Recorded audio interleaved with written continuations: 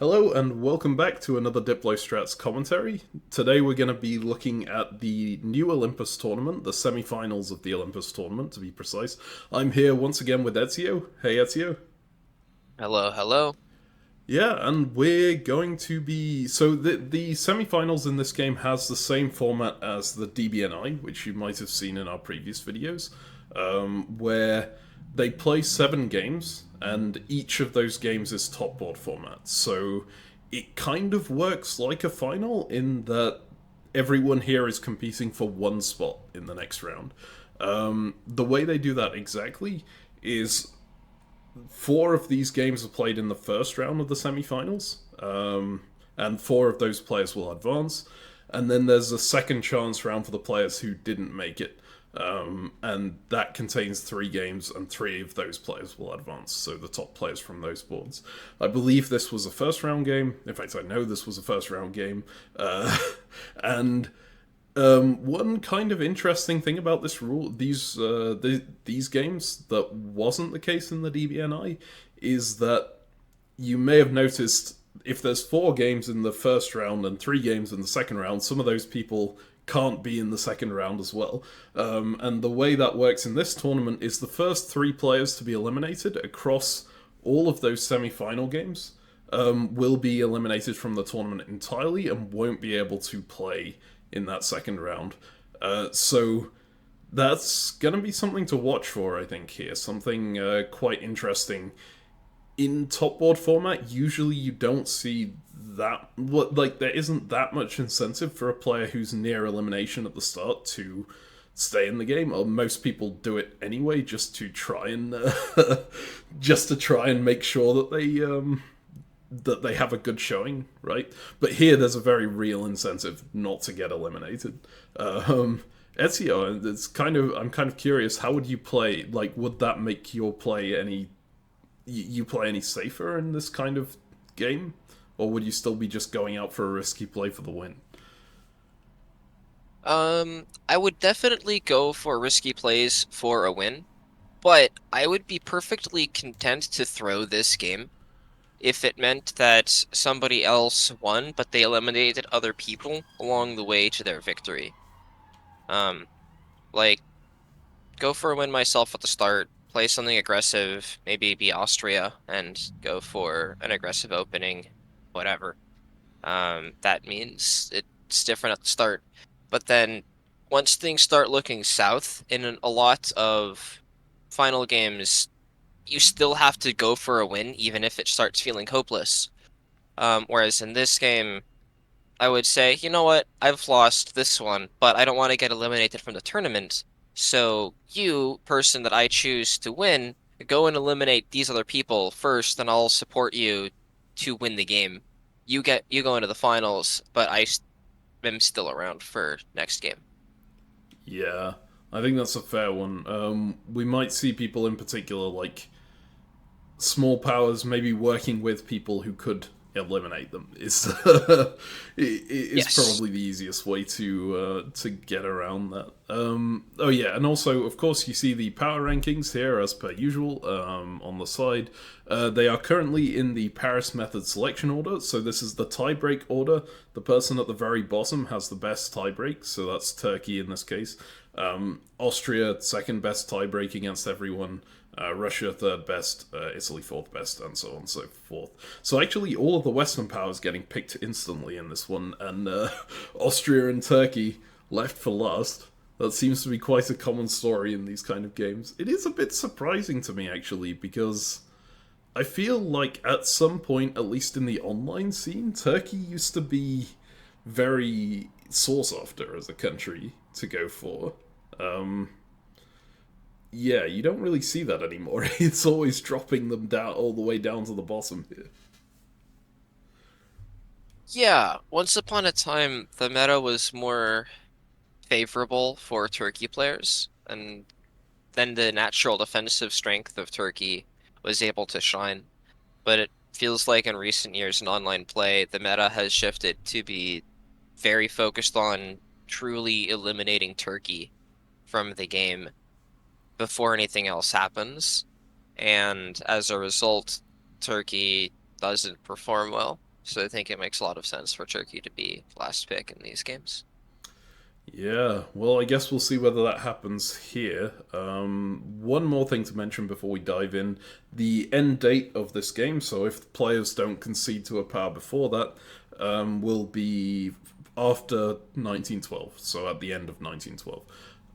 Whoever has the most SCs at that point will advance. Alright, so we are in spring 1901. Anything stand out to you here, Ezio? I think Venice getting into Trieste is the single biggest standout move on this board. Um, That's a pretty huge one, yeah. yeah. Um, Not followed up with Rome though, so it's not necessarily an attack against Austria here. Very possibly agreed, right? Yeah, it is very possibly agreed. Um, in this situation, it would be quite scary still. As Austria, I don't enjoy it when this happens ever, whether or not there's follow-up into Venice, because it's just a pain to try to answer. And in this particular setup, you really can't answer it effectively. You just have to hope they're going to be on your side. Yeah. Um, yeah. I mean, it's doubly scary with the elimination prospect, right? Because if you're looking Oh at yeah. the first three people across four games who get eliminated are getting eliminated from the tournament, Austria is a horrible country to have in that situation, especially in Austria with an opponent unit in the home supply center in 1901. You have to really hope that's friendly to you. Yeah, Otherwise, you can just I agree. collapse. Yeah. I think potentially other interesting thing here, that is a very aggressive opening from France. Brest and Yes. Picardy? Yeah. Yes. Definitely the next thing to note that is non-standard, right? That English Channel move. And it's possible that it's just friendly and going after Belgium and contesting it, right? France is the only one with 2 units on Belgium. But probably it means that Yorkshire is going to stick around and not be convoyed out into Norway as a result of this move. So, I would say it's unlikely to be friendly, right? Especially with Paris moving to Picardy instead of Burgundy. That shows France is at least pro German. Uh, so unless France is trying to be pro German and pro English at the same time, there's I don't know. I would be very scared as England in this position. yeah, I mean, this is about the most aggressively anti-England moves a France can make. I think Marseille going to Burgundy might be slightly more aggressive because then Burgundy is potential to take Belgium, while Picardy can still be convoyed up. Whereas currently, if you want to convoy, you're conceding Belgium. But right, this is just, yeah, England should not be happy with to see this, but it's also not the end of the world yet. But it's not, again, it's not pleasant. Yeah. um, I'm actually curious here. So, well done to England for going to Yorkshire instead of Edinburgh for one. It's something we discuss quite often at the start of these, and always think it's not going to have that much of a difference because almost no France ever does this, moves to English Channel and Picardy. But this might be the first one we've seen on the channel actually. But it leaves you with that option of defending against the convoy. But even with having moved to Yorkshire here, if France is convoying, you've still got that guess between London and Wales, right? And if you get that wrong, that can be pretty painful, even though you still have an army on your homeland. Yeah, interestingly, in this format where surviving is critical, uh, I can very see pulling back North Sea back into London, taking your one build from Norway, and just building a fleet in Liverpool, and then just surviving. Oh. Um, and then saying, you know what, France, you're not gonna get your convoy off, and I'm gonna be messing with you, um, until one of the two of us dies. And because we both take forever to kill, hopefully other people will die first.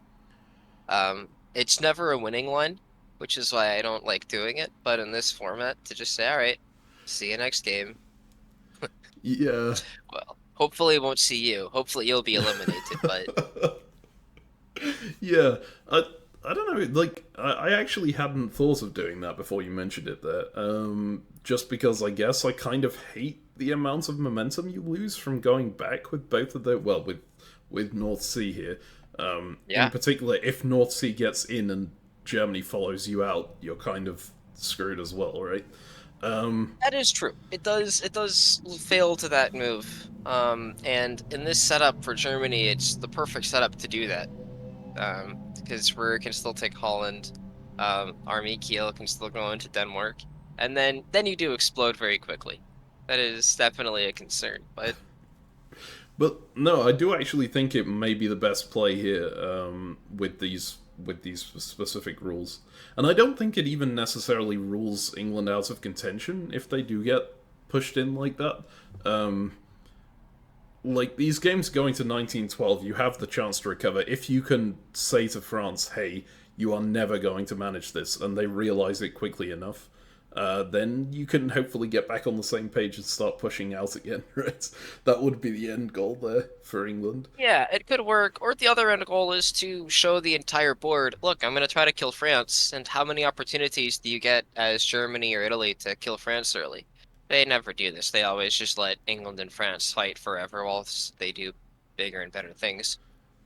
But you can have a pipe dream. Anyways, that's basically England is unhappy with this opening, and there's no perfect answer to this. And you're just upset and annoyed at France for existing like this, but still being France, so getting to hurt you so significantly while still getting two builds and being perfectly defensive. Just ruins every time. Yeah. Uh, yeah, so nothing else all that interesting on this board. All of these moves look pretty standard. I guess maybe the one thing to talk about, since I discussed it in a short video recently, this Turkish opening. It is the most obvious Turkish opening. It's actually not the most commonly played Turkish opening at this level anymore. Because we see a lot of Turkeys keeping that army in Smyrna instead of moving it to Constantinople. So I think this is quite a bold opening at this point for high level play. It's saying, hey, I think I'm going to be able to get this second army out. Which, I mean, it's possible if for example, Italy works with them in this position. Or if Austria maybe attempts to push them up to Romania.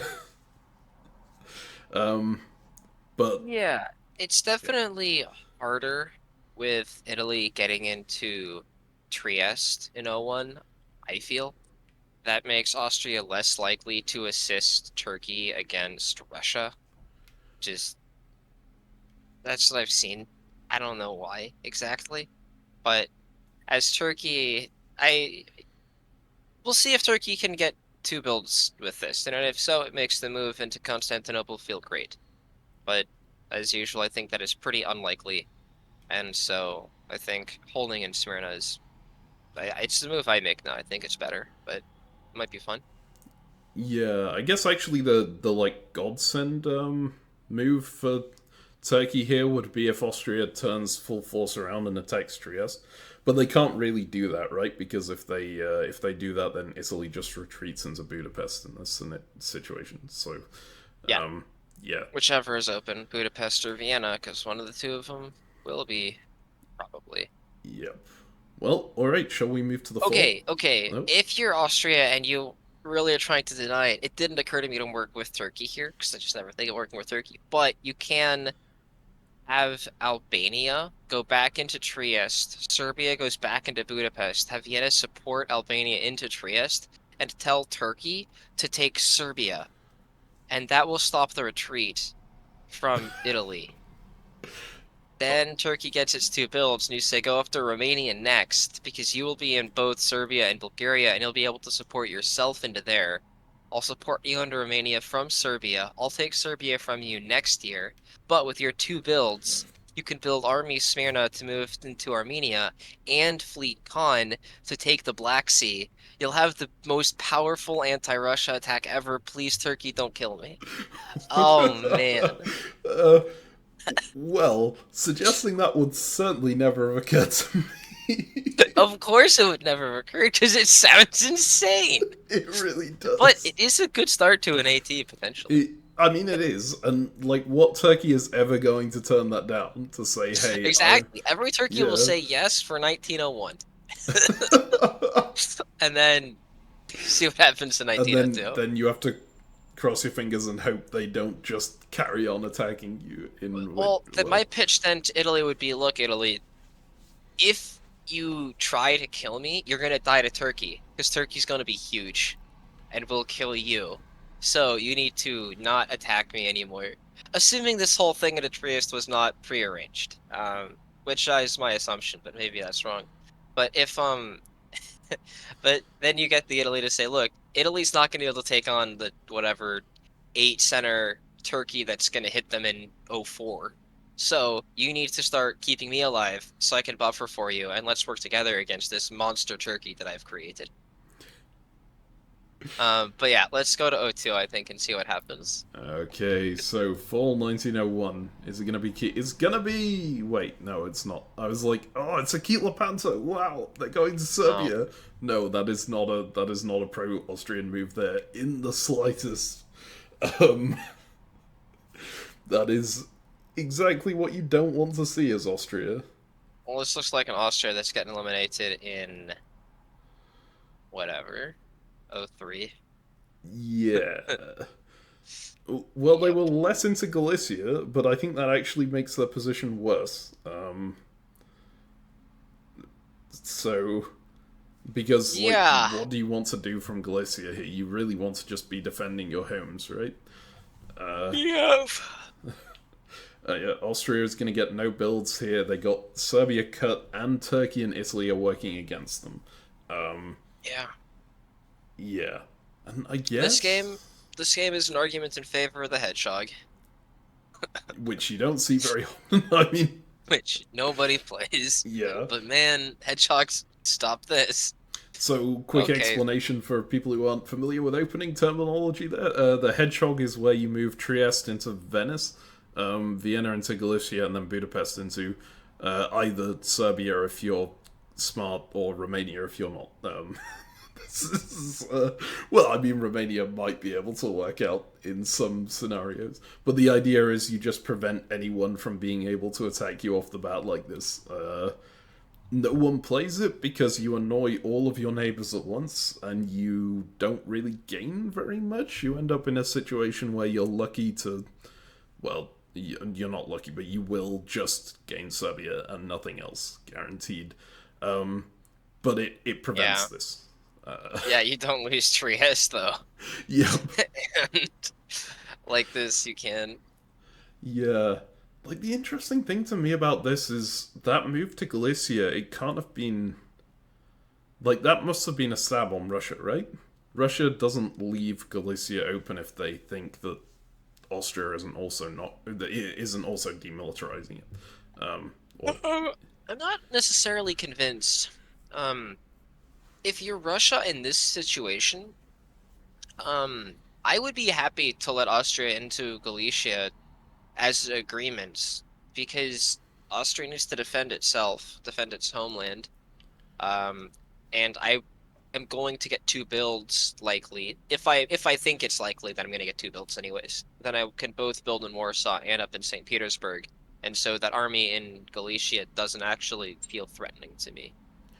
Um, and yeah, like you're saying, I'd rather a weak Austria if I'm in Russia because I'm trying to take Budapest and Vienna, and so I want that army in a less efficient place. Wasting time coming up and moving back seems good to me.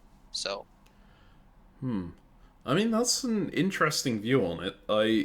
But doesn't the unit being in Galicia make it a bit tougher to, like, take the centers that you're wanting there?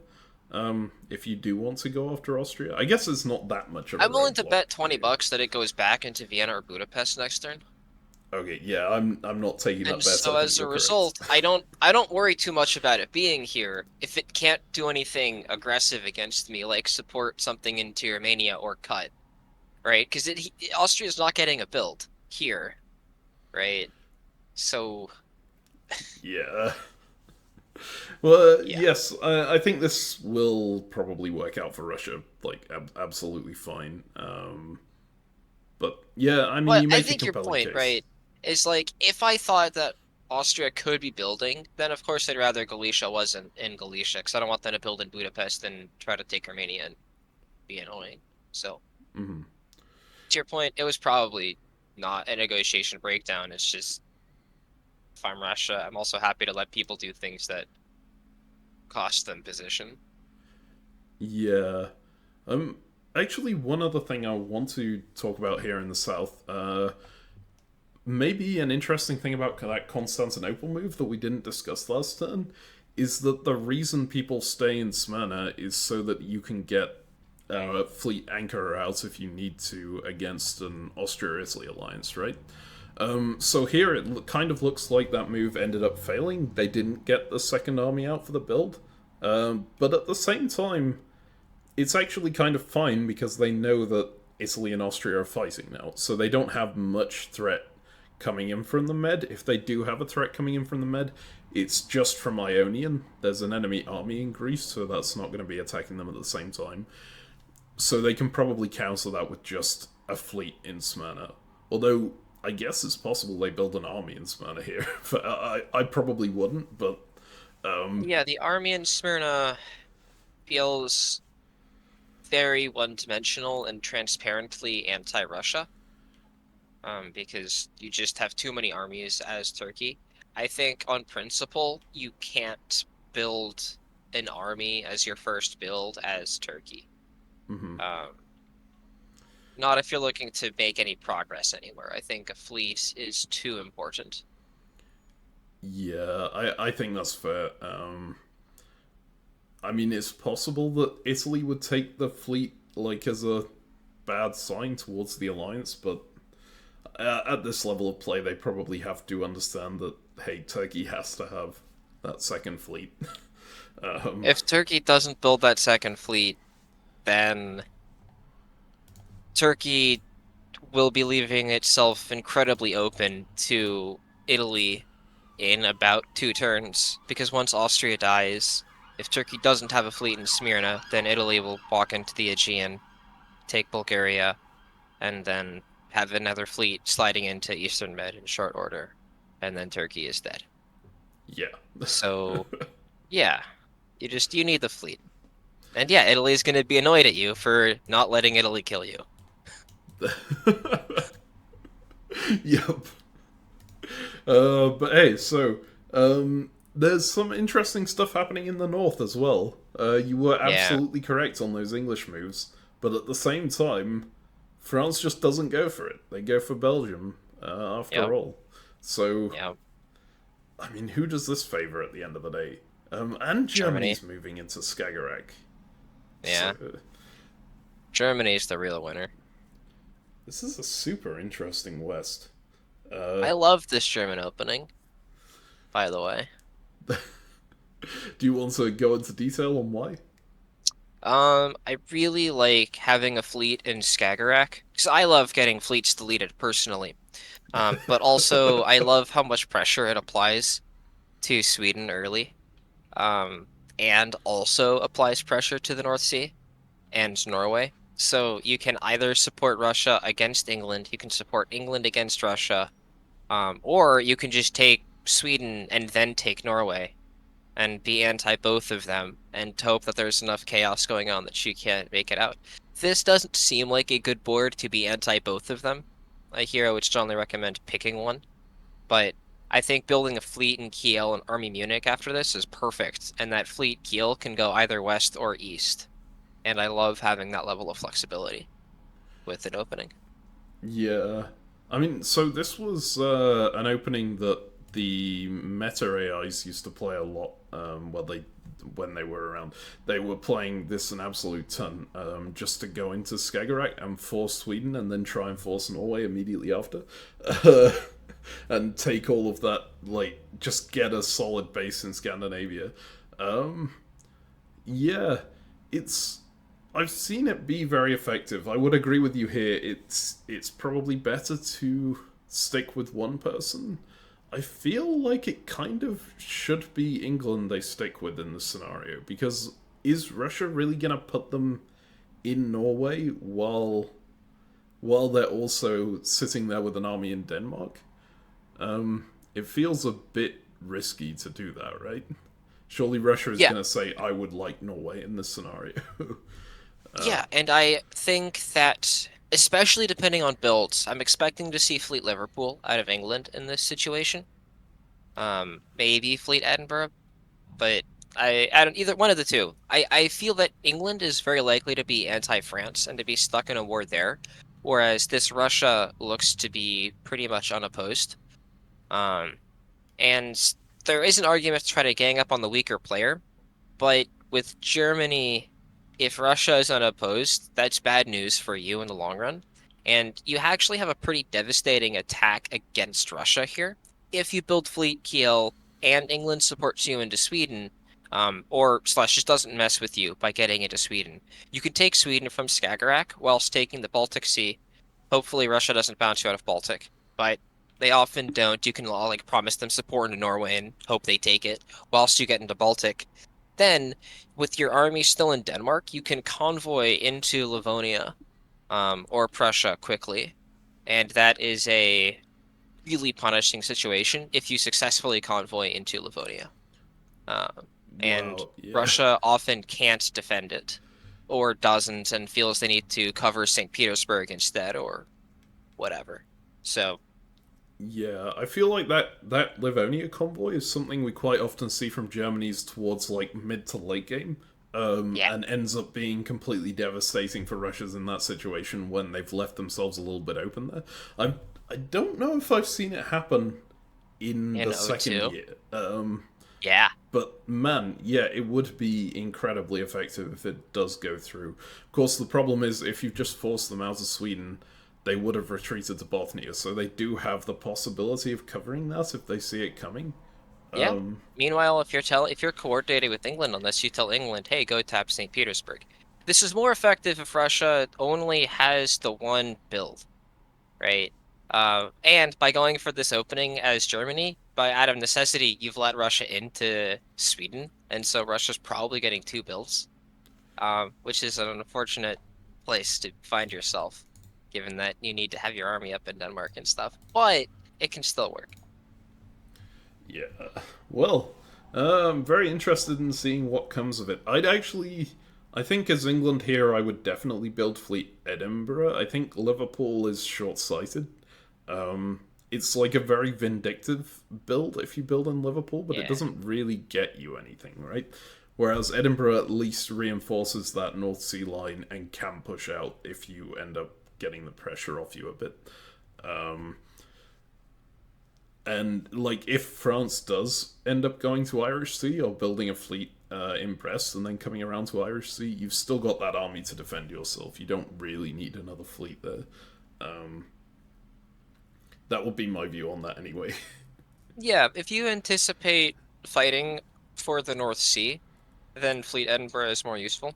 It borders the North Sea.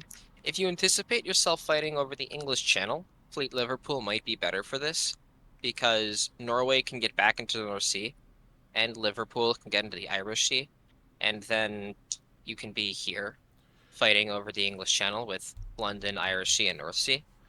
Um, but that's probably a thing for like a year from now, because you first want to solidify your Scandinavia position, either kick Russia out and work with Germany. Um, and here, right, as England, I would love to support Skagerrak into Sweden, because that gets Russia and Germany at war with each other and pulls Skagerrak away from the North Sea. And so I would feel more safe as England in that world. But Yeah. I think Fleet Eddie is also very good. Um, and it gets you in the North Sea faster. It's probably just better. Yeah, I guess like I just hate not being in the North Sea as England when Oh other God, it people's feels fleets terrible. are But are like, around the North Sea. Yeah, I completely agree. I hate the feeling. I just I also hate if France sits in Irish Sea. Yep. I And if I mean, don't build Fleet Liverpool, if they build Fleet Brest, they move up to Irish Sea and move to English Channel. I assume they also build Fleet Marseille and move it into Spain. And so that's coming up to Mid-Atlantic Ocean. And like I'm I don't know, it feels like you also get cooked that way. But yeah. yeah, I don't know, like England loses the war against France one-on-one, right? Eventually. So So you gotta get someone else on board. Yep. yeah.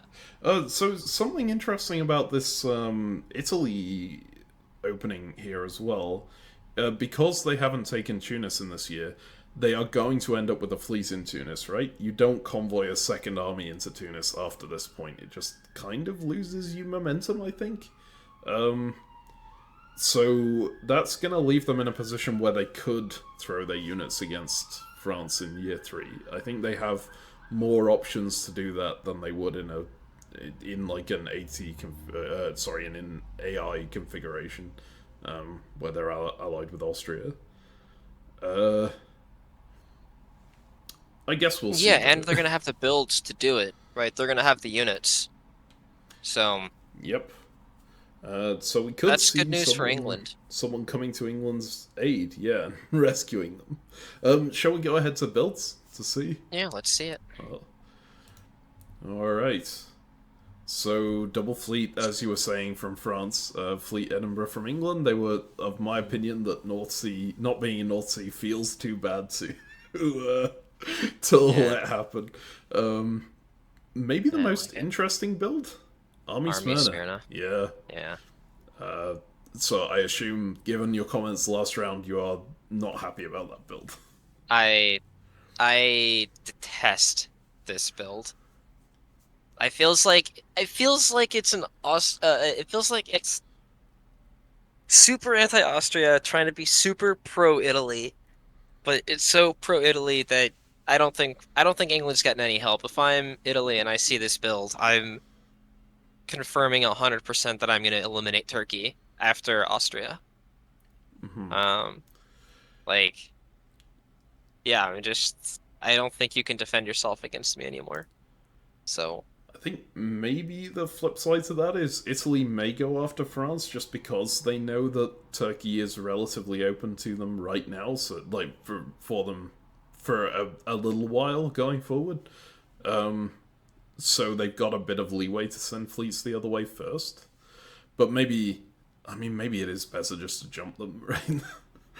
I feel that this is one of those strategic positions that doesn't stick around forever. As soon as Turkey gets another build, they're going to build a fleet in Smyrna and you're going to lose the advantage.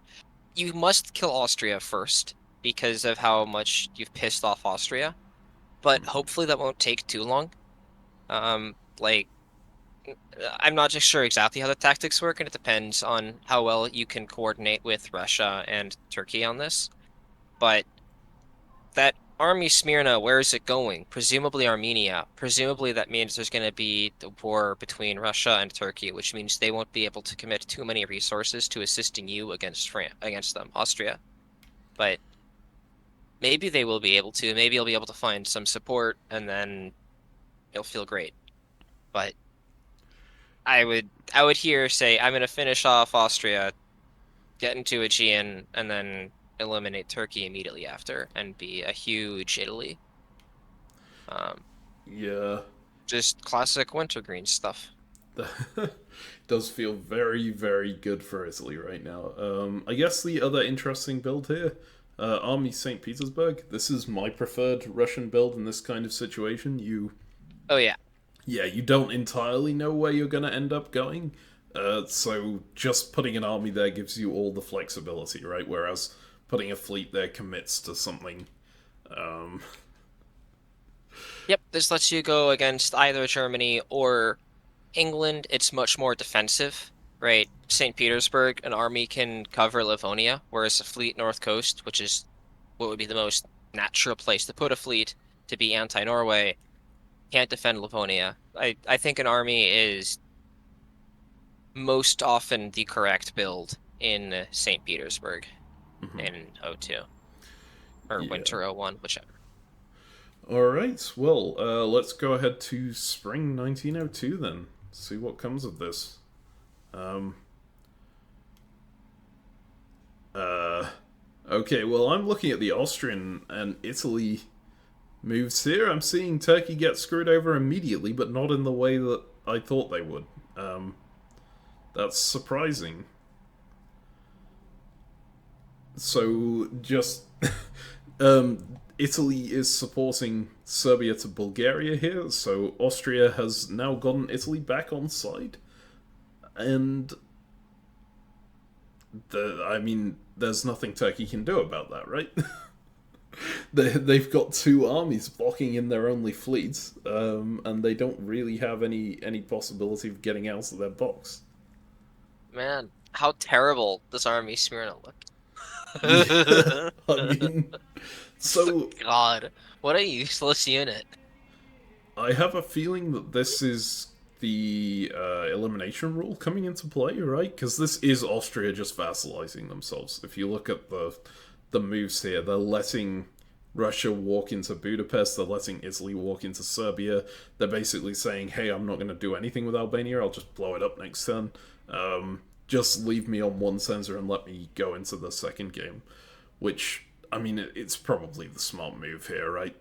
You are not going to Uh, win this game as Austria. how often do you see somebody vassalize themselves in O2 and survive?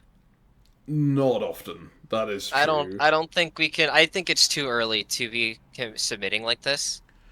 Hmm. Um, I feel that obviously you're not happy about your position, but um, I think like Galicia to Bohemia, for example, I don't think you can agree to that. I think that has to go back to Vienna. And like obviously it feels terrible either way. Like you're definitely low percentage to survive, and maybe you're slightly higher by committing fully against Italy for this turn, hoping you can find an opportunity to stab later. But Against who? uh Sorry, against the because they're not committing against Italy, right? They're committing or against. yeah, committing themselves to Italy as a Mm, vassal. This yeah. feels like them going that way, but I don't know. It's It's a weird one, right? Because I feel like they're committing themselves as a vassal to both Russia and Italy, yeah, and which that's not gonna work. But maybe it gives them an opportunity to like weasel their way out of this. But I maybe. don't know, man. Let's Also, see. or that bet, the $20 that Galicia should go back to Vienna or Budapest. Man, I'd have I voted should 20 have taken bucks. that. Yeah. Yeah, jeez, look at that. Yeah. That's Oops. so I don't know. Yeah, because so my initial impression was okay, they're vassalizing themselves. That's okay. They might, these players are going to leave them on one supply center. They can just sit there for the rest of the game, and that is their goal. But like, Mhm. as the flip side of this is because the first players get eliminated from the tournament entirely, there isn't really a downside to just eliminating them, right? Unless out of the goodness of your heart you are going, hey, I'm gonna let you live now. I think that, sure, you can be a vassal. But in this scenario, probably the center they want to survive in is Vienna. And as Russia, I would just go, yeah, sure, I'll let you survive in Vienna and then support myself in, because then I get a build and I can build at home. I've got off to a very good start. And, like, what is that army in Bohemia going to do for me anyway right now? It's not Yeah, really that there's a useful. tournament meta game situation here where, as Austria, you might swear to serve somebody next game as well, right? You might swear to be their ally in the following game. And Hmm. so, as Russia, or as Italy, as whichever master state you are, then you might choose to keep them around with the agreement that they'll give you their allegiance next game as well. And uh, some tournaments ban this outright. Other tournaments are more wishy-washy about negotiations between games.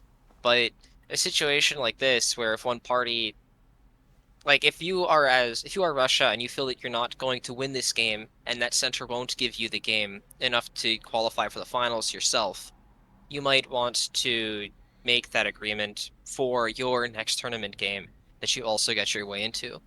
How nice would it be to have an ally?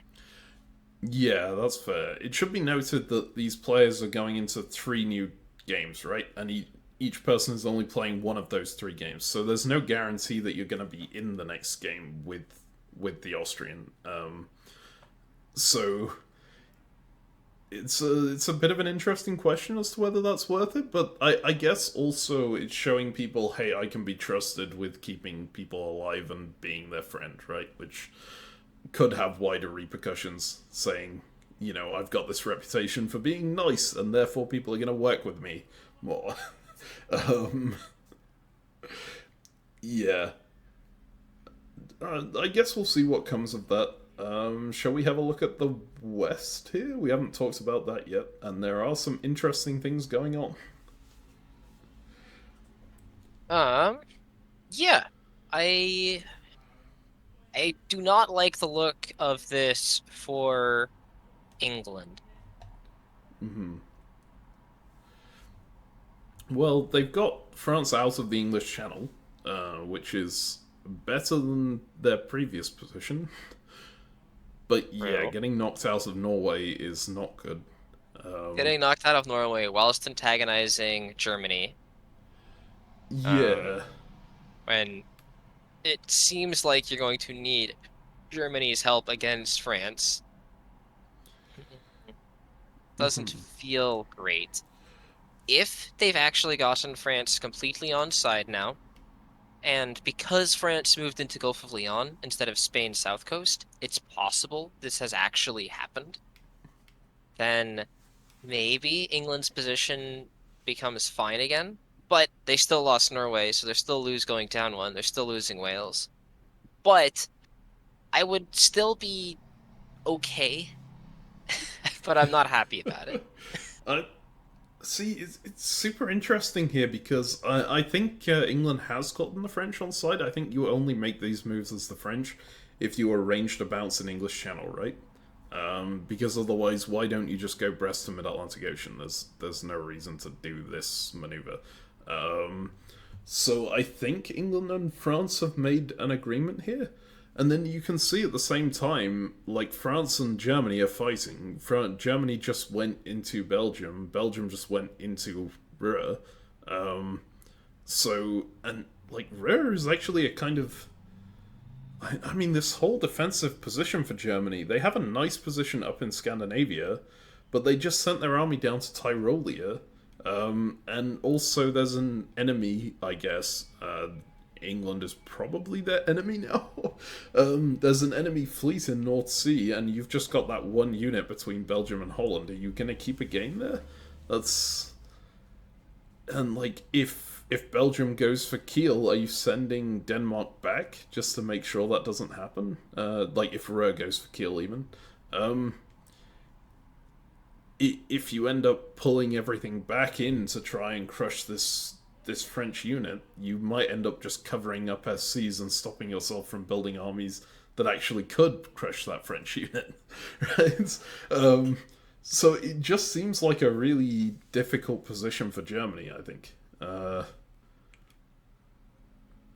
Especially if Yeah, England France it's alliance definitely not a is. pleasant position in that you have many open supply centers at risk. I still am quite happy with this position as Germany, as in the spring, we have walked into 2 supply centers. We're now plus Belgium plus Sweden. And even if we lose Holland and one of Kiel or Munich, we're still only neutral, so we're not disbanding. And if we gain anything anywhere or guess correctly to bounce, then we go +1. If we lose Munich, Kiel, and Holland, if we cover nothing, and Austria moves to Munich from Bohemia, and we misguess on the Belgium Holland thing and on Kiel, then like, okay, we can be in a bad space, but I suspect that's not going to happen, so I'm quite happy with it. Furthermore, we have 2 fleets now on the North Sea, and we can't attack the North Sea with strength, and that is potentially punishing, because then we'll be in the North Sea. That Um, is true. I do also wonder if maybe Russia, like, happily accepted Germany getting into Sweden. It doesn't feel like a good move to me. But the fact that they went in from Sweden means that, well, I mean, they weren't, clearly weren't that intent on keeping Sweden, right? yeah, um, this was definitely a risk, and I could see this as being an agreement with France or with Germany, either way, to then let's work on eliminating England and making Russia's north feel better. But honestly, I really love this from France. I suspect this was part of a negotiation, but if I'm France here, I am planning on reneging and backstabbing England next year. England will disband Army Wales, and it'll be focused entirely on the east and fighting over the North Sea and stuff. And I'm gonna move Mid-Atlantic Ocean down to North Africa. The Gulf of Leon is gonna bounce something. I'm gonna make some aggressive move with Ruhr, hopefully get a center, but if I don't, it's no big deal because Brest is gonna be in Mid-Atlantic Ocean in the fall. Then England's gonna disband Wales. And then in spring of '03, I'm walking up in the North Atlantic Ocean, moving back into Mid-Atlantic Ocean. My army's still in Spain, and I convoyed into Liverpool, and England is dead. yep. That is. So this doesn't feel that fleet's in Brest. This isn't pro-England until Mid-Atlantic Ocean is empty and all three fleets are in the south. Mm-hmm. Yeah. This is not. If I'm England here, because I am so petrified of France doing that, I do not feel at all that this is a pro England France. Mm. It's just too powerful an attack. But then, of course, the issue is, as England, you don't really have a choice on choosing whether, of who you can't. You're not in a position where you can say, "Oh, France is still against me, so I can do something else." You kind of have to disband Wales, Well, I regardless, mean, right? for sure, Wales is your disband, but it's why I felt like attacking Germany was so crazy because Germany at least can potentially be on your side. I feel like France is like 3 years from being on side. Mm-hmm. Whereas Germany's like a couple moves away, but you instead antagonize them by bouncing Skagerrak. Now, maybe it didn't cost anything, right? And so maybe Germany's gonna be your friend again. And like you've already lost Norway, so it doesn't cost you anything to support Germany into Norway. In fact, that might be your best bet.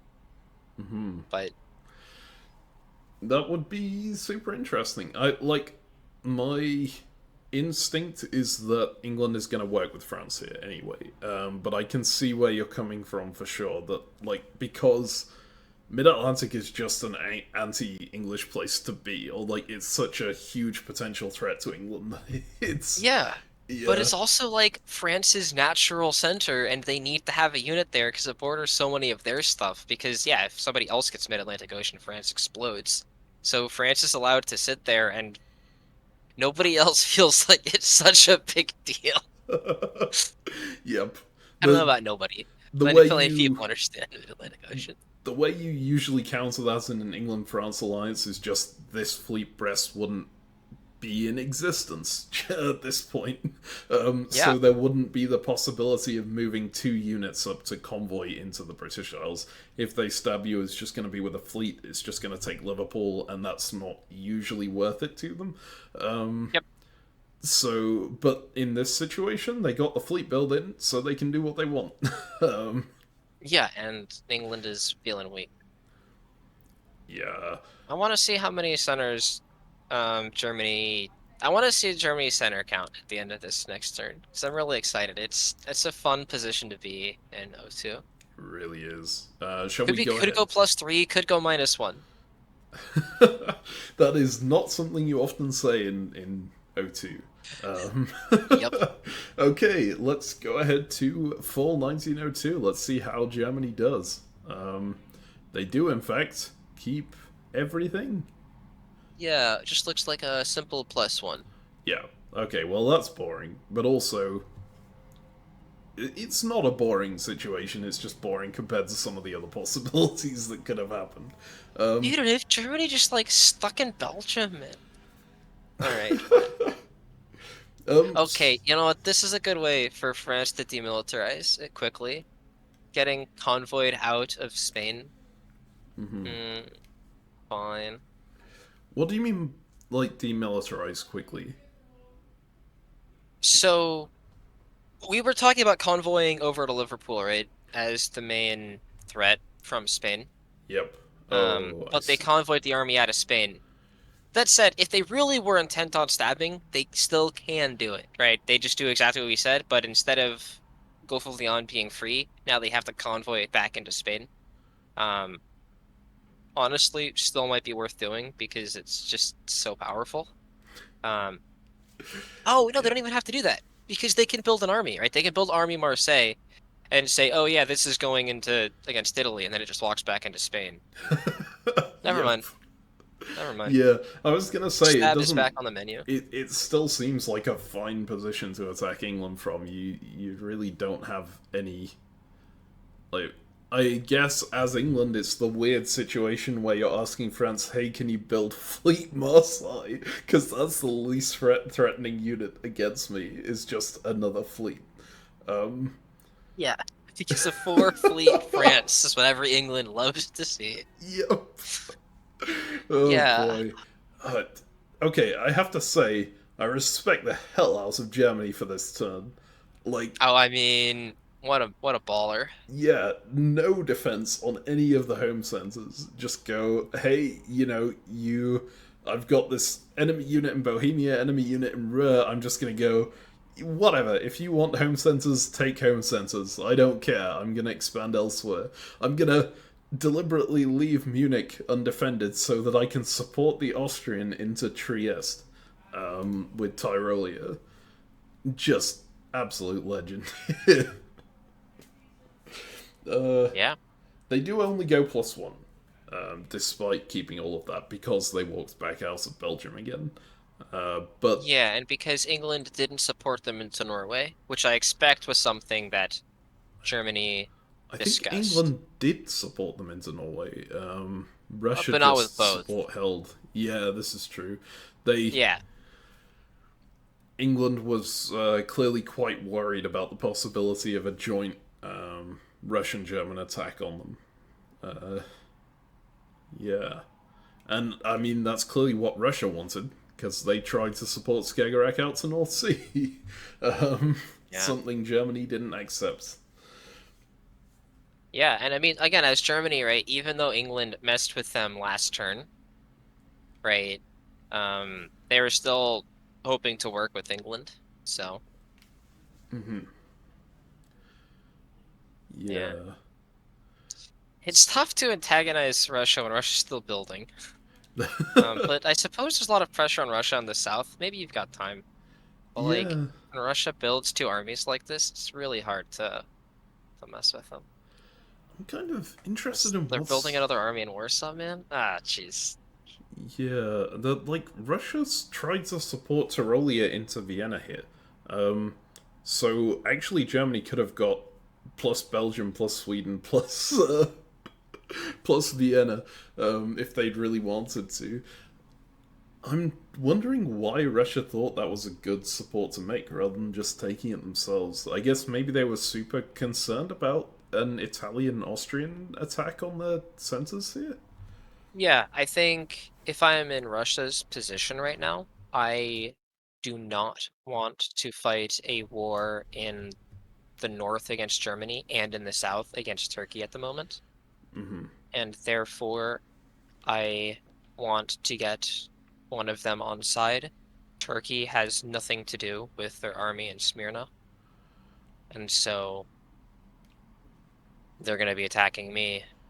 And Germany has many options. If I show that I'm willing to give him everything, willing to give him Vienna, willing to give him the North Sea, willing to help him everywhere, then perhaps it'll work out for me, and perhaps Germany will take it. But Germany instead said, "Thanks for trying to give me everything. I'm not going to take any of it." I suspect this is not going to go well for Germany. I suspect Russia is going to find time to mess with Germany. Um, but perhaps I'm being overly optimistic. but I don't think so. I think Germany's gonna be in for a rough game here. I guess we'll see on that one. I'm kind of also quite interested in the fact that Austria immediately flips on Italy here.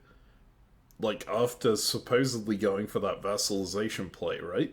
Yeah, but Um, they're still on three centers, dude. They got two of their home they centers back. that is impressive. I think it's still not a particularly maintainable position. Like, these. Is there any center that feels safe for them right now? I think the answer is very much no. I Trieste think, can't help Vienna in any way, right? yeah, I think that Vienna is pretty okay. You don't Like, think Galicia is just gonna go there? no, I think we can get Russia to mess with Italy. I I really think that Galicia goes to Vienna here. I don't see why it wouldn't. Well, it Once might go to Budapest instead. You say, hey, Russia, Budapest is yours. I mean, How about you take Serbia? I got a bunch of units that can support you down there. oh, I see. I'll give you Hmm, Serbia. I'll get you into Greece. You keep me in Vienna and Trieste. Um, let's be happy. that is a possibility. I'm actually interested. Maybe they would just go also, hey, I don't actually need to be in Trieste. I'll give you Trieste eventually too. Just let me live in Vienna here. Um, Is um, Italy building? uh, they go plus Serbia. They go minus Trieste. Plus Tunis. So they do get one. Yes. Um, Yes, Tunis. Okay. Is it Army Rome? ooh, that's an interesting one. See, I would have thought If you his don't, you fleet lose because Venice. who? Oh, you mean to Austria, Germany here, or Or to? to France supporting one of the other two in. Oh, super interesting. Yeah, Or that's a really France tough being build. take or France taking it. But yeah, I like do you have to build Army Rome? My instinct here is you need a fleet, right? There's three French fleets there, but maybe you just bet on the fact that France will pivot and go against England. Um, Yeah, right. You have two fleets already in Tuscany and Tunis. France doesn't make any gains from you for a long time. They can make a lot of gains from England very quickly. mhm. And something we didn't mention here, by the way, it seems a little weird, maybe looking at the map, that Tyrrhenian Sea just moved out of Tyrrhenian Sea. This is specifically to defend against the most likely convoy here, which is Spain to Tuscany. If France gets an army into Tuscany, it's pretty devastating for Italy early on. You have to commit so much to defending Venice and Rome both.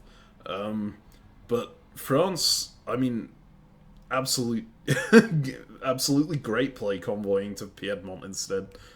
It goes through and it puts them in almost as good of a position, and it gives Italy this horrible decision to have to make on the build phase.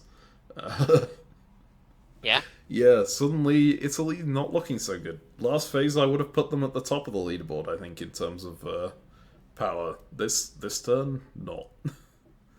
You wouldn't have put France? Ah, whatever. It's fine. Hmm. France is in its rightful place now. Yep. Able to attack anyone they want to. Um, With no enemies, nobody even close to thinking about attacking France in a million years. Well, France is the biggest cover on the board. I Like, mean, I guess they do have an enemy in Italy, right? They have clearly antagonized Italy here. yeah, But but like, what can again, if they Italy do? convoy out of Piedmont next turn, I don't think they have an enemy in Italy anymore. Yeah, because Italy has to defend there at the front. Right? I Uh, feel like France is making an enemy out of the one person they are actively attacking, and nobody else wants to mess with them. And that's the place you want to be. is the advantage of France. Yeah, and then like, and as soon as they back away, nobody can attack them again. It's absurd. Yep. Okay, so shall we go on to the builds here? Yeah, let's do it. All right. So Oh my God, builds. it is Fleet really Marshal. Marseille, and England kept Wales. Hell yes. Incredible. Oh, that's it. I see what you're trying to do there, little fancy boy. No, bad. So the amazing thing is, like, this is the most pro-British build possible, right? And it's Because still even, not enough. I mean, France can get back into a position to convoy an army across by convoying Piedmont back to Spain. If they do that, they lock their fleet in Marseille, which just feels bad. I really don't think that would be, like, it might be an effective play if England had disbanded Wales, but it wouldn't have felt good as a play, right? Um, Yeah, with England disbanding and with England disbanding London, London. you just can't do it. There is. I mean, I absolutely love this. What can I say? England, I think last phase proved that they're a bit of a paranoid player. They're going, okay, I'm going to prioritize my own defense over, like, committing 100% to someone else with that support hold on North Sea instead of supporting the German into Norway. And here they're just kind of doubling down on that stance. They're going, I do not trust anyone. I'm going to defend myself no matter what. I don't. I'm not going to rely Yeah, on what anyone is telling me. yeah, and if I'm England, I'm probably gonna make it to be one of the final players in the game. Yeah. Like, if I never make it enticing enough for France to try to kill me, I'm never in a position to grow myself, but that's okay. As long as France doesn't eliminate me, I will still be in the game. Yeah. Sure, power to you. Yeah. Wow. No one's put down another Northern Fleet then, as well. So I don't think taking London off the board is actually that bad for England. Obviously, it's not ideal, England having just two fleets there. But unless Russia and Germany work together, or you have to pivot something back because France comes up, you're not losing North Sea here. Yep. Yeah, I think that's great. Other builds, I guess it's Army Rome. Army Munich is kind of interesting. It could present a problem to France, maybe. Especially if it goes up to Ruhr and Tyrolia gets pulled back. I think France is in a lot of trouble if that happens because of how fleet heavy they've gone. But Yeah, it but could. Germany's also done a good job, right, at demilitarizing, getting their armies away from France. Right, Yep. that army in Tyrolia is no threat to France. Um, they backed out of Belgium on the previous turn. They could have very easily kept it there. So I'm not worried about this German army in Munich. Yeah. Power rankings time, yeah. Yep. Power rankings indeed. So for power rankings, are we going to do most likely to win the game or most likely to survive? I think is most likely to win the game. That is Sure. the ultimate objective to this.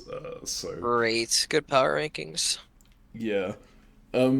Well, let's start at the bottom. We've got three contenders for the bottom position, right? No, we don't.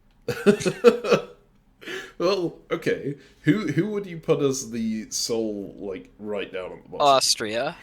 All right. Ain't nobody close. Okay, yeah. I guess that's kind of fair. There is no.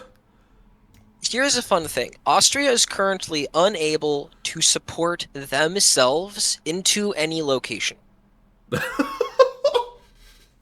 That is true. That is absolutely true. Despite how close together all of their units seem to be, that fleet being a fleet is not a good thing for them. Therefore, Austria's last. Yep. Done. Okay. You cannot convince me that anyone else has a claim to most likely to die. Also, it's Austria. So on a death competition, who would you pick? Austria. It's not most likely to die, but of the most likely to die here, Austria versus Turkey versus England. I mean, come on. Yep. But no, on the winning one, it's definitely Austria has more of a claim. But even still, Austria's gonna die. Okay. Great.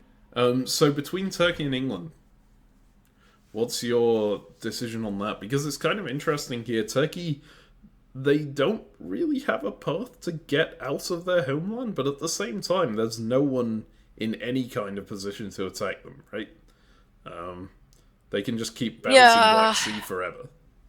I would rather be England than Turkey because Turkey has two armies. If you trade this army in Armenia for a fleet in Smyrna, I would so much rather be Turkey.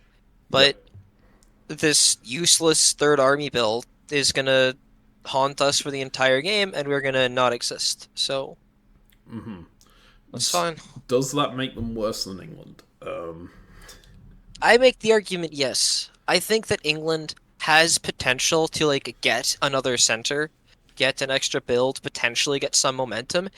Shit, if we get super lucky and France throws every fleet into the south, then we can like get lucky, work with Germany to get convoyed into Belgium whilst we move Norwegian Sea into North Atlantic Sea, and we can like bottleneck them in mid-Atlantic as they try to ferry their fleets back while we take Brest and Paris and Belgium, and then like boom, we're a relevant player on the board.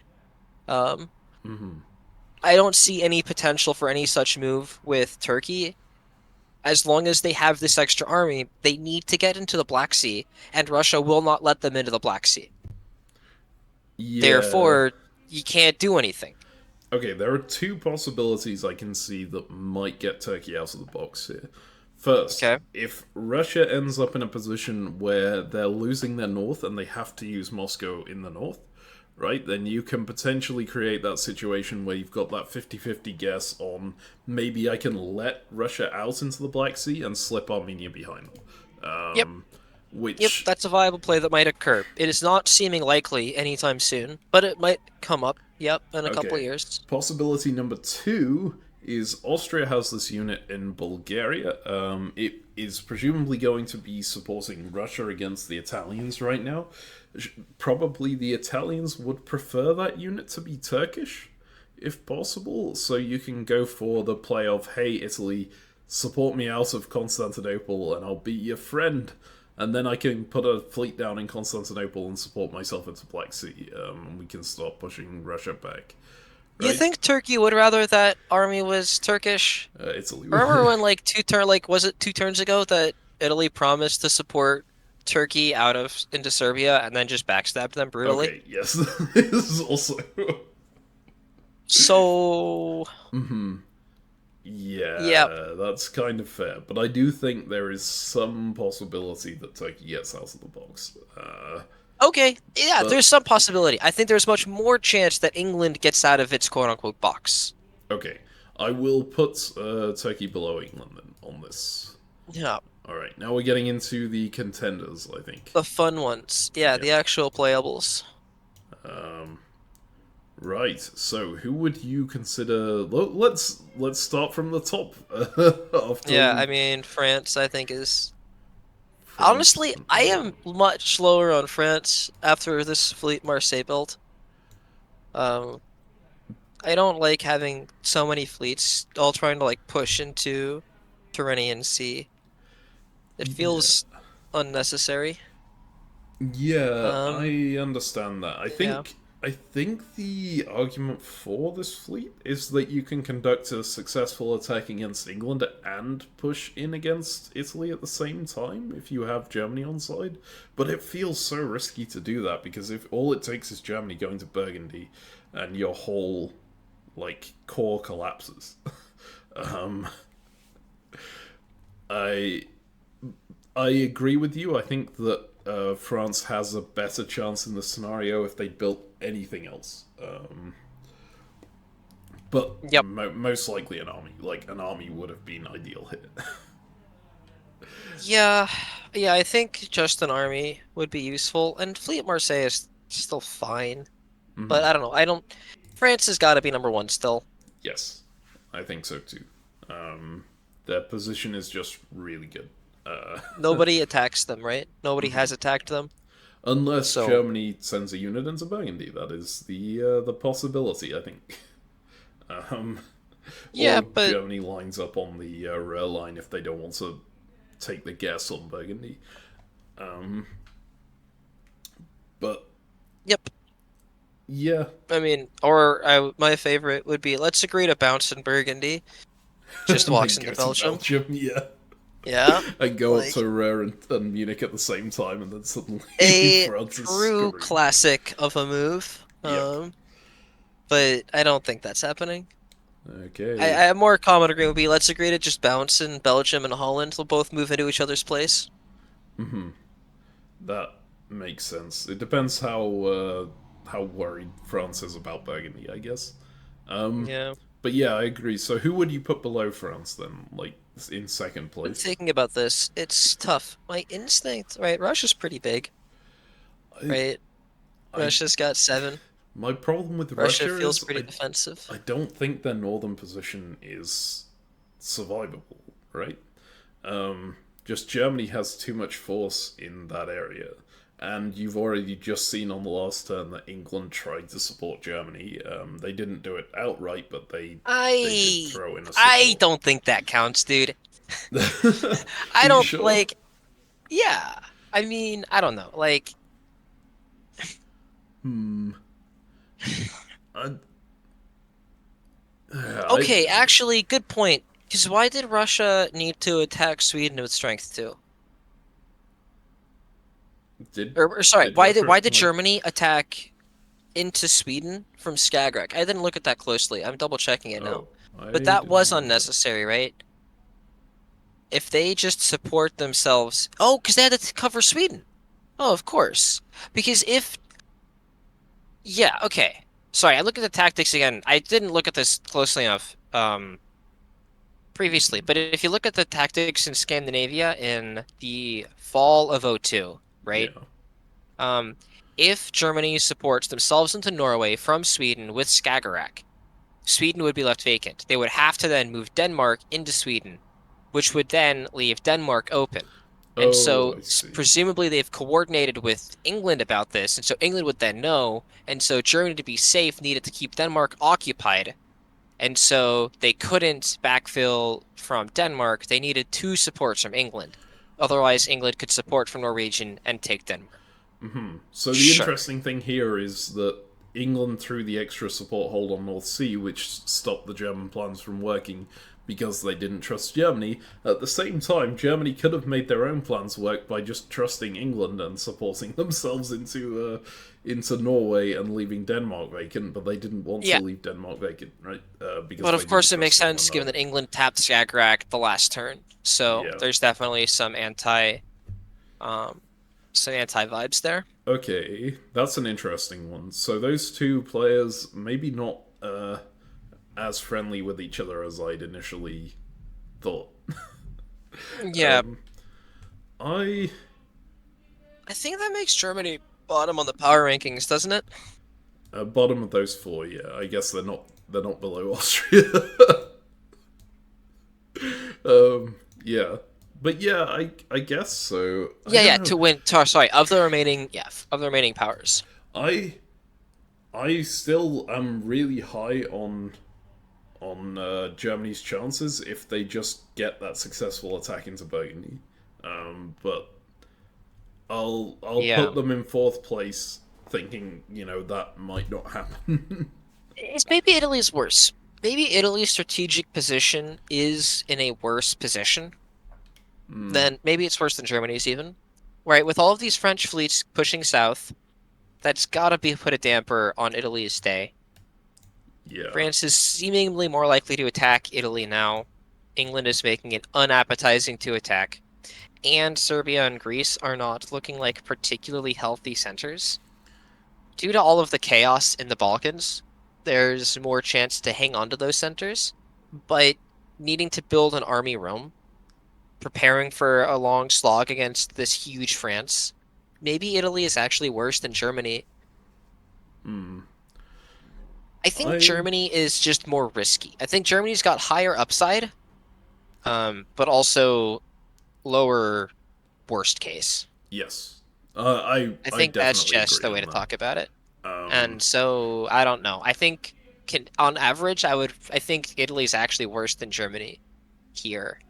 Um, but I would still put neither one of them, I would say, as pleasant positions to play. I think France's is glorious and Russia is pleasant. And I think everyone else is a struggle. okay. Um, Just, I'll These agree two with are high potential struggles. So then Yeah, France, then Russia, then I'll go Germany, and then Italy, and then yeah. England, Turkey, Austria, down towards the bottom. All right, shall we have a look at Spring '03? Let's do it. All right, I am super interested in some of the stuff that could happen here. Um, England and Germany working very closely together, it turns out, and that is going to put a damper on Russia's day. uh, Bohemia wait, is the move from Munich.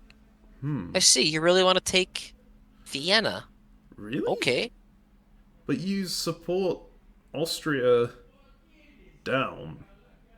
I don't. Yeah, to save it, right? You don't want it to get bounced. Hmm. Oh, I Also to cover see. Because Trieste, otherwise it could blow right? it up. Yeah, yeah, I see. Yeah, and you don't want Austria to have zero armies. Mm. Sure. And then Bohemia is to fight the war over Vienna.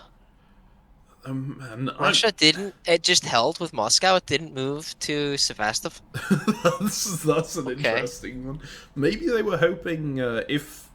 Because if Turkey gets out of the box here, you can just support yourself back and maybe blow the. Well, you can't blow the army up, right? Because it would just retreat back to Armenia. So I don't know what the reasoning for holding Moscow there was. I guess they just really didn't want to actually go to Sevastopol. Uh, if Yeah, Turkey lets they were them, worried about Turkey letting them into the Black Sea to letting them spite them for St. Petersburg, letting them but into the Black Sea and sure. Sevastopol. Yeah, that would be interesting. Um, but yeah, and at the same time, Russia supports Italy into Bulgaria, which is an interesting change Yeah. up of the dynamic here. Russia and Italy working together to kill the Austrians. So it looks like it's Austria, Germany, France, England versus Russia, Italy now, with Turkey in the box in the corner. Uh, Sure, it's like a weird Western triple. I guess so. You know, Yeah, except we know what a Western triple really means. yeah. I mean, actually, I don't know who it works out for best in this scenario because England is usually the best person in a Western triple, right? The Western triple is always best for England. But this England, they're not gaining anything. Obviously, it's still good for Eh, them. It's give it like, some time. okay. It's 02. It's 03. Yeah, it's 03. Give Mhm. England like a couple turns, and then we'll start talking about how this Western triple doesn't give England all the power. England has 3 units, and I would rather play England than Germany with 7 or with 6. Yeah, because this position, England's gonna stop Germany at some point. Can I flip the power rankings now? Germany, get out of here. uh, you know, Oh, yeah. jeez. The When I weird talked thing about the high is, upside, right, I was expecting a war between Germany and England, right, with Russia being the key extra fleet there, mhm. right? Like, but trying to navigate that or a stab on France. I was anticipating Germany staying focused on the West, right? But with Germany going east, I don't think Germany has a chance. I don't think this works. See, it's so hard to say because I think this is going to gain Germany a lot in the short term. They have the potential to just go like if England doesn't stab them immediately, right? They get into Bothnia, they have 3 on St. Petersburg. Russia can't really hold this line. They have the potential to take Vienna as well.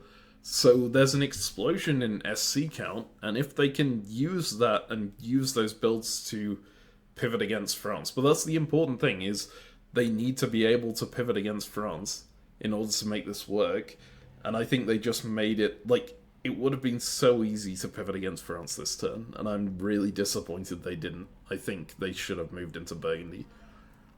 They have so many potential SCs that they're gaining this turn, and yet I think I would trade all of those SCs for an army in Burgundy in a heartbeat. um, I mean, yeah, especially an army in Burgundy in the spring, because then you walk into Paris yeah, yeah, or Belgium, exactly. probably. Um, And then, right, France isn't certainly isn't going +2 if you're taking Paris. Like they're not gaining if you take Paris, so you can support yourself into Burgundy again. I completely agree. I think I think watching them attack France would have been good. Or I would have settled, accepted them taking the North Sea and going anti-English. I would have also been happy with that. Hmm. But to push hard into the east to get entangled in a war over the Balkans with Russia and Italy and Austria, and this chaos of you trying to save Austria, therefore antagonizing both Russia and Italy, I don't see this working. Hmm. So yeah, there goes Germany's power ranking, in my opinion. The interesting thing too Great is like France prediction. isn't France isn't even gaining anything this turn, right? They're not going to get anything for a little while still. So you had that. If you went into Burgundy, there is nothing France could do to get a build, probably for the next few years. Um, Yeah, yeah, except yep. if I guess maybe the worry is England is gonna use North to support them into Holland. That would be the potential downside. I Yeah, but if England and France are attacking you, then you're dead anyways. You're cooked as Germany. So it's not great. see. But we were talking I so much don't about think you even France's are. def But yeah, go sorry? on. I don't think you even Like are we in this scenario. If Germany had gone into Burgundy and then taken Paris, even if England and France work together against them, I think they're okay. Like they have. Yeah, I mean, There's because they couldn't even convoy Wales out. Yeah, yes, their position exactly. doesn't feel that great at the moment. So maybe they had time. Yeah, possibly they could have fought both of them literally if they tried to like push into. If I was expecting to go to war with both, I would go back into Ruhr then, and then just pull back to try to get two on Belgium and go about the war that way, Hmm. probably. Whereas if I was just trying to take on France, I would talk to England about it and like probably go, e.g., support England into Norway and stuff. Give them that whilst I go and take Belgium would be my plan, and then we coordinate with St. Petersburg, etc. As opposed to either way, um, we talk so much about France's defensive position, right? That requires at least two armies, right? And you need to have an army in Belgium and an army in Burgundy to stay perfectly safe Hmm. against a German attack. And then once they get the third unit, then you need more to defend more armies, but really only three ever. By convoying into Piedmont, they have gotten rid of one defender, and so they only have the one in Belgium. This is not enough to defend your front against Germany. Yep. And Germany could have exploited this, but Germany didn't, and France was potentially vulnerable for a long time because they're not building anymore and they've got too many fleets and not enough defensive armies. But Germany didn't attack, so it's going to work out just fine for France. I mean, I guess it really does depend on builds at the end of this year. If Germany just sends all of those armies they can build against France immediately, they could have an attack on France. I think it's less good than the attack that they had this turn. Is the problem with that? uh, Yeah, yeah. it might still be possible, but it's like one of the strategic things. It's tough to be navigating units around so much, and the longer you spend in the east, the more you're antagonizing Russia and Italy, and you'd want them to not hate you. Hmm. So, Yeah. yeah, Uh, all right. Is there anything else to talk through here? I don't think so. I think let's go to O4. Okay, into O4 we go. Well, into Fall O3. Oh, Um, fall O3. Yeah, sorry. yeah. And it appears that the Western Triple are all still working together. Um, Germany prioritizing saving Austria over taking Vienna here as well, which is it's an interesting one. I Yep, guess they. I think if you're in the Western Triple, right, you're making the promise to Austria, hey, we'll keep you alive. Um, so your fleet in Adriatic, you should help use that to help us to break the Italian line that's going to be set up. Hmm. Yeah. Germany, what's that extra unit do for you? Yeah. It's an interesting question. Um, I, yeah. It's You're just already a tough thing +1, to Germany. watch. You don't need to go +2. Hmm. Why would you need the extra unit? No. They had three supports into so strength 4 move into Venice from Trieste. Um, I do think Yeah, that's this. yeah, whatever. Yeah, is Feels Venice a safe like, center for Austria? Not really, but I mean it's safer than what they were in, so I guess it's a good thing for them. Thumbs up yeah, and Austria. if Well they're done. working with both France and Germany, then Venice does feel pretty safe, right? Yeah, If, yeah, like, we assume this is a West versus East game, then Venice is now solidly under control of the West. yeah. It's The interesting thing crazy. here, Yeah. sorry, it's just as France, well, especially as France, you want to say to Austria, hey, keep your fleet in Adriatic because that's the one that can help us, right? But there's Yep. no way Austria is going to do that with the possibility of getting eliminated.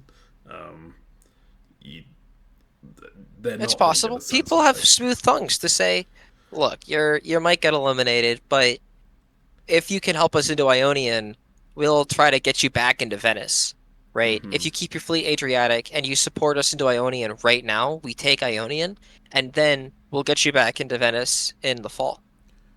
Do you think they ever actually do get you back into Venice in the fall? I feel like it's. As Austria, you feel Mm, entirely beholden to them. You're grateful to them for keeping you alive, and you recognize if they choose to kill you, you will die. So your only hope is to make them happy. So even if they, yeah. and like your fleet is way more useful to them than that army. And so it's strategically sound, right? If you were playing a 1v1, you'd keep that fleet over the army every time. And so Yeah. it's like, okay, right? They can't defend themselves here. So yeah, Yeah. I think there's a reasonable chance, and yeah, you just have to pray that they let you back in, and you're praying for the goodness and kindness of diplomacy players. Ah, what a great situation. Oh boy. Uh, yeah. I mean, was there anything else you want to talk about in the south? Because there are some things I want to talk about in the north, but I'll wait until. Um, the South tactically, is a fun little guessing world. Right? With France double supporting themselves in the Tyrrhenian Sea, it might look like, oh, that attack was guaranteed to happen, but it still wasn't, right? If North Africa cut Western Med and Rome cut Tuscany, then they wouldn't have lost Tyrrhenian Sea still. That's Um, true. Tyrrhenian Sea then couldn't have covered Tunis, so it makes sense to make these moves. But I just wanted to point out that little Hmm. tactical funniness that you can always see. Yeah. And interestingly, there was the possibility that North Africa just gets blown up completely in this with this Yep, move. with this sort of I configuration. I think I would have preferred not to self bounce. I think I would have preferred to just pull North Africa back. But actually, that would have been worse here, maybe? I think. I would rather have a fleet in Tunis, But right? you also have the French fleet in North Africa then, and here you're keeping it in Mid Atlantic Ocean, right? So it's. Yep, that's much There's an better. That's advantage a here. great point. Yeah, yeah, yeah, Yeah. definitely better this way because this way you're not losing Tunis as well.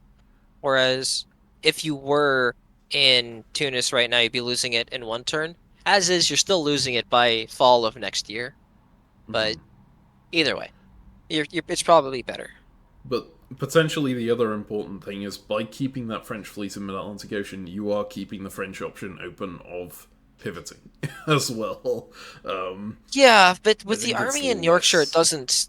And Yeah. because you're in Tunis, right? Okay, paradoxically, I think this way loses you Tunis faster. So if you were in Tunis right now, right, Hmm. with assuming Austria keeps the fleet in Adriatic, France's priority will be taking Ionian.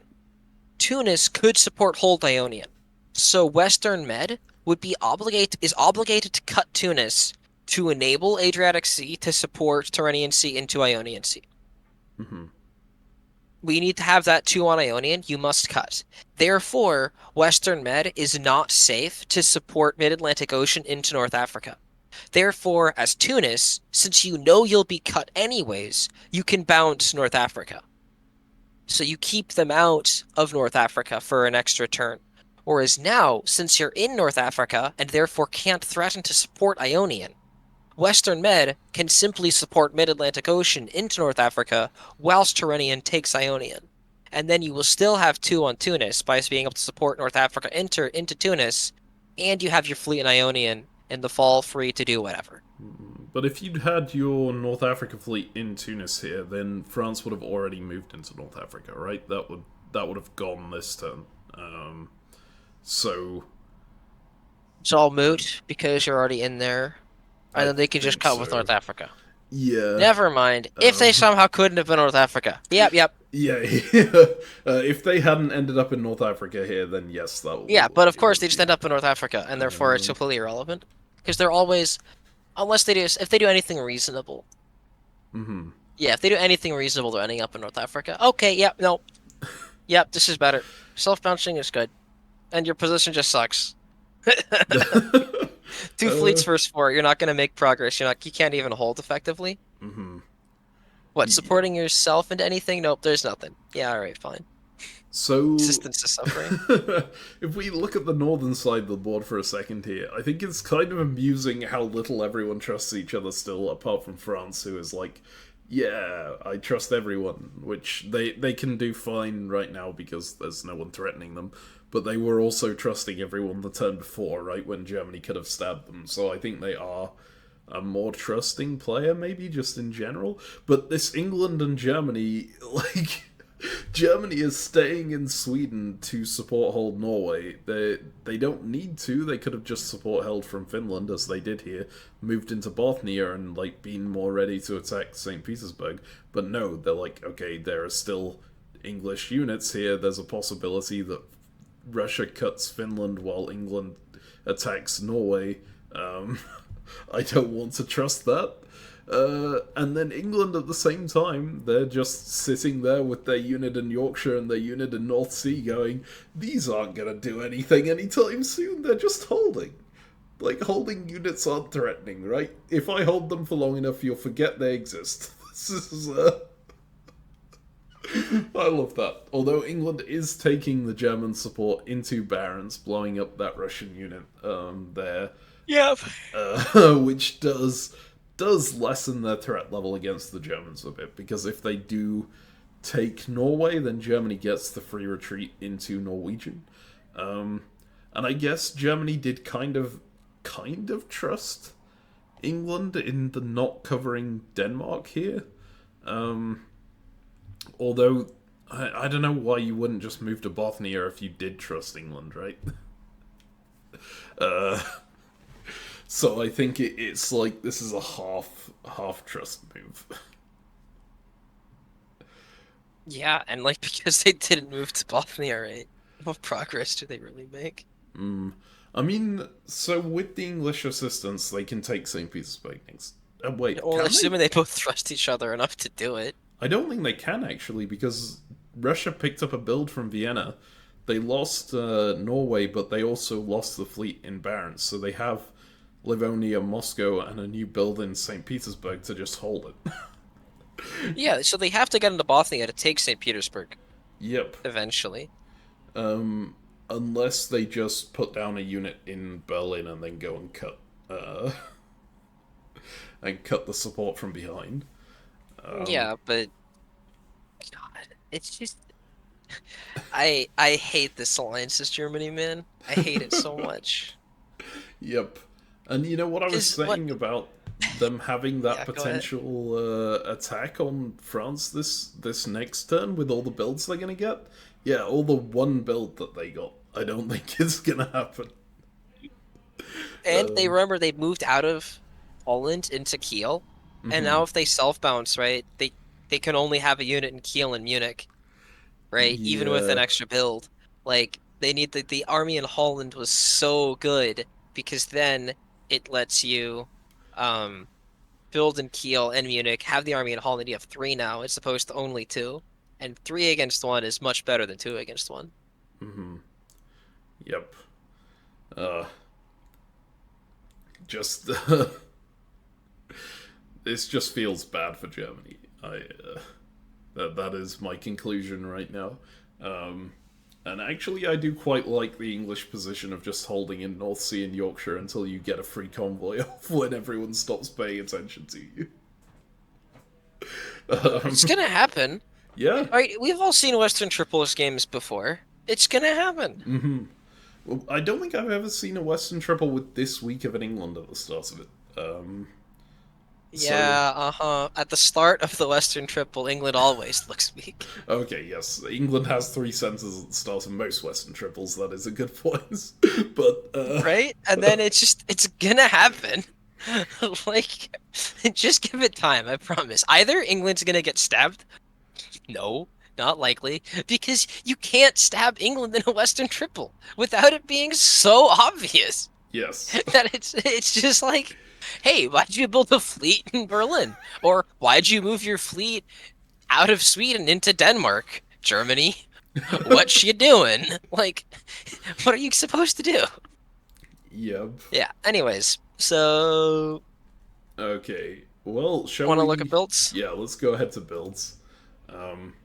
We're seeing Army Berlin, so man. definitely no attack against France there. And Army Warsaw and Fleet St. Petersburg. Wait, what? Did oh, they picked up Trieste as well. Okay, yeah. So it's +1 on the supply center count because they lost Norway, but because they had barons blown up. They get Fleet St. Petersburg North Coast. They can bounce Germany and Bothnia South Coast. now. Yeah. Yeah. They can bounce Bothnia. They can't bounce Bothnia whilst holding St. Petersburg, and there's enough units that as long as the West attacks St. Petersburg with full strength and moves into Bothnia, they either get it now or get it next turn. So it's still a lock, but it's kind of funny that they can bounce Bothnia now. Mm-hmm. So that ends up being a guess. Interesting thing with Adriatic coming off it. So that whole discussion we had last turn about the fact that France and Germany can basically force Austria to keep Adriatic on the board to help them. Clearly they just didn't go for it. They didn't... or they just could not actually convince Austria, and Austria was saying, no, I have a center. I will stay in it. Yep. But I think this ensures that Austria is dead. I think Austria is probably going to die anyways, because, yeah. It just feels like France, Germany are trapped behind Austria here if they stop, if they keep Austria alive. I don't know that that's in their interest to do, and like if that alliance ever breaks, then Italy is going to jump back into Venice. There is no way that Italy lets Austria survive there. So... yeah. Well, you know what's depressing that I just realized? What? Just look at Turkey's units. Ignore the orders. Starting in winter 02. Oh no. I know exactly what you're talking about here.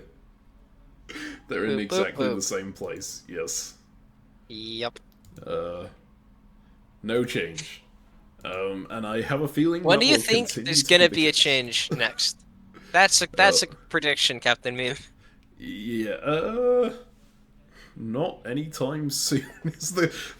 I think the bet here is the change because Turkey gets out of the corner, or because someone gets enough strength to just go in to Aegean or Eastern Mediterranean and Turkey gets annihilated. Oh, I mean, it's definitely gonna be that. But then the question is it going to be, like, how many years away is that? See, no, I think if the Western Triple sticks together, then there is the possibility of Turkey getting out of the corner just because the other powers don't have enough units to keep them in, right? Or because they go, screw you, Western Triple, we're gonna let Turkey out of the box because there's nothing else we can do at this point. Okay, I predict that that's not gonna happen. I predict that Turkey's gonna stay in its box, and then it's gonna die. Yep. Well, there's a reason Turkey is last picked. Okay. Okay, but also this Turkey did it to themselves, I will say. By building an army instead of a fleet, Turkey signed its own death warrant. early game Turkey is a naval power. Some people don't believe this. I believe this game demonstrates why. Yes, I think this definitely demonstrates why your first build as Turkey should be a fleet. Just always. If they It had must be Fleet managed Smyrna. to get the alliance with Italy to stick, maybe they'd have gotten out. I think this was absolute worst case scenario for them that happened. But Yeah. you don't usually want to leave the path to absolute worst case scenario open, which is And what it's this funny, right? Because building the fleet, it kind of makes it more likely that Italy sticks with you because they actually have incentive to do so. Because there's punishment if they don't, Mm-hmm.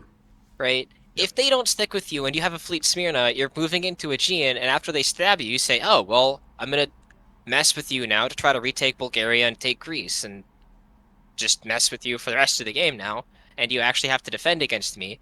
Whereas if you stab me and I have this army here, then you sit in Bulgaria and I can never move for the rest of the game, and I Yep. can't hurt you at all. And It's then it's that like, oh, if I'm Italy and able to remove Turkey from the game by stabbing them in O2, I will do that every time.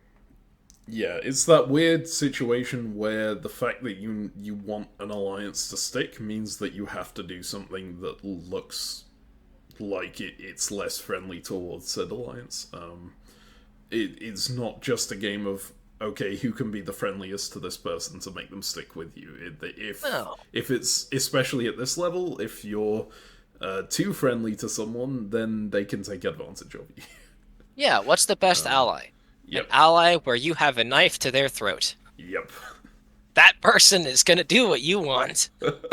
yep. Okay, shall we go ahead to '04? Let's do it. Okay, so spring 1904. Oh. Assuming the page loads. There we go. Well, what do you know? Those Turkish units are still there. Uh-huh. And Yep. that Austrian unit is dead. There was nothing that Germany, France could do to stop that. Which I actually hadn't noticed that they could just force it like that. There was, right? Earlier could have tapped Trieste, Oh yes, okay, yeah, that would have worked. but by just going for the supports, tactically they got hosed. Yes, and they could have actually taken advantage of this specific moveset if they'd seen it coming to take Vienna instead. Even Yeah, they could have taken Vienna and Rome, right? yeah, Like they could have really punished this. And so I think tactically, if they were trying to protect, right, I think just tapping Trieste and Rome is usually better than trying to defend like this with support holds. But Tuscany wanted to cover Tyrrhenian Sea instead of capitalizing. I'm not sure if I agree with this, but it's a solid idea. If it makes sense to hold a line and not let any fleets slip through. But yeah, I think I like the French moves here. I think I would have gone for something similar, because like you don't really have that much to gain by pushing into Rome immediately, do you? You're kind of just shifting your line. If you push the Austrian into, well, you wouldn't have been able to push the Austrian into Rome, but if you go for Rome, you've got potentially the center. But if anything had cut Venice, then you don't get, you don't end. well, up I in mean Rome. tapping, right? Tapping is nice because it both cuts and does other things. Yes, yeah, yeah, that's I fair. think, yeah, I don't know. I think they're both reasonable. I like more fluid front lines. Um, I like tapping enemy units a lot in these sorts of fights. It makes me somewhat predictable tactically, Yeah, which is maybe not a good thing. But um, either way, it's totally fine. France is really happy. Austria's dead. Boo-hoo. So sad. Anyways, like, yep. France has the Tunis guaranteed now, right? They oh have. yeah, super guaranteed. They forced North Africa off the board. They're now up 4 fleets to 1. Um, Yep. but Italy's probably building 2 fleets.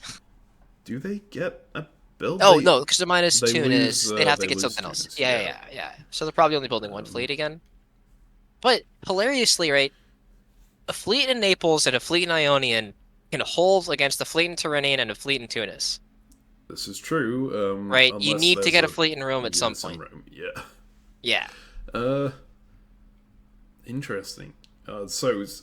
Also happening here is Russia pulling back to defend this line against Germany, which means that they end up losing St. Petersburg, of course. I guess they decided that was the better place to lose, which I think is fair. It's the least defendable center of theirs. The thing that's really amusing me from this is those English units, they're just holding in place. They're like, don't you know Germans can only see movement? If we hold here, maybe they'll all move away. And it's worked. Like, Holland has nothing adjacent to it now. They can convoy into there whenever they want to. And Yup. is it correct for them to do so in the fall phase here, do you think? I think you can give it another year. Like, Yeah. again, if you're trying to win the game, you've probably got to make a move at some point, and, like, the game goes to, whatever, 012? Yeah. Or 1912. 012? Yeah, 1912, anyways. 012. What year would that be? If it was... That would break the one... record considerably, I think. Yeah. um, Oh, God. Anyways, so, yeah, I think convoying it this year makes a lot of sense. This seems like a very opportune time to stab. Russia's got into Prussia, has pressure on them. Germany's only +1. Sweden is still there. You can take it, do a thing. You can even support Russia back into St. Petersburg, probably. And if you tell them, I bet they'll say yes. So, yeah, yeah. I think this is a perfect time to go for it. I feel like as England, I'd be more happy just moving barons back to Norwegian, so I have a better line against Germany. Although maybe you just go into Norway. Actually, oh no, wait, you can't because you're convoying across the North Sea. So you pulling barons back to Norwegian just means you've got a better line against Scandinavia going forward. I think I prefer that. Okay. So I'm cooking. All right. Okay, go You ahead. do this, right? You convoy into Holland, but you tell Germany about it, and you stab France. France never gets stabbed in the Western Triple, but this might be a time to do it, right? Because you take Holland, right? It's very clearly anti-German. Everybody knows Germany gets stabbed in the Western Triple. You build Fleet London.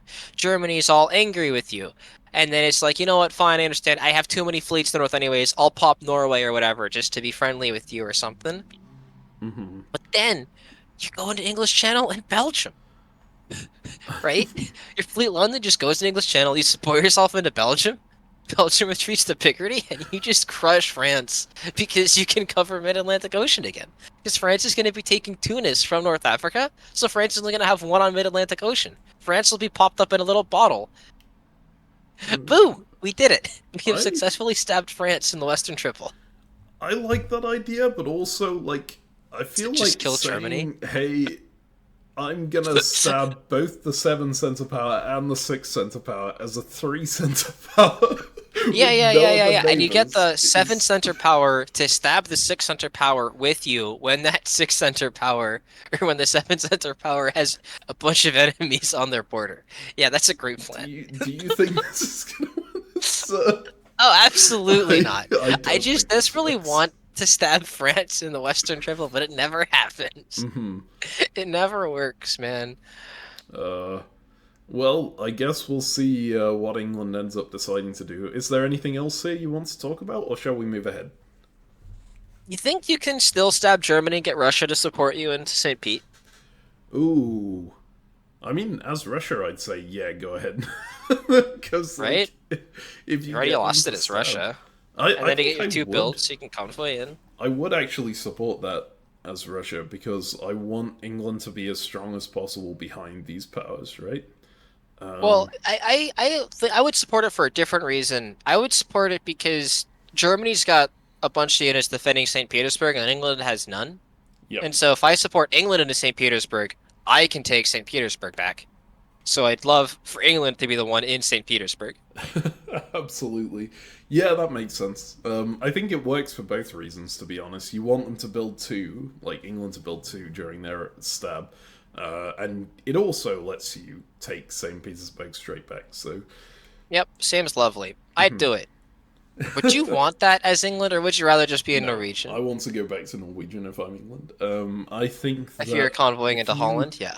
if you take St. Petersburg here, I mean, you immediately get knocked back out on the next year, right? So it's just for the Yeah. build. And I think Yeah. moving Barons to Norwegian puts that unit where the build would go anyway. Or Yeah, and it gets there faster, because they'd like be building a fleet in Eddie, they'd be moving to Norwegian. yeah, exactly. So or I could just be in Norwegian. I agree. I like it. Yep. So shall we go ahead to fall? Nah, let's do it. Okay, fall 1904. Well, I mean, you were They did correct. it! Wrong But place. Wait, they convoyed into hang on, Norway. what? Oh, wait, I mean, it makes sense because Germany clearly predicted the attack on Holland because they moved everything back to cover it. Um, and England just Is this outmaneuvered no, them. no, I don't think this is them defending Holland. I think this is Germany recognizing they don't make any progress in the east and is falling back to formal line. Oh, you mean like this is a stalemate line Yeah. attempt? Yeah. That's curious. If you're expecting a stab, why are you walking out of Norway? That is true. You walk into Skagerrak and Baltic. What? Yeah, Right? this It's has to be stalemate to line. hold a line. But why would you want to do that? That just seems like it's Yeah, why saying, would you hey, leave Norway instead of just supporting it? Right? I'm not sure the reasoning, but that's what I think it was. hmm, yeah, that makes sense. So this isn't to collapse on Holland, this is just to set up a line here. But I think what England did here worked far better than convoying into Holland in this scenario because if they convoyed into Holland, they would have been surrounded. Now, Oh because yeah. Sweden's moved out as well, this is insane. Yeah. Yeah, Norway is just theirs now, and now they are covering St. Petersburg. So that whole idea as Russia of like, oh yeah, I'll let you into St. Petersburg because you can't defend it. hmm I mean, yeah, I'm just this changes the board dynamic a lot, I think. Although it doesn't change the power rankings particularly And it from. doesn't change Turkey's dynamic. Well, Turkey's dynamic has changed a lot because they tried to go for the wraparound here, right? They let Russia into Black Sea and attempted to go into Sevastopol, maybe hoping this would be the turn that Russia Yeah, decided to. Uh, and Russia has the huge Congo line. yep. Bonk, bonk, bonk, bonk, bonk. Yeah, and this is actually really painful for Turkey, I think, having Russia in the Black Sea now. Oh, yeah, my joke was merely that Turkey's units haven't moved again. Oh, yeah, But yeah, yeah, I think for Turkey's sure. position is actually different now than it was previously, but he's still gonna die Yeah, um, because you have now guesswork to be done, right? Black Sea can either take Constantinople itself by being supported from Bulgaria, or it can support Sevastopol into Armenia, mhm, and both of those yeah, eventually kill you. So you kind of have two 50-50 guesses. Losing Khan is brutal, and losing Armenia is dead. So Turkey's gonna die. And again, do we think Turkey's gonna make guesses to move units around, or do we think Turkey is just gonna collapse? I, yeah, I suspect Turkey will. Well, so Turkey can hold on for a bit just by tapping. Uh, no, okay, never mind. They can't hold on for a bit by tapping Black Sea because of the potential convoy across, right? Um, so yeah, I think Yeah, they the are going to convoy, collapse. or just being This is supported into Khan directly. But yeah, the convoy is even better. Good point. Yeah, see, as Russia, I wouldn't actually want to get my fleet supported into Constantinople because I think Black Sea is the better province. Uh, Yeah, it's worth it to just get rid of a Turkish unit. Like, that is true. um, you'll still get there eventually. If Turkey's only on two units, he will die. But obviously, it's nicer to have an army there and a fleet still in Black Sea. That's a much faster kill. So Yeah. Um, so yeah, I think Turkey is going to go down here. Yes. Question is Italy going to get enough leeway here with all of the chaos that's now happening in the north to be no, able to join that attack? nope. Fair enough. I think that's a reasonable assertion. Is there anything? Italy is gonna sit around, right, with like trying to hold on to Rome, get a fleet in Naples to hold the Ionian to try to protect their Balkan centers for as long as possible, and they might even survive, but it's not happy times. Hmm. They did manage to do some quite good guesswork this phase, Yep. predicting that France would defend Tyrrhenian. I think that like wraps back to the last phase where France defended Tyrrhenian as well, and they made sure to hold that line. So France is doing this kind of slow advance. They managed to keep Rome as a result, and they actually managed to kick Germany out of Tyrolia with the move set they order in the north. Yeah, So without losing Venice, which is a big deal. yes, that is huge. They don't get a build, I think. They disbanded Oh, their they fleet disbanded North already, Africa, so but they they didn't do. get anything, right? Because they're losing Tunis. They get Venice. Um, Oh, Venice is currently Austrian. Yes, of yep. course. So yeah, that's how they get their fleet, Naples, so they can hold Ionian forever, and they just have to. It's the slow grind of trying to get into places. Hmm. Ugh, killing Italy is so annoying, man. Yeah. Well, this France seems pretty committed to doing it. I guess we'll see if they keep committing, given that England is about to build 2 units behind them. I Yeah. think, yeah, this is. I think the right play for France would be to pivot at that point, but And again, it's top player wins, right? Only top yes, player advances. yep. Yeah. So Uh, it's tough because Russia is seeming pretty good right now. yeah. All right. Well, shall we go ahead to winter? Let's do it. All right. Winter 1904. Finland comes off the board. Wait, Russia got a disband? Oh, they lost St. They lost St. Petersburg Pete. and didn't gain anything? Yeah. Yeah, okay. They gained a lot of position on their front line, but they didn't actually gain any centers, so. Yeah. And Germany has a stalemate line set up, so no Yep, more centers. interesting. So England getting that double build behind, and France putting down Army Paris, which Yeah. is. So they're.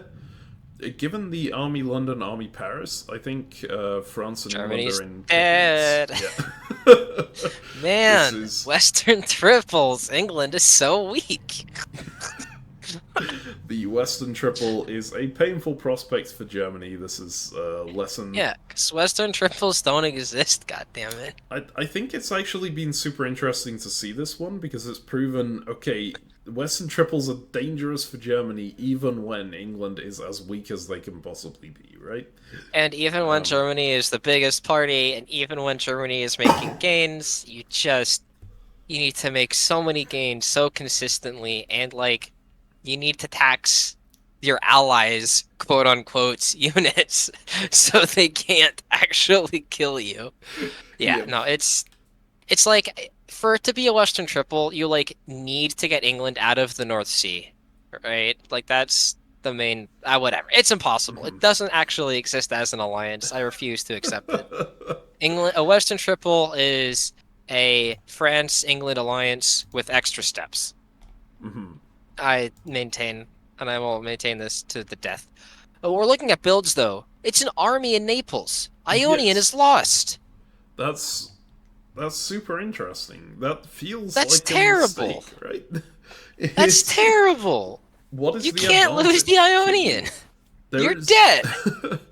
I was gonna say there's nothing an army in Naples can do that a fleet in Naples can't, but that's not entirely true. It can get convoyed to places. Yeah, I it can get just don't convoyed to think. Greece. Um, Woo. in in this scenario, is it maybe like a peace offering to France? Is it saying, "Hey, you can pull the fleets back. It's fine. I won't follow you. I won't try and take Tunis back." Yeah, but meanwhile it's saying, I also can't defend against you. Yeah, that So feels France really says, bad. cool, why would I pull back? Thanks, you couldn't follow me if I did? Great. You also can't follow me if you're dead. Yep. I mean, absolutely. It's and yeah, that was the one weak point in the like if there is an Italian navy here, right?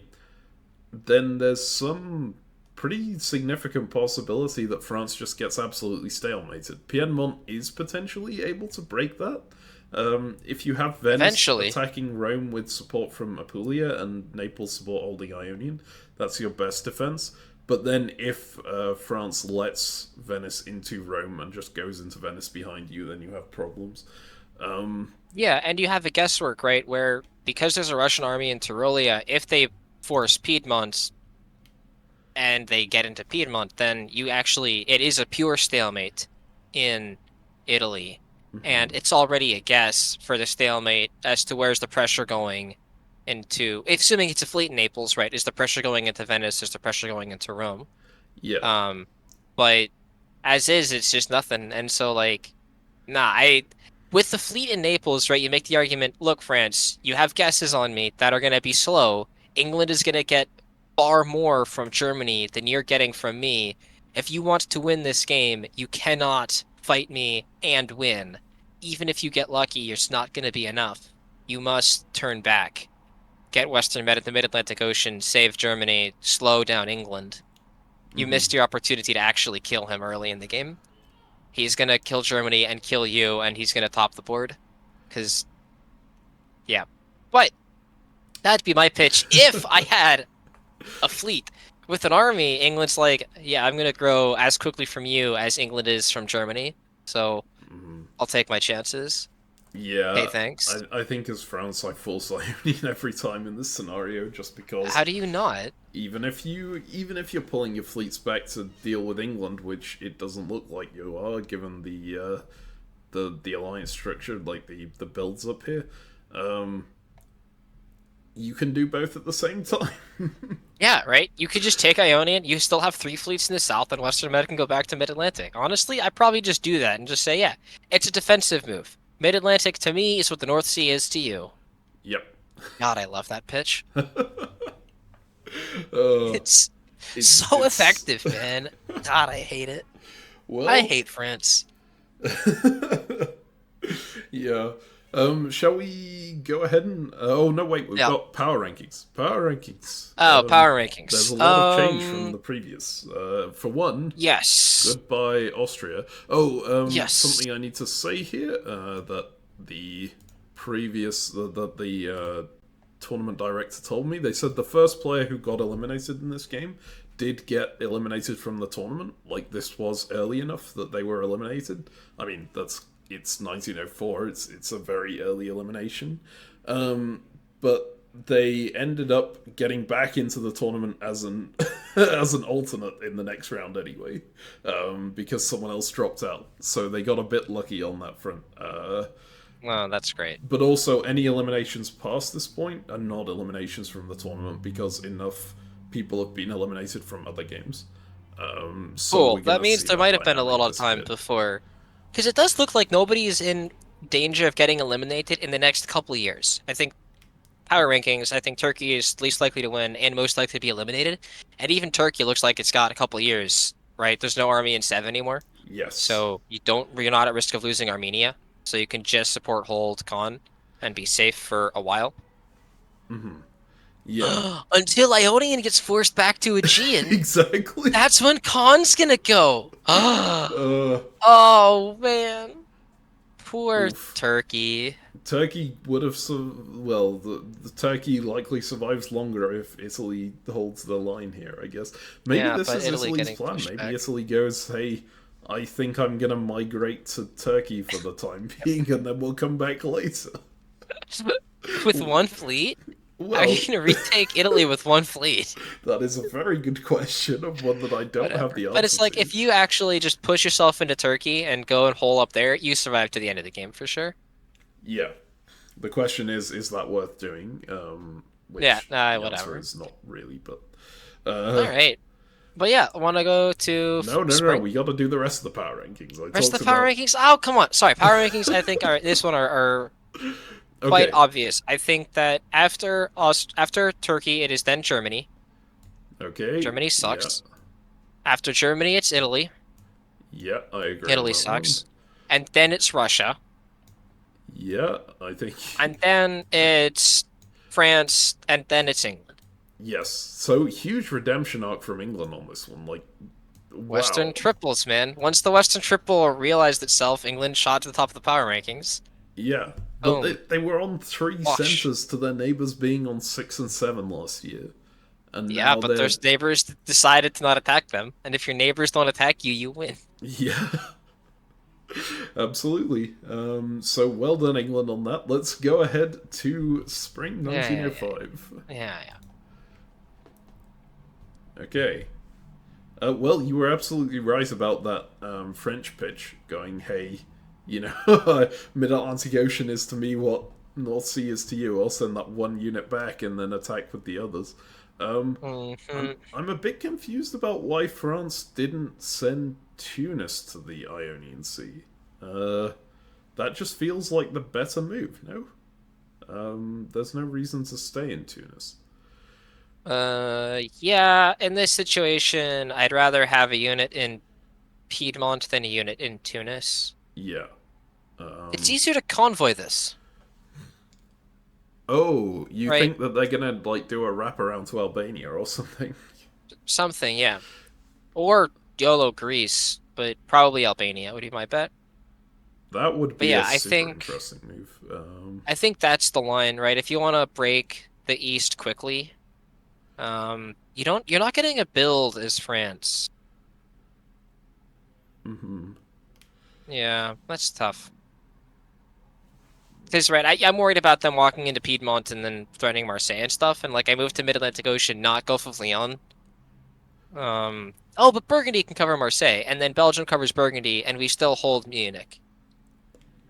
Yeah. Mhm. Okay. Yeah.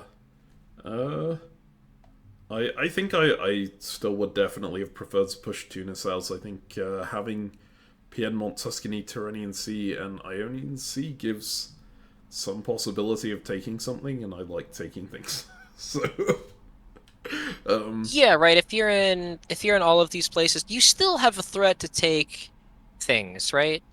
yeah, Like it's just Naples still lesser. has two, Rome still has pressure. Okay, yeah, Piedmont you do not have being able to cut two. Venice is annoying, right? I think tactically you have a higher chance of getting it if you have Piedmont as opposed to Tunis. I agree with that. Mm-hmm. But you can convoy into Albania, and I like convoying to Albania. I I don't know how I feel about it. I think it it feels so slow. It's like, hey, I'm gonna skip Italy completely, and I'm just gonna go for the Balkans. Yeah, but you're an I Ionian. Yeah, Italy's a slog. The Balkans, man, they're a bunch of centers over there. it is actually true, and the problem with another problem with taking Italy right now is that Italy might just pick up another center from Turkey this turn. In fact, they're kind of likely to, and then build a unit Oh and God. make it Yeah, if even Italy gets another harder. unit, right, Italy's invincible. So actually, your suggestion of convoying to Albania, it's doubly Feels good on that front terrible. because no, Yeah. it's doubly good on that front because it means that you skip Italy and go to the part that you can actually take. um, Okay, but also if you let Italy build, you can never take Italy. Whereas if you guess correctly with Naples versus Rome, is it even possible to guess? Let me look at tactics for a second here.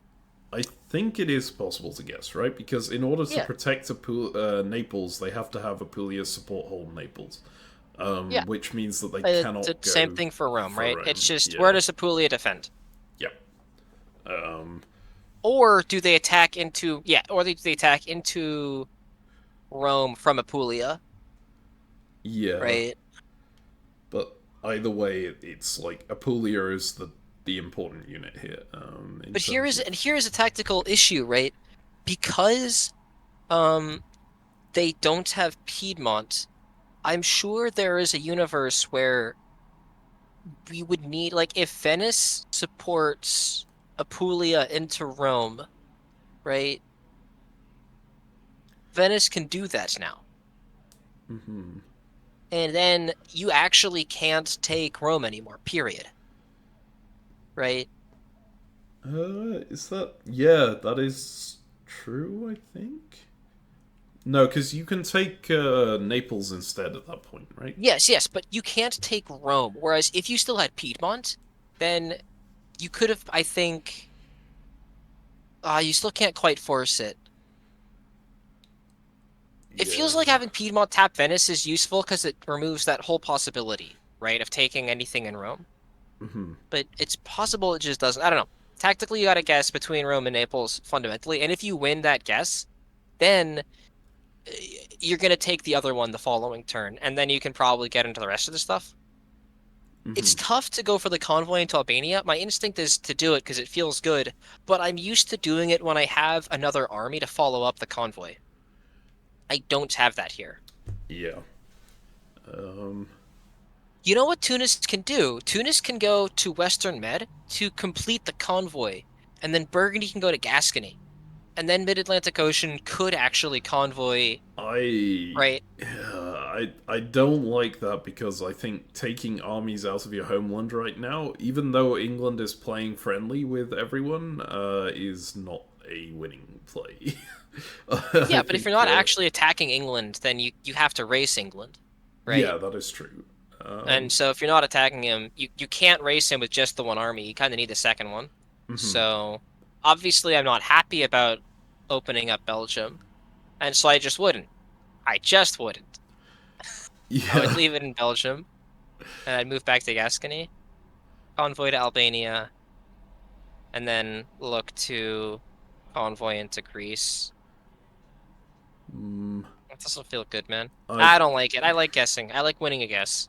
Give me a center. That seems better. Speaking of England here, when we what is your opinion on what they're doing? Because it feels like it could either be positioning to attack Sweden, or it could be actually carrying on with the Western Triple now and just sending an army into St. Pete. Uh, I feel like it's both. And you get to claim you're just supporting stuff, and then you're gonna go take some dots in the fall again. Yeah, that's fair. I mean, at this point, it looks like Germany is kind of just resigned to holding their line on the home front, and maybe you want to just let them do that because they're well. No, I don't They think don't you need do. Sweden for that. Yeah, I think you still want to kick them in the kneecaps or whatever Yeah, taking Sweden is, just so that if Russia pulls their units back, Germany isn't like free to attack people again. yeah. Um, Germany doesn't need that second fleet in the north. That fleet in Sweden is not necessary for the stalemate line. Its only purpose is to attack me. Let's get that off the board. I'll build an army which is far more useful. Yep. Of course, there is the possibility that Baltic supports Sweden and Kiel covers Denmark here, and then you kind of just can't do anything against them right now. Um, but that leaves Berlin vulnerable to the Russians, so there's there's a decent possibility that Germany isn't going to do that. Yep.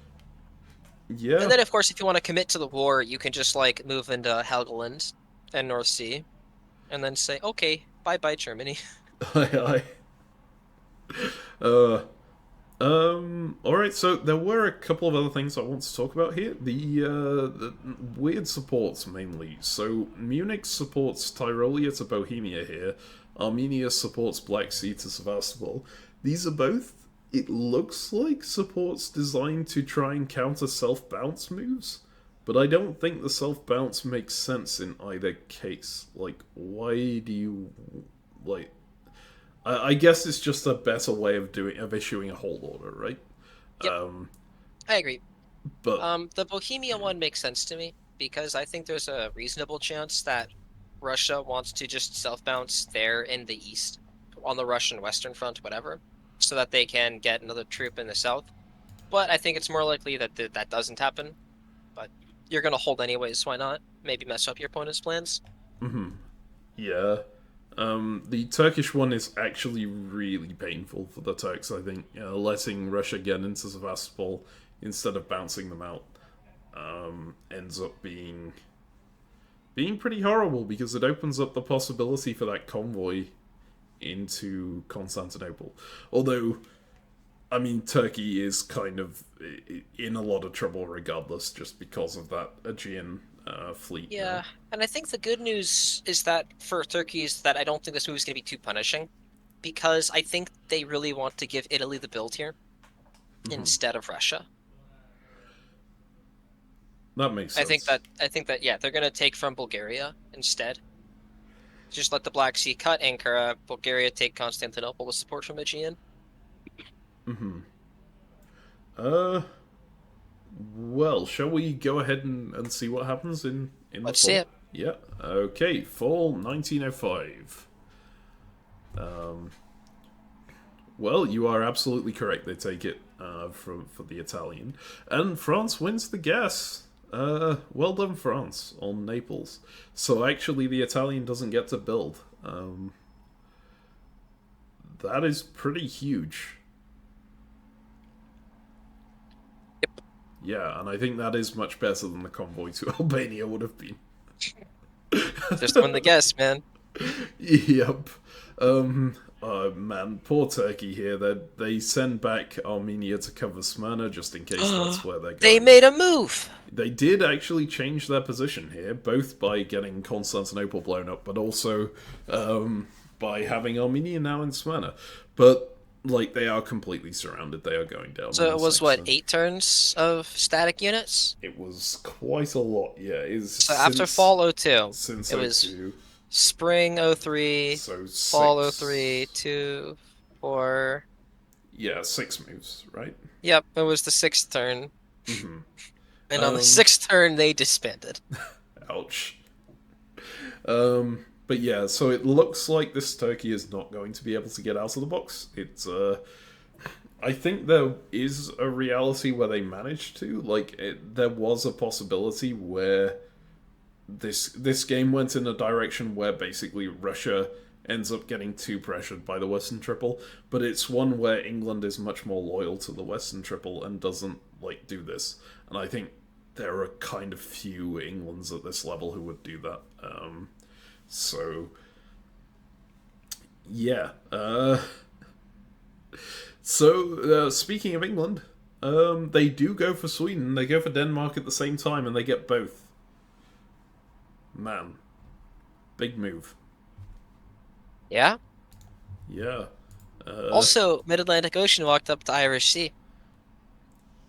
that is true. I didn't notice that. Um, Tunis pulled back to Western Med, right? One of the things that you can do with Tunis that you can't do with Army Piedmont, move to yeah. Western Med.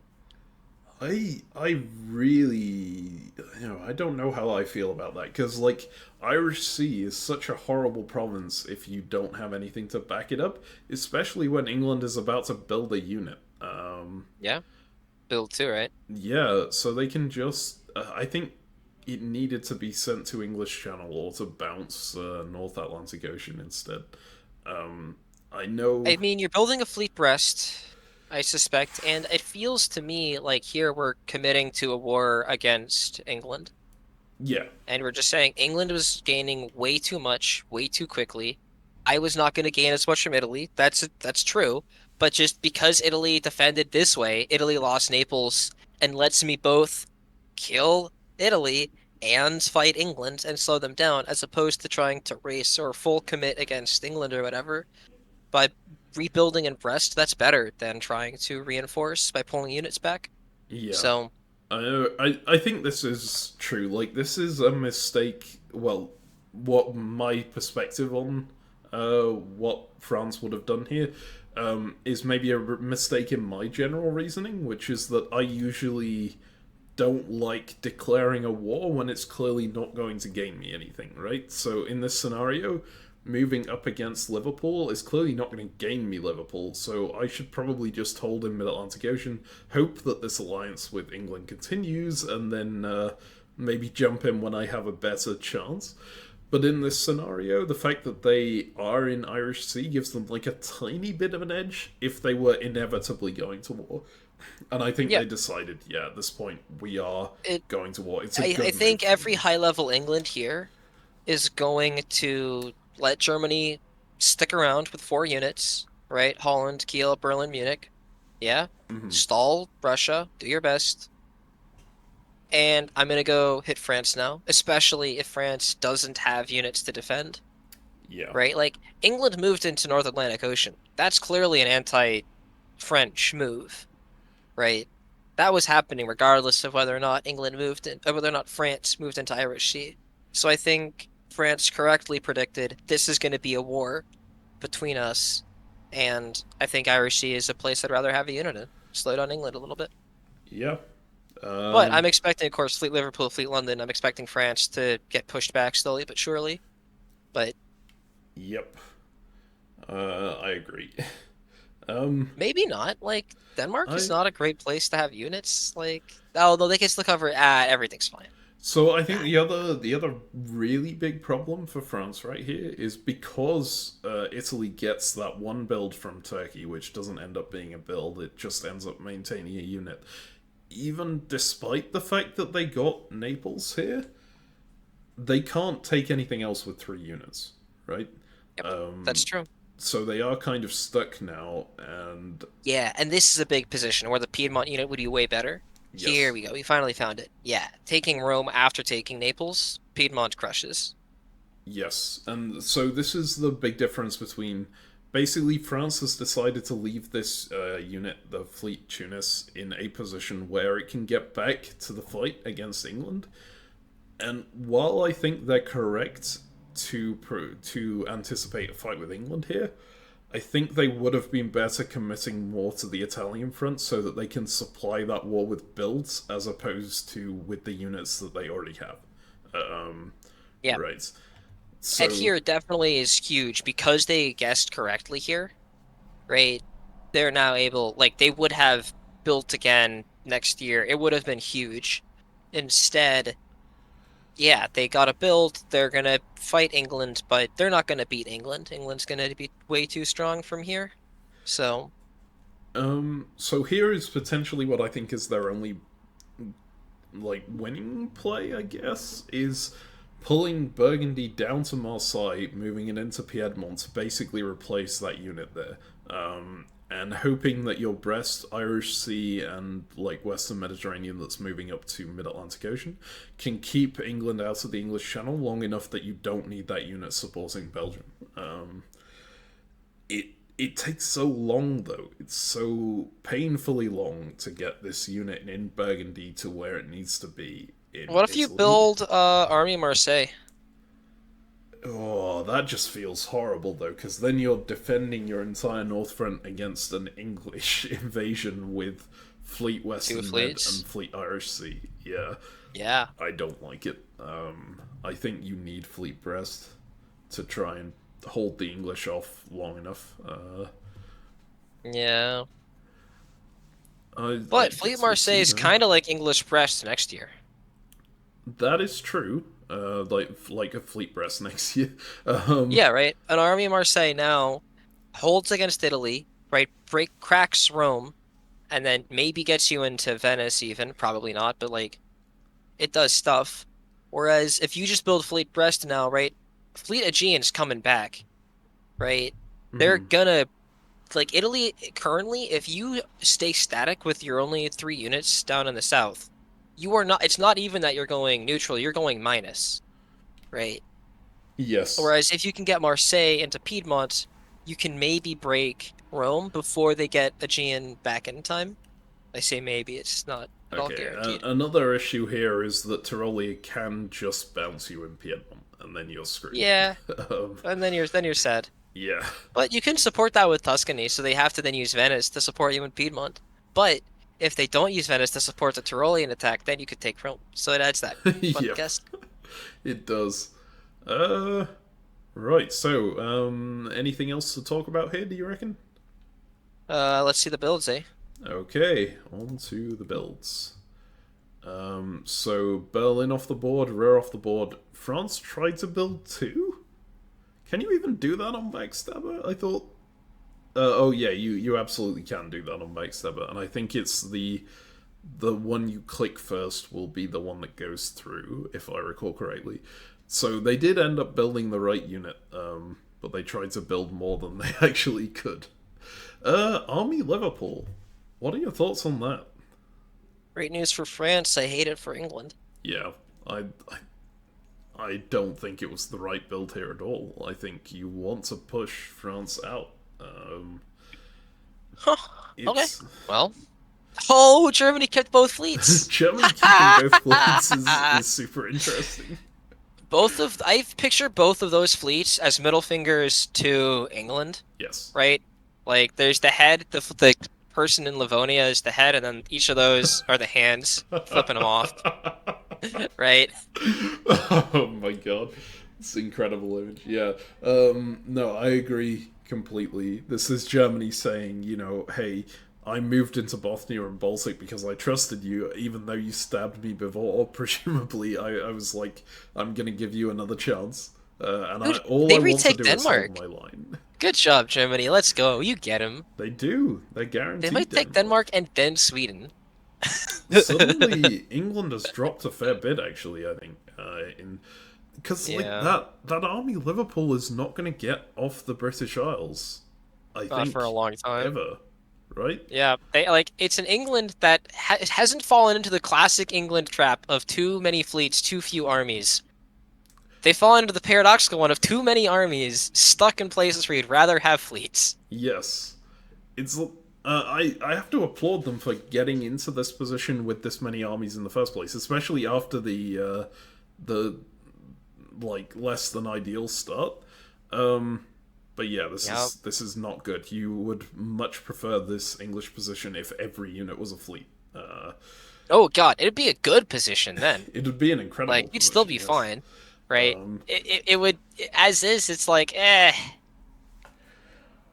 like convoying armies into Scandinavia doesn't feel great unless you're doing it because you've already secured a beachhead in Russia, right? Like I mean, they slash have. very early in the game. They've got St. Petersburg. The Yeah, problem but that's is not the that. beachhead. That's not like no. The beachhead is like you've got Livonia and St. Petersburg. You got Oh, I Prussia and see. Livonia, right? You're like able to I don't go. know. St. Petersburg, North Coast? Nah. There's no Russian That ain't army in anything. Moscow, so if you could pull St. Petersburg out and move Norway to St. Petersburg, then you'd be, I think, okay, like happy-ish. No, then Warsaw But taps there's no. Moscow, and then Yeah, okay. yeah, right. There's no Plus, way good you're luck doing getting all of this this with fleet. that fleet in Bothnia flipping you off. I think they were very much relying on Germany going, okay, I'm gonna turtle up and defend my home centers to survive, and Germany Yeah. is not doing that. I think just taking Sweden might have actually accomplished that. I think taking Denmark also was too much of an FU. Yes. You see, the thing is, I actually really like the moves that they made into Denmark and Sweden because I think that this is like likely to get you exactly one of the two. But it looks like Germany just decided, I'm gonna commit fully to moving forward, and I guess they told England that, so England took advantage of that with these moves, and that has really annoyed Germany. Yeah. Um, Oh well, Yeah, shall we move ahead to the spring? let's see it. All right, spring 1906. Um, okay, so the German units are not moving against England. They are Lame. defending themselves. That's, I mean, it's super interesting. It's just it is not This what is I a live expected game, at right? That's all. happening with time pressure. No. Sorry, this is an online like press game with 24-hour phases. I think it might be 36 even.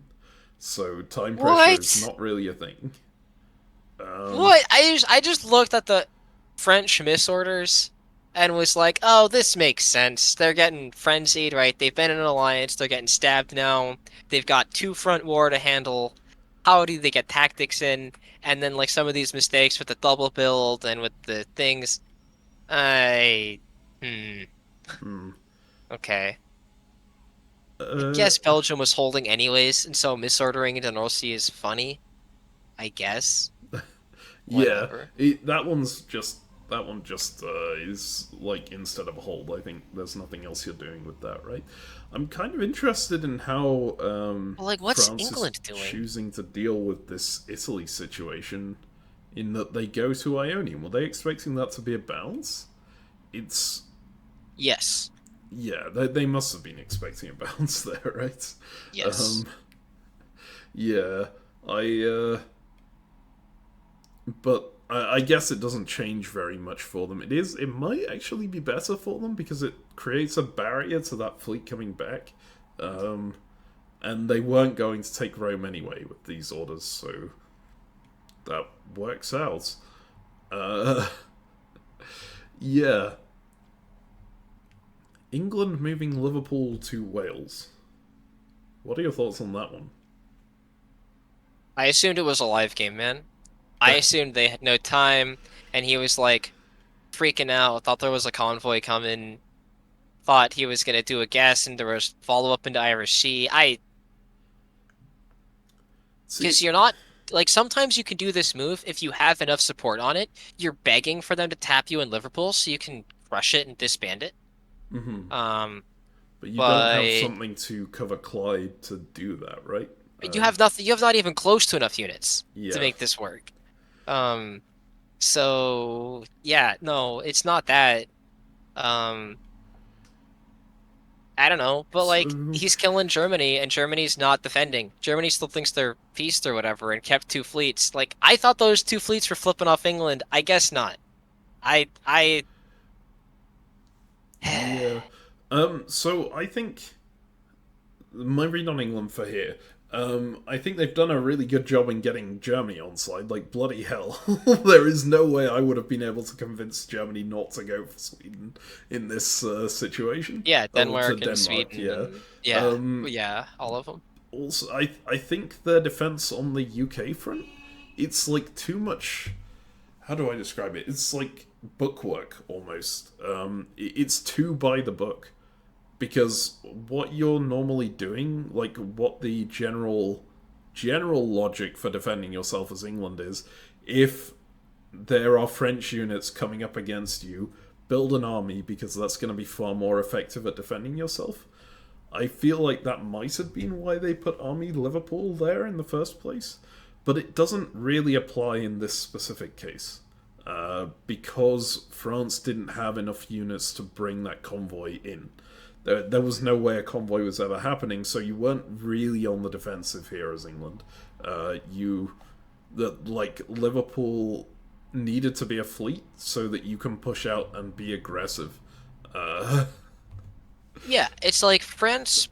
I like that analysis. France played this like they were defending when England, yeah. we looked at this position and or sorry, England. England played this like they were defending against France. When we looked at this board, we thought England would be attacking France. Yes, exactly.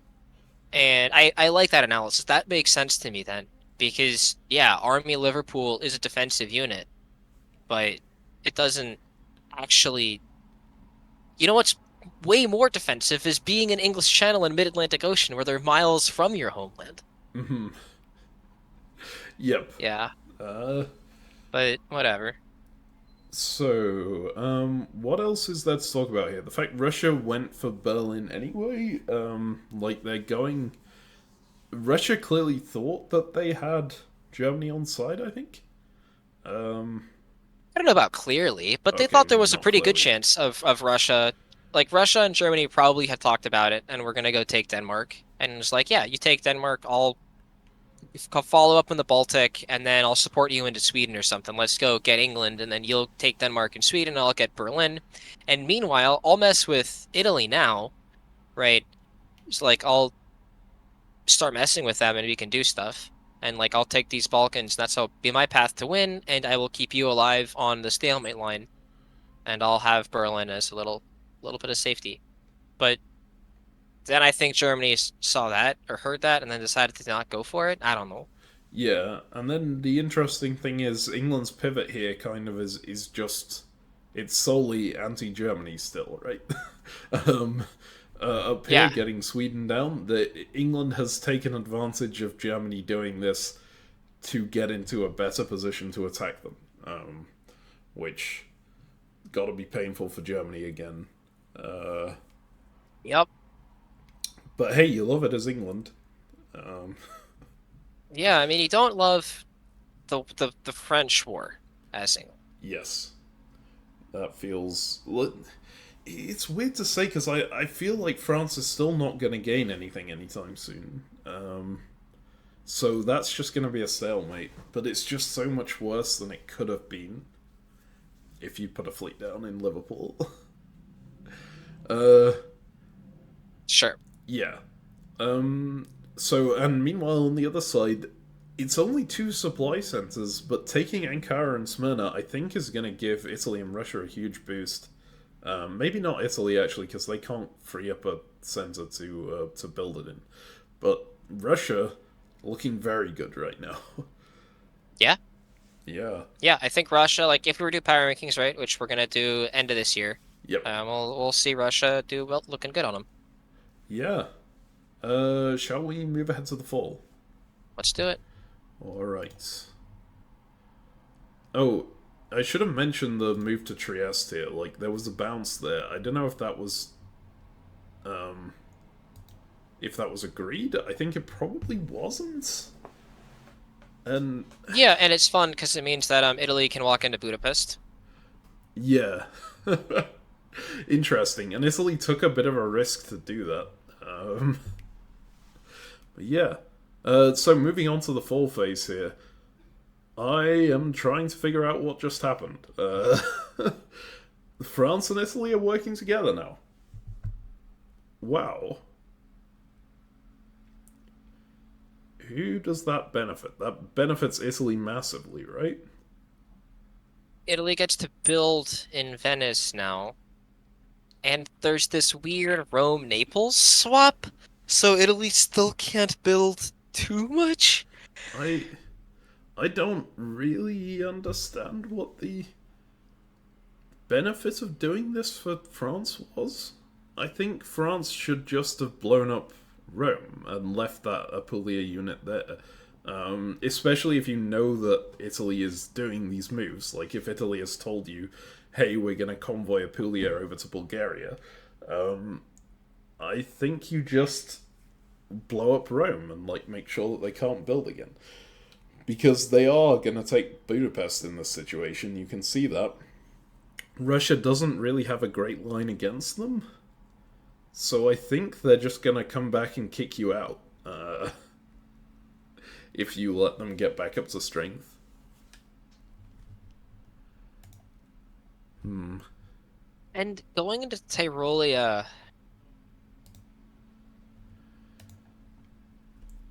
I don't know how to feel about the Tyrolia thing. I really don't like this as Italy. As Italy, you don't like this. Yes. Okay. I was like, I don't like it as like France. I don't want to go to war with Russia right now. Do you It's think the Budapest simple. swap could have been agreed? There's no way this is agreed, right? The convoy to Bulgaria is no way agreed. Yeah. And so even if the Budapest swap was agreed upon, right, it seems crazy because you're already gaining Smyrna. And so the question is why? This looks to me like a stab, like a hard stab as Italy against Russia, where you're trying to grab all of the Balkans and do it, right? You're hoping I am going to beat Russia here. This is my time. I will be big. Fear me. Yeah. But I don't think you can make that move when there are two French fleets in Tyrrhenian and Ionian and a French army in Rome. You're not able to build that quickly. You're not able to reinforce the Balkans. I don't think this is going to work out for Italy. Yeah. Maybe it will. Maybe they're going to get enough centers and they're going to crush Russia too hard because, like, they do get to. They will take Romania with support and they can walk into Trieste. That's probably good enough. +2, then they can take Vienna. Maybe it's good enough, actually. My instinct was I didn't like it, but it's probably good. I think it's a huge gamble in that But I now don't France think attacks this you. is I don't think this is Italy gaining strength. I think this is Italy saying, "Hey, my biggest competition for the win in the long term is Russia. Like, if Russia gets strong, then they are going to win this game. So You don't I'm think it's going to France? deliberately weaken them." I don't France is know. the one who's sitting on your centers. Yeah, but And France France doesn't isn't threatened have in the West anymore, France right? doesn't have any potential progress, right? Oh, actually, they do. They just walked into Holland. Okay, never mind. You might be right. Like, Germany weak this whole game, and England is not in a great place to attack France. where does France stand to gain? Well, from Greece, Hmm. from Naples, right? I can't defend Naples this turn, right? Yeah. I. Right, I've given away Rome, and if France wants to take Naples, they just take it. Yeah. I mean, this feels like it's Italy saying, "Hey, I don't need the builds. I just need to weaken Russia." I just don't think that's true. Hmm. I think Russia's building one, which is not great, right? Obviously, we'd prefer Russia didn't build, but Russia's getting the builds from Berlin against an England that has a ton of units in the area. Like, they took Ankara, fine, but I'm also getting a build this turn, and I've just weakened my home against France, who has 3 units here ready to fight that I can't actually defend. Hmm. Yeah. Like, honestly, the thing that impresses me most about this situation is that Italy talked Russia into supporting them into Smyrna after they walked up to Serbia sorry, after they bounced Russia out of Trieste even and made sure that they had the free Yes. access to Budapest. That got to take a bit of a silver tongue, right? Um, Yeah, oh, it's defensive. yes. I don't want you in Trieste and Tyrolia. You understand. Um, but yeah, I don't know. I think it's super interesting play from Italy. I don't Interesting, know. I It grant you. feels I it don't know if it's feels good. I wouldn't do it. But I don't think that's a measure that you can judge a level of a game of this level by. Um because like in this situation it's just such a weird situation to have that much pressure on your homes and to have so much ability to take centers elsewhere. Um Right? Oftentimes you see these sort of crazy maneuvers where, like, if we were convoying like a French army to Bulgaria, I'd love it. Right? I would be so supportive if like that army in Apulia was French and you were giving France Bulgaria while we were taking Budapest and Smyrna, so we're still building and we're demilitarizing the area, we're getting France further away. I would be so happy doing this. But instead we're weakening our home. We're we're not demilitarizing our front with France. We're not giving France anything. We're just committing hard to a war against Russia now, whilst I expect France to just kill us. yeah. Is there any But world where France doesn't just take Naples instantly? I think they do, right? There's I feel like they build an army Marseille, take Naples, and laugh at you. yeah.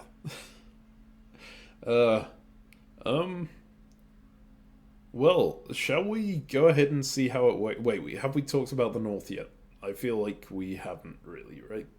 Um I don't think we've talked about the North at all. yeah. Okay, let's talk about the north then. So Germany actually does get back into Sweden here, which is good for them because that is the only center they hold. No, they Berlin. keep Berlin as well. Um But yeah, Germany's down to yeah. 2. It's Berlin and Sweden. They're probably keeping both fleets, but it's not looking good for the German Interesting player. move from England into the North Sea. I think it's actually a really good move right here because it means they can build a fleet London, and then have that line relatively Uh, secure. isn't England just Oh no, neutral? sorry, they are neutral because they lost Sweden. Yeah. So And so it's a good move still. It's fine, right? Not losing London and Liverpool, but leaving them both open is fun. Um, not losing anything feels good. But yeah, I don't know. Like, uh, yeah. Do you think Germany is going to keep the two fleets on the board? I think so, right? I think it's honestly the best units to keep, right? What Yes. else would you keep? Army Munich? Well, it would be Army Ruhr, I guess. Army Ruhr? Yeah. Yeah, no, that that feels bad to keep. Um, I'm surprised Russia didn't just grab Saint Pete. Uh, I guess they want to keep England on side. Yeah. Also, Baltic is a good position to have for a fleet. Like, I kind of like being there. That is true. It's tough not taking St. Petersburg, I agree. But you can if I'm Russia, I'm expecting to build. I'm probably expecting to build. I'm probably not expecting the Budapest stab. So I'm thinking I can build an army in Moscow and can defend myself later. I think they do get I to build forgot. regardless, right? They get Ankara plus Munich. Yes, they are still building. Yeah, but they're only getting one build. I don't know. Yeah, Yeah. the one build is tougher. If they have two builds, obviously that was terrible. But they only get one because it's taking Budapest. Yeah, I don't know. I think it's fine. I like the Baltic position. It's a really good place to be.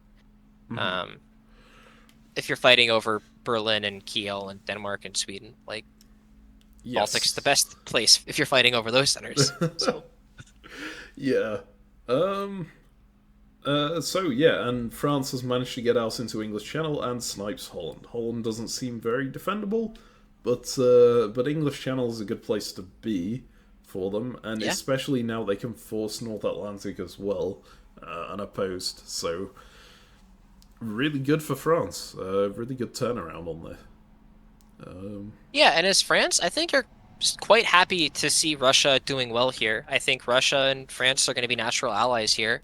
Yes. Like, just let Russia take Kiel and say, hey, let's go against England now and Italy. Like, the two enemies that we both have. We don't have to fight each other. We can't gain anything. We have two enemies. Let's coordinate. I love that. You basically agree to the Italian plan. Hey, I'm going to put you in a position that's much more anti-Russian, and then you go to Russia and you say, hey, we need to squash the Italian, but it's going to be a bit harder on your side because of what I just did. Yeah, but doesn't mean it get any less true, right? If Russia Yeah. doesn't fight Italy, right, Russia's just going to lose all of these centers and have no chance. Yeah, I think So, that's great. Which is a good point. If we move, are you good to move into the winter? yeah, let's Yeah. look at builds and power rankings and stuff. It's a perfect time to look at power rankings. So I'm gonna take Turkey off the list because Turkey is now out. But 06 was enough to make it to later games. Yeah, it was enough. So they will be in the later semi-finals. And we will cover the finals on this channel, I think. So you might see them in that if they made it through a second round game. So the builds here, we see Army Sevastopol, which is I guess to try and defend themselves against this. Gotta get units in the south. I agree. Yep. Army Venice, which is kind of that's the only one they could go with. Take Trieste. Yep. So the interesting one is Army Brest here. Yeah. What are your thoughts? Convoy to the British mainland, man. England was right to be afraid. So it's almost a self-fulfilling prophecy, right? Because now that France has the potential to convoy into your homeland, suddenly that army in Wales is really vital. It's really vital to have an army back there. But they only have this possibility because the army was built in the first place. Yeah, if that was a fleet, then there wouldn't be these convoys. But as is, right, France is going to take North Atlantic Ocean from Mid-Atlantic Ocean with support, and then no matter where you retreat, we'll be able to convoy into Wales in the fall. Yes. And or actually, potentially Liverpool, depending. They could convoy into the British Isles this turn. It would just be a bit of a risk, right? Because they could go via Mid-Atlantic Ocean and Irish Sea. Yeah, it's not a guarantee. Into either Wales or Liverpool, and then use English Channel to support if they're going to Wales. So if North Atlantic cuts Irish Sea, it doesn't do anything because the convoy is going via that. Yes. But if North Sea cuts English Channel, then the convoy into Wales doesn't work. So if you're playing defensively as England here, you can cut English Channel and southbound in Liverpool. Yeah, and I think actually it is just better for France to take North Atlantic Ocean now, right? Because it's the moment where it's guaranteed hits Liverpool, right? Yeah. Yeah. So you can even go for a convoy into London if you want to be spicy as France. While doing that would be interesting. I don't think he's covering London this turn, but I'm always wrong when I don't think England is covering London. Yep. I never think they cover London, and they always cover London. That is always the guess I get wrong as well. Except mine is almost the reverse. I always go to Wales when I'm convoying. Now I will stop going to Wales because everyone just heard me say on video that I always go to Wales. But I always predict that England will cover London, and I'm never right. So we have the opposite problems. Okay, one more interesting thing happened on this board that actually changes the dynamic a fair bit. Bothnia off. So Army Rare is kept. Super interesting. It's a way to get back into a homeland. If Russia Yeah, is doing stuff, maybe they'll do it, but it also might be a guy who's given up, and I think it disbands. I think Bothnia would be automatic. I don't think it's a person who's given up because I think Ruhr has the possibility to do so much, right? There's so many different things that could support. I think it's someone who is still going either screw you England or I want to have an impact on this game as opposed to just Sure. sitting in the north. So I guess we'll see on that. So Germany still in the last place on the power rankings. That one is locked. I think the other four are kind of it's kind of tough. I, you're better at deciding on these things, so I will let you talk us through the power rankings.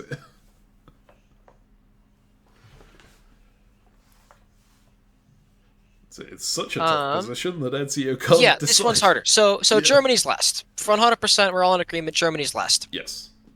and I think France is first. That much I am pretty confident about. I think that this war between France and England now looks incredibly French favored. Italy pushing east is very French favored. France stands to gain Naples and Liverpool. Really no threats to the French homeland. I think France is the best. So I can agree on that, yeah. then where do we put England, Italy, and Russia? Russia is not happy about losing Vienna, Trieste, and Romania. That does not feel great, I would assume. However, Russia is not sandwiched between multiple enemies at the moment. England isn't really threatening Russia, and as a result, Russia has potential to reposition, pull Silesia down into Galicia, fight for Tyrolia, potentially retake Vienna, potentially hold Romania, mess with Italy and Turkey, and as long as they do that, whilst getting a couple of units, right? If they get Berlin and maybe Denmark or maybe Sweden or something, so they don't lose every unit they have, I kind of like Russia's position. It feels crazy to not love Italy's position when Italy's going to be gaining like 4 dots this turn, but I just don't think the dots matter when you're losing Naples. So, Yeah. It's like they can't really fight back into the Mediterranean. They're locked out by Ionian and they can't get another fleet down. yeah. So if they're winning, it has to be with centers outside their homeland, which just feels really weird. Like And by building like 1 unit at a time out of Venice only, that's not a winning line, right? The point of getting 3 centers is you build 3 units in a turn, but that's not happening yeah, ever. So, I feel like I yeah. have to. I do I say that they're last of those three? I feel like England is probably the lowest right now of those three. No. Really, to win the game, you think that Italy is more likely to win the game from here than England? Like what's England's what's Italy's baseline right now? They're gonna go +3, right? There's no way that Russia can hold Vienna, Trieste, Romania. And Vienna's if they not as just certain, I think. Right? well, they Like can they're going take it +3 right in the spring for sure, but um Oh yeah, they could collapse around Tyrolia and Galicia, I guess. Russia Um, reinforces. Yeah. And if you try to take Vienna and Trieste right now, then it doesn't necessarily work, right? Um Plus I think that Russia is going to move into the Black Sea from Ankara, which is meaning that Romania is likely not going to stay Italian. So I'm not convinced. fair. I think it's totally fair to put Italy as the lowest of the three, just because yeah, they are going to lose their homeland. That is a pretty decent metric for this person will not be able to win this game. Yeah, and then if anything gets disbanded, it doesn't work. Yeah. That said, I think then I would put England and then I would put Russia. So I think Russia's still in second, Yes. which feels agree with crazy that. because Russia's losing a billion centers this It's like turn, they all have massive flaws right now. except France. Except France, yeah. So I'm gonna put like those three relatively close together in the middle of the power rankings, and then France out ahead and Germany out behind. But yeah, so France, then Russia, then England, then Italy, then Germany is our current power rankings. Let's move ahead to the spring. So, Well, we were wrong as hell. what just happened? Italy didn't. France didn't.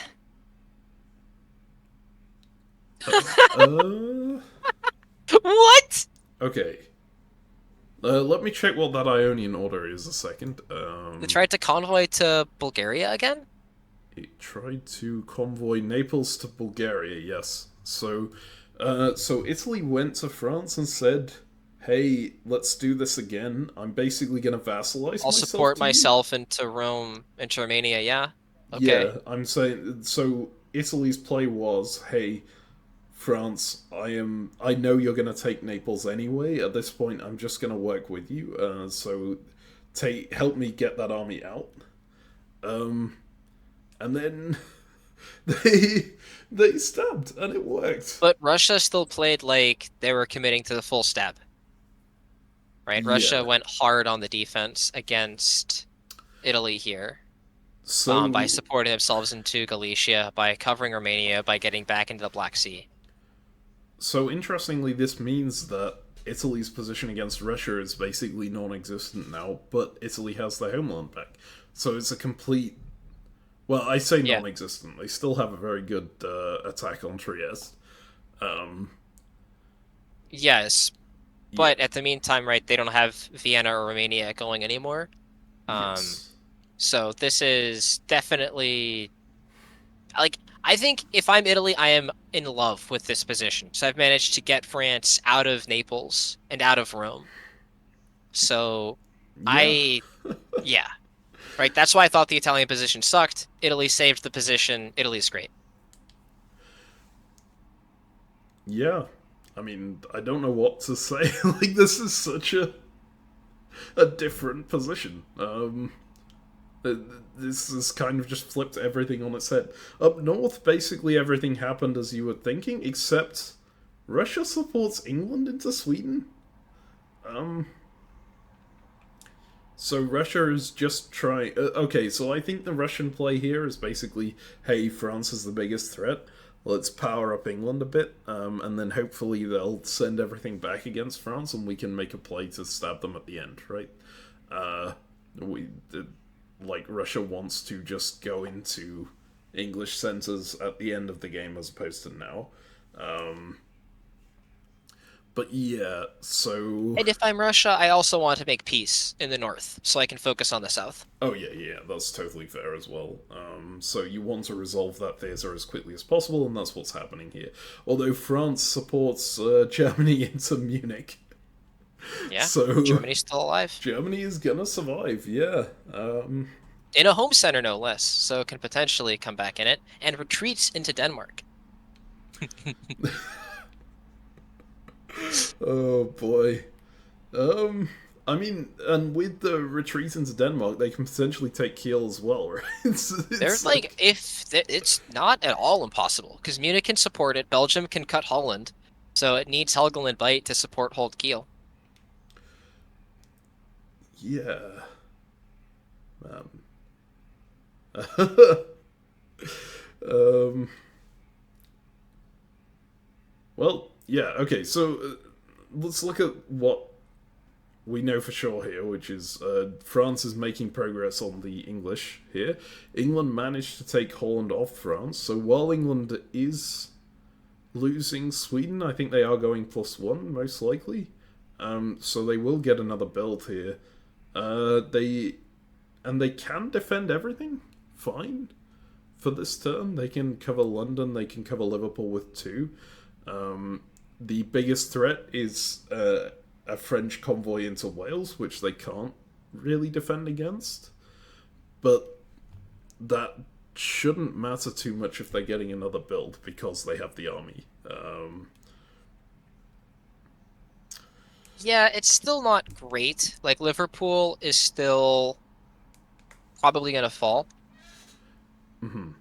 Like I mean, it's not even gonna if fall soon, right? Because you have the two support, right? Well, the single support that you need right now, Unison Clyde, Unison Wales, covers enough. yeah, I just find that those don't usually hold. Like um in my experience anyways, um what happens is once they land that army over there, um you lose the others. Like Clyde goes, or Liverpool goes, or there's a guess on London, or there's something. Like I don't like it when they're in North Atlantic Ocean, Irish Sea, English Channel, and Wales. It feels like a losing position. Um, like Yeah. maybe I'm weird, but No, it does feels like that doesn't usually I work. think you may be correct on that front. Um, yeah, it certainly feels like England doesn't have much room to push forward. They are likely going to lose something eventually. I just think they have a decent enough position to defend for a while. I guess we'll see, though. Is there anything else in this phase that's worth going over? Um, I think we're good on this phase. Okay, well, let's go ahead to fall 1907. That was a huge phase on that one. Yeah, But, that was definitely the most surprising phase I've seen.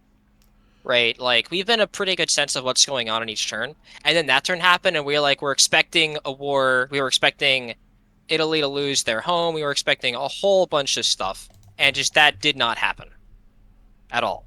So yeah, was a very cool turn, very surprising. I like being surprised in diplomacy when I'm not playing. well, you'll love the fall then. Specifically, this one move from Italy that I do not comprehend in the slightest. Walking out of Rome. Walking out of Rome. Why? Why do you do that? You don't like winning? Do you think You they want really to make the like? commentators say what is going on? Uh, Like, like they didn't even take anything off Russia. What? I don't understand. I guess they've managed to get it to a point where there's only one French unit in the entire Mediterranean, which is huge. Maybe they don't need to take any centers off France, but like, they're not building any fleets. What? They're still pinned behind Ionian Sea. This feels really bad. Um, th- th- yeah, I hate walking out of Rome. I think if they had done everything else, it would have been okay. But walking out of Rome just feels terrible. Why? I, I mean, it has to be a goodwill play, right? It's saying, hey, I'm actually still on your side. I just thought that the army in Rome was too threatening against me, so I had to get And rid it of it. was a disband, right? So they agreed on it to then disband a thing. I think they did. They have a. I don't think they had an open retreat. Did they? Oh, I they thought did have an Tuscany was open open retreat. They or had something. Apulia? There Tuscany was. and I'm pretty sure there was an Apulia. open retreat. Yeah. You're correct. So Yeah. Um. yeah, I think that was probably what they found a way to agree upon, and in which case that's good. It's just I don't know. I Yeah. don't love it. Um. Well, I guess we'll figure out what on earth is happening on the. So, at the same time, Italy manages to get into Galicia, and Russia goes behind them into Romania here. So now Italy is better and on offense somehow, but also much much worse. Like far far far worse. Uh, they have three armies in their homeland and nothing in Austria anymore. This is like I don't even know how to read this position. I feel like as Italy, like in diplomacy generally, you want your units clumped up so that you can support yourself into places. Uh, but you this is not what Italy is doing. Italy is spreading their unit. They're moving Budapest even further out without consolidating stuff. Um, Yeah, I don't understand what Italy is doing in this position. What Italy is thinking about, I do not understand. And that's fun. I like being confused as all hell. I just wish I had some sense of what was going on. Shall we look at the north? Because I feel like that's easier to have some sense of what's going on, even though it's also got some weird things in it. Yeah, Such the as. North feel yes, let's look at the North. Okay, so Russia manages to take Berlin. Well done, Russia. They managed to take Munich as well, so actually really good for Russia. And then there's a self bounce in Kiel. Well, not self bounce, but self alliance bounce in Kiel, which I think was agreed upon. Looking at like that makes sense tactically, and then they force the German unit in Denmark. So Germany is going to die this phase anyway. And like that's all quite tactically sound. And then England is pulling back to defend themselves in their homeland. France manages to pull off the convoy and also goes into Norwegian Sea, which Yeah, instead of staying in North Atlantic, which uh, feels tactically questionable, I'd say. yeah, I don't know because they come up to Mid Atlantic Ocean, so they can get another one into North Atlantic pretty quickly. But at the same time, it means they don't have the units to take Liverpool anymore. um, which, Yeah, like, like, I understand the Norwegian Sea move if this. So maybe they thought that this German fleet was going to survive a bit longer and they can work with it, maybe. But with now this side of the entirety of Scandinavia resolved, this Norwegian Sea doesn't fleet doesn't really do anything unless they use it to attack North Sea, which is a yeah, right. possibility. And it's like it just feels like it's more useful, right? Liverpool is the place that you're going for at this point. So why are they not going for Liverpool, right? I mm, I guess they can still cut Clyde and support Wales up to Liverpool, right? Which does work, but then they also need to cut London if they're doing that way because there's a possibility that London supports Liverpool down to Wales and counters it that way, which then means that English Channel is left is has problems defending because they could attack English Channel with London and North Sea. Um, so yeah, it's an interesting move. It's one to look at next turn and see, okay, how did this work out for them? Because it certainly Yeah, changed the situation a bit. it changes the dynamic and changes the focus in a way that I don't love, but also it does make it different, right? So like it does a thing. Yeah. I'm just not sure if that thing is good. Okay, the other thing I want to talk about here is actually in the south again. What do you think about Russia's attack on Turkey, convoying into Constantinople? It feels like there was a better way to do it. I'm trying to Like, figure out what the plan was here. yeah, it feels like if you just support yourself into Ankara, right? Convoy yourself there, you'll win, Yeah. right? Um, but he didn't. Um, Do you think they were maybe betting on Bulgaria being used on the Balkan front, and then maybe Smyrna moves to Ankara and you get a double army into Turkey? Would be amazing in that yeah, but if you situation, want a but double army in Turkey, just go into Ankara. yeah, that's true. Uh, this feels difficult. Like this feels like a bad move set, just because there's a lot that can go wrong with it, whereas Ankara is just guaranteed. Yeah, I like the guaranteed two army in the Turkish mainland. I really don't like this. Yeah. Okay, so what this does do is it means that if Italy wants to keep their current center count, they have to attack, like they have to use two armies on Turkey. Whereas any moveset, the moveset that you suggested of convoying across to Ankara, for example, it gives Italy one turn free to attack Romania with Bulgaria. Uh, because they can get away with that. They can just use Smyrna to defend Smyrna, basically, and leave and take a guess on leaving Con open. Um, so this kind of makes sure that those units are pinned down, but it doesn't actually make any progress. In this case, anyway. whereas the other one is guaranteed progress. Yeah, I guaranteed progress is good. And I don't like this crazy guesswork. This guesswork, if they somehow didn't cover anything, it can be okay. But I don't like it. Yeah. I don't like it at all. Well, shall we move ahead to builds? Yeah, let's do it. Alright, we're back. We decided to take a break there because it was going very long. So it is now the following weekend. We've refreshed ourselves on the game, so hopefully we have a good enough memory of what we just said in the video. We are on Winter 1907. Ezio, anything you notice about these builds? Well, I think we should take the opportunity to say goodbye to Germany officially. Oh Um, yes, I they need to played take them a off the great power game, rankings. and so we can wave them off, say sayonara. Yeah. Sometimes you get collapsed on by multiple powers, and there's nothing to do. As for the actual builds, there weren't too many to take note of. I think that Fleet Eddy makes a lot of sense defensively and offensively. If you're at war with France as England, you need to get fleets out. Couldn't build in Liverpool or London, so only remaining opportunity seems great.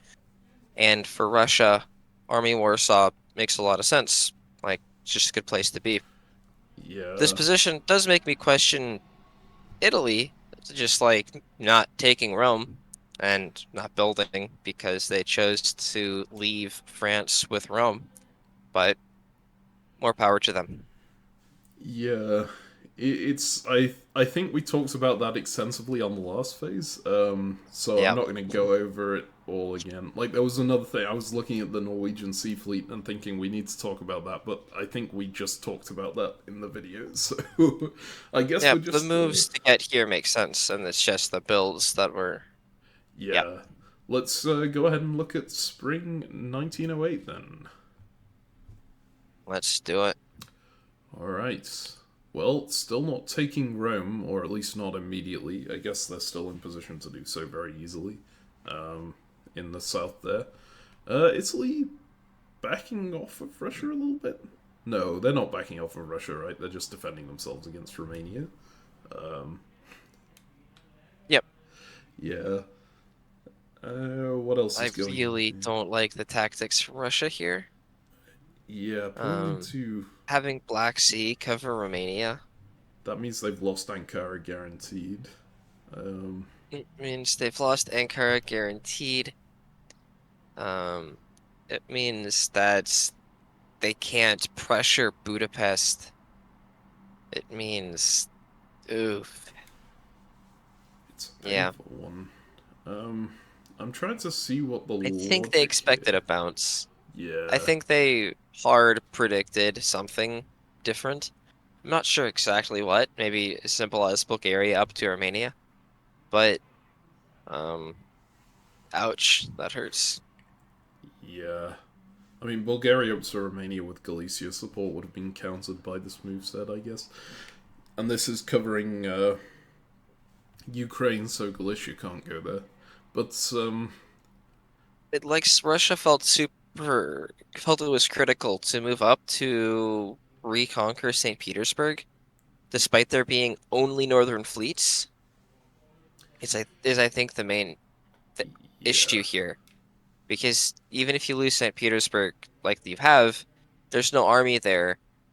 They're not even if they reinforce it, which they can struggle to take it, but you're not gonna lose Moscow.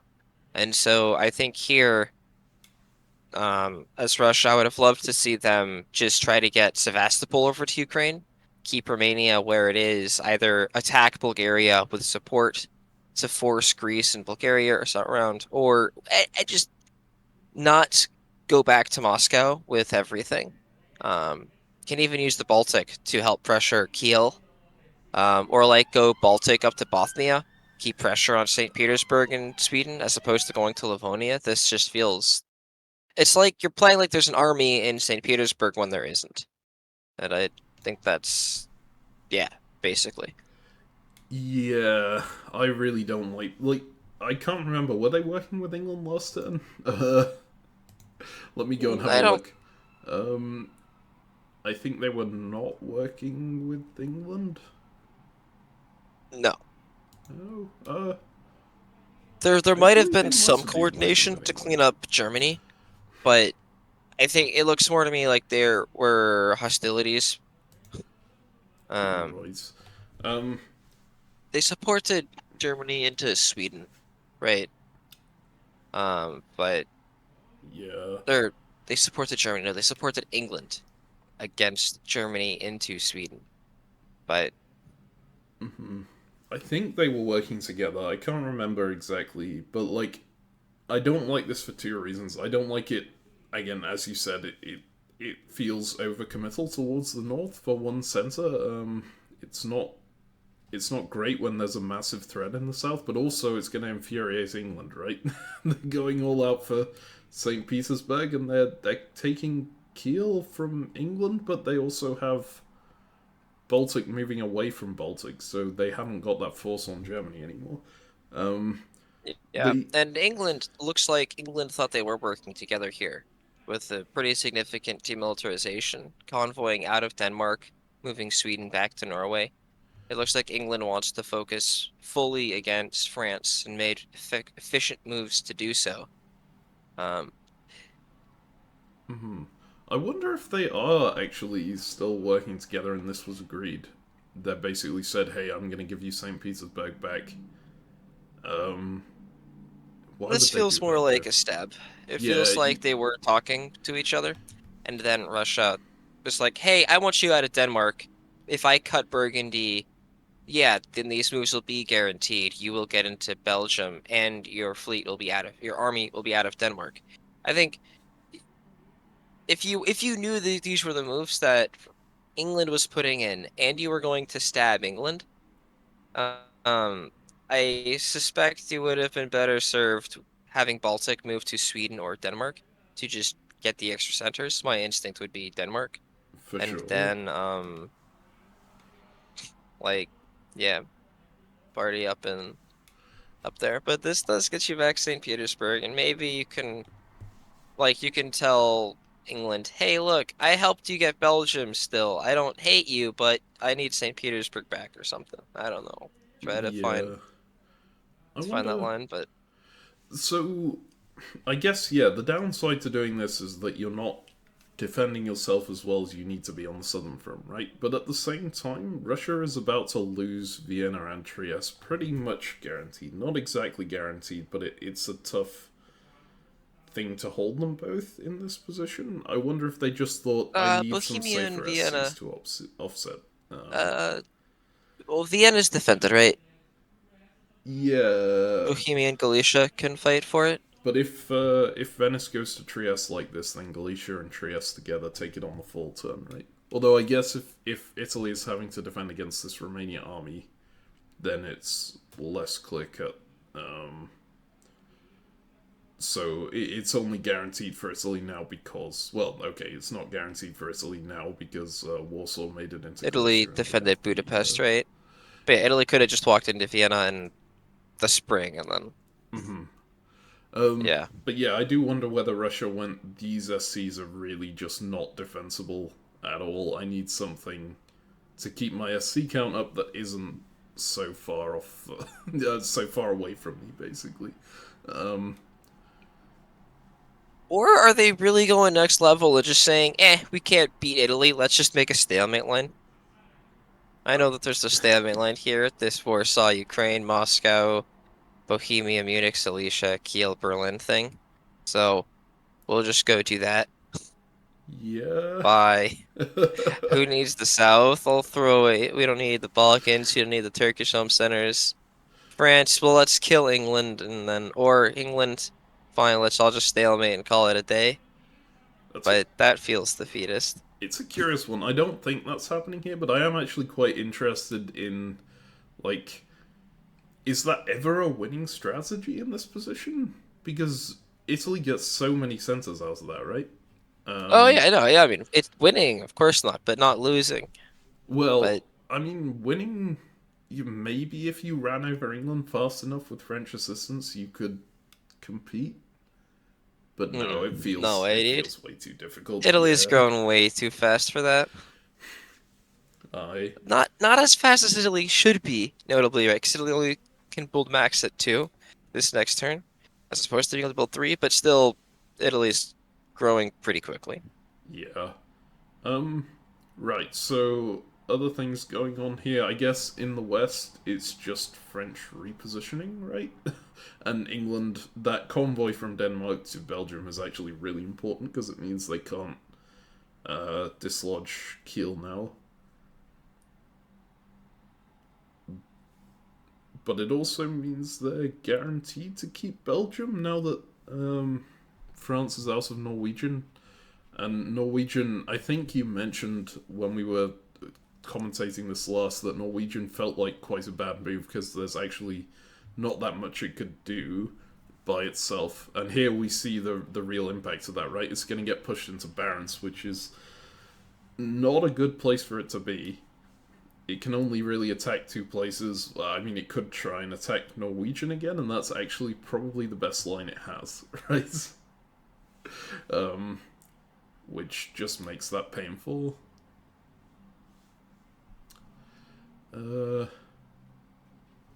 Other stuff here. I think there's not that much more to talk about. Do you want to move on to the next one? I'm double checking the bit about England being guaranteed to hold Belgium. And that's assuming Berlin doesn't cut, right?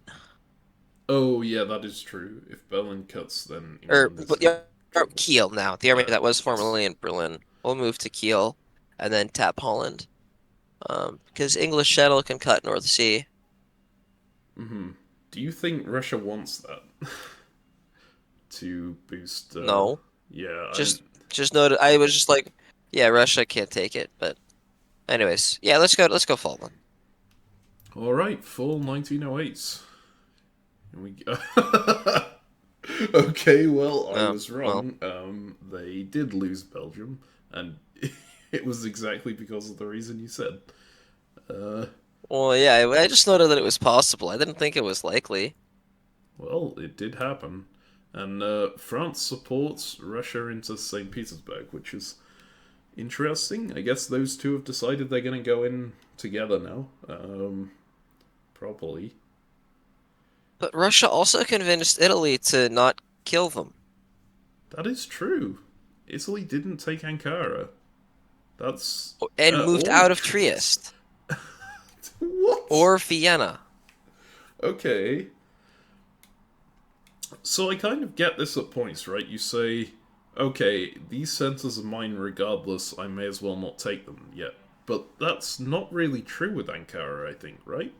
Because if that fleet in Romania It's not goes at all. back out, then Russia can absolutely defend that position. Hell, they might even be able to push in if they manage to get an army built in Sevastopol and move it to Armenia. Um, this feels Yeah, and risky. against all odds, Russia's +1. Wow. No, +2, right? Because Kiel and St. Petersburg, That is and they true. lost nothing. Jeez. That's yeah, that's substantial. Um does that And if Russia gets more units in the south, right? Because Ankara is not only threatened by 1 this turn. So, like, if Russia builds an army in Sevastopol or a fleet, probably an army, you get into Armenia, you can get Romania back out of the Black Sea. Like, yeah, Ankara is not going anywhere anytime soon. yeah, Notably, Russia could go down -3 next year still, but ugh. I think that is actually huge. Like Russia is clearly losing the war in the Austrian peninsula, right? There's 3 armies around Romania now. Vienna has 2 armies next to it. Trieste is definitely lost, right? But at the same time, they could just make that push into Turkey and solidify some centers there, and that actually becomes really hard for Italy to take, I think, if they do that. Um, I don't know how easy it is to push in properly for them. I think it's actually still quite a slog, even though Italy's moved Constantinople into Bulgaria, because they can move back so easily, right? But it's Yeah, this might still. have been a thing where Italy wanted to reposition. They wanted to get their fleet into Constantinople rather Hmm, than trying to move armies around. And they felt that this was going to be the most efficient because now they can like attack Romania with strength 3 whilst repositioning against Ankara. Um, but I don't know. This looks so much like there was some agreement going on where they were discussing this. I right like the Vienna going on with only one unit that bounced there looks yeah. suspicious. I don't know. Romania holding instead of like bouncing in Bulgaria. Why did Romania not tap Bulgaria even? Yeah, I mean, there was definitely an agreement of some sort here. I struggle to see how it's a good agreement for Italy to let Yeah. Russia build here. Yeah, Russia go plus let Russia go +2. Like I agree completely. Yeah, but I mean, Italy has taken Rome, so they did. Yeah, They did Italy go is ahead still and get a building. build. Um, Oh, is that the point of going to Aegean, right? They're just not going to commit against Russia. They're just going to go back to Ionian. They're going to build a fleet in Naples and go take the Tyrrhenian Sea. Right, they're going to double tap, take the other one, and then go take Tunis pretty soon. I mean, that Is that the feels line? so bad, though, right? You build No, yeah, another it's fleet incredibly in. terrible. Yeah, you build a fleet in Naples, you get bounced out of Ionian by France, presumably, or out of Tyrrhenian. So it takes you 2 turns just to get into position to take Tunis, by which point they could easily have a fleet defending it. And it's Yeah, just one especially center, because they're back in and Mid-Atlantic. Yeah. it gives Russia the possibility to take Turkey. I if Italy actually does send that fleet Aegean back, I think they lose this game. That would be. Maybe I'm being a bit too bold on that assertion, but like, I don't see how Italy wins if they let Russia take the entirety of Turkey here, right? Yeah, because with Turkey comes the position on Bulgaria, Mm-hmm. frequently control of the Black Sea as well, and that's not going to go well in the fight for Austria and the rest of the Balkans. Yeah. Well. Oh well, let's look at England, shall we? Where we see France has finally taken Liverpool. Yeah, this is a lot more tactical play. In fact, this is probably the part of the Backstabber map I dislike the most is these centres in England, because they're all so small that when something like this is going on, it's so difficult to see the arrows. But it looks like Liverpool moved to Wales. Irish Sea supported Wales into Liverpool here, with North Atlantic cutting Clyde. Is that guaranteed to... I think if they'd have put London support Liverpool into Wales, they would have counted this. Which actually, it surprises me why English Channel went to North Sea instead of cutting London just to make 100% sure this Liverpool move worked. Um, the tap on North doesn't seem like it does very much. Oh, I guess the tap on North means that Belgium is gonna fall. Yep. So that makes sense, and that's the more important one to get in because London support Liverpool into Wales is not very likely.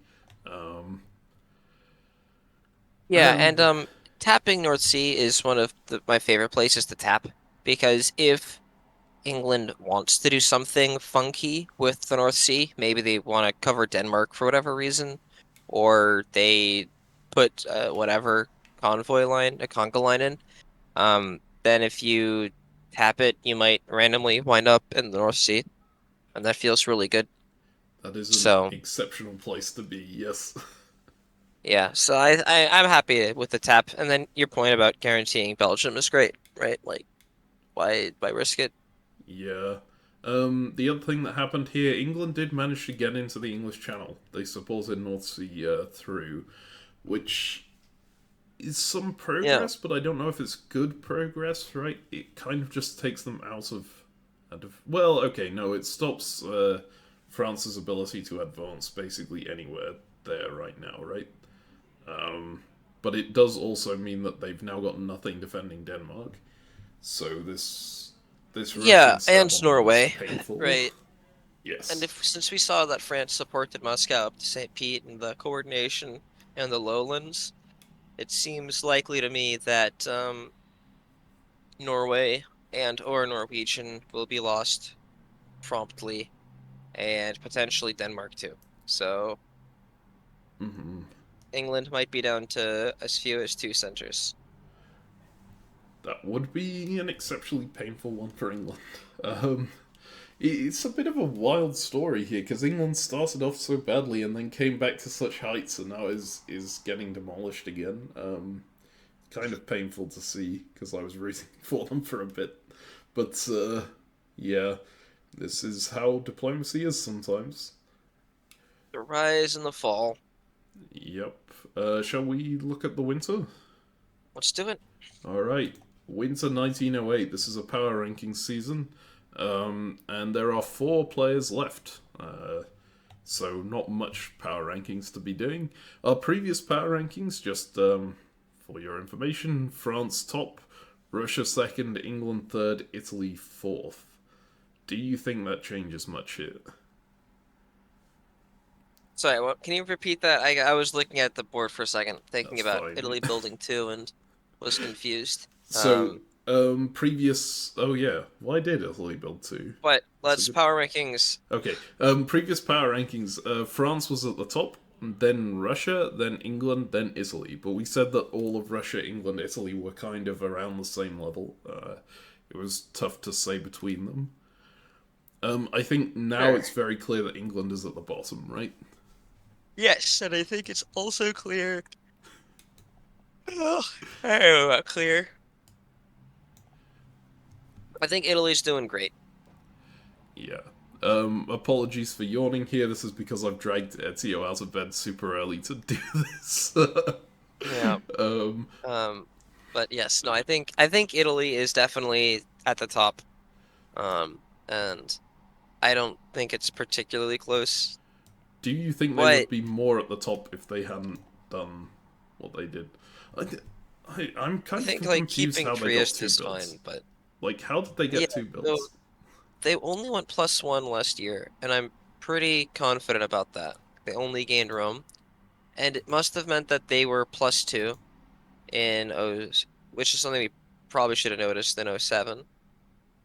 Oh, Winter Um, '07, they had all of their home centers covered, so I assume that they went +1 there, and then couldn't build it. yeah, but they didn't gain any centers in '07. Well, they were on 7 units and 8 centers there.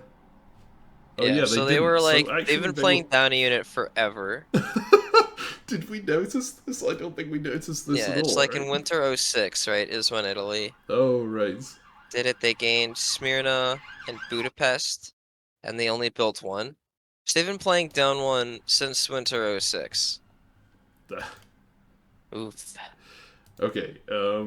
Where were we at? We were at Winter '08, right? Winter I need '08. to move forward again.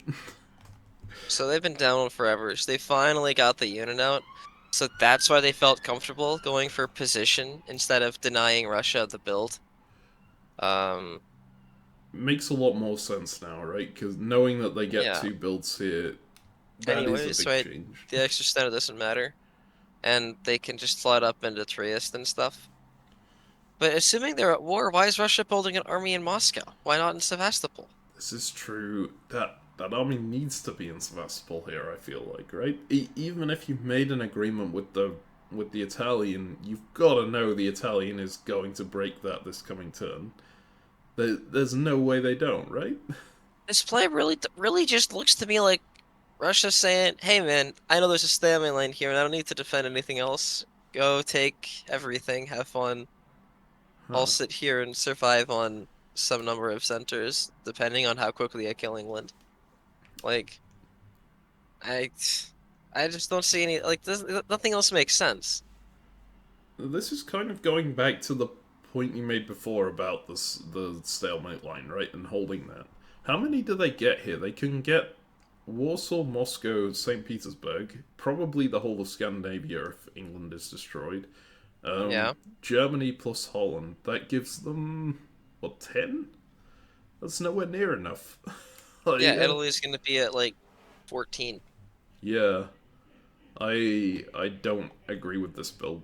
I think they could have gone. If they're like really wanting to go all in on Scandinavia, they can go Army Moscow, Army Sevastopol, instead of the army in Warsaw, so that they can move into Finland, right? But there has to be something in Sevastopol. Not putting something there just feels like it's giving up your opportunity on Turkey. Um, Yeah. yeah.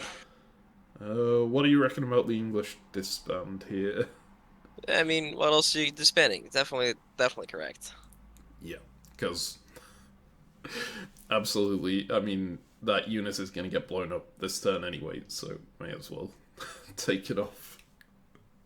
Um, right, nothing more to talk about. Oh, wait, we need to finish off power rankings. Is France or Russia above the other?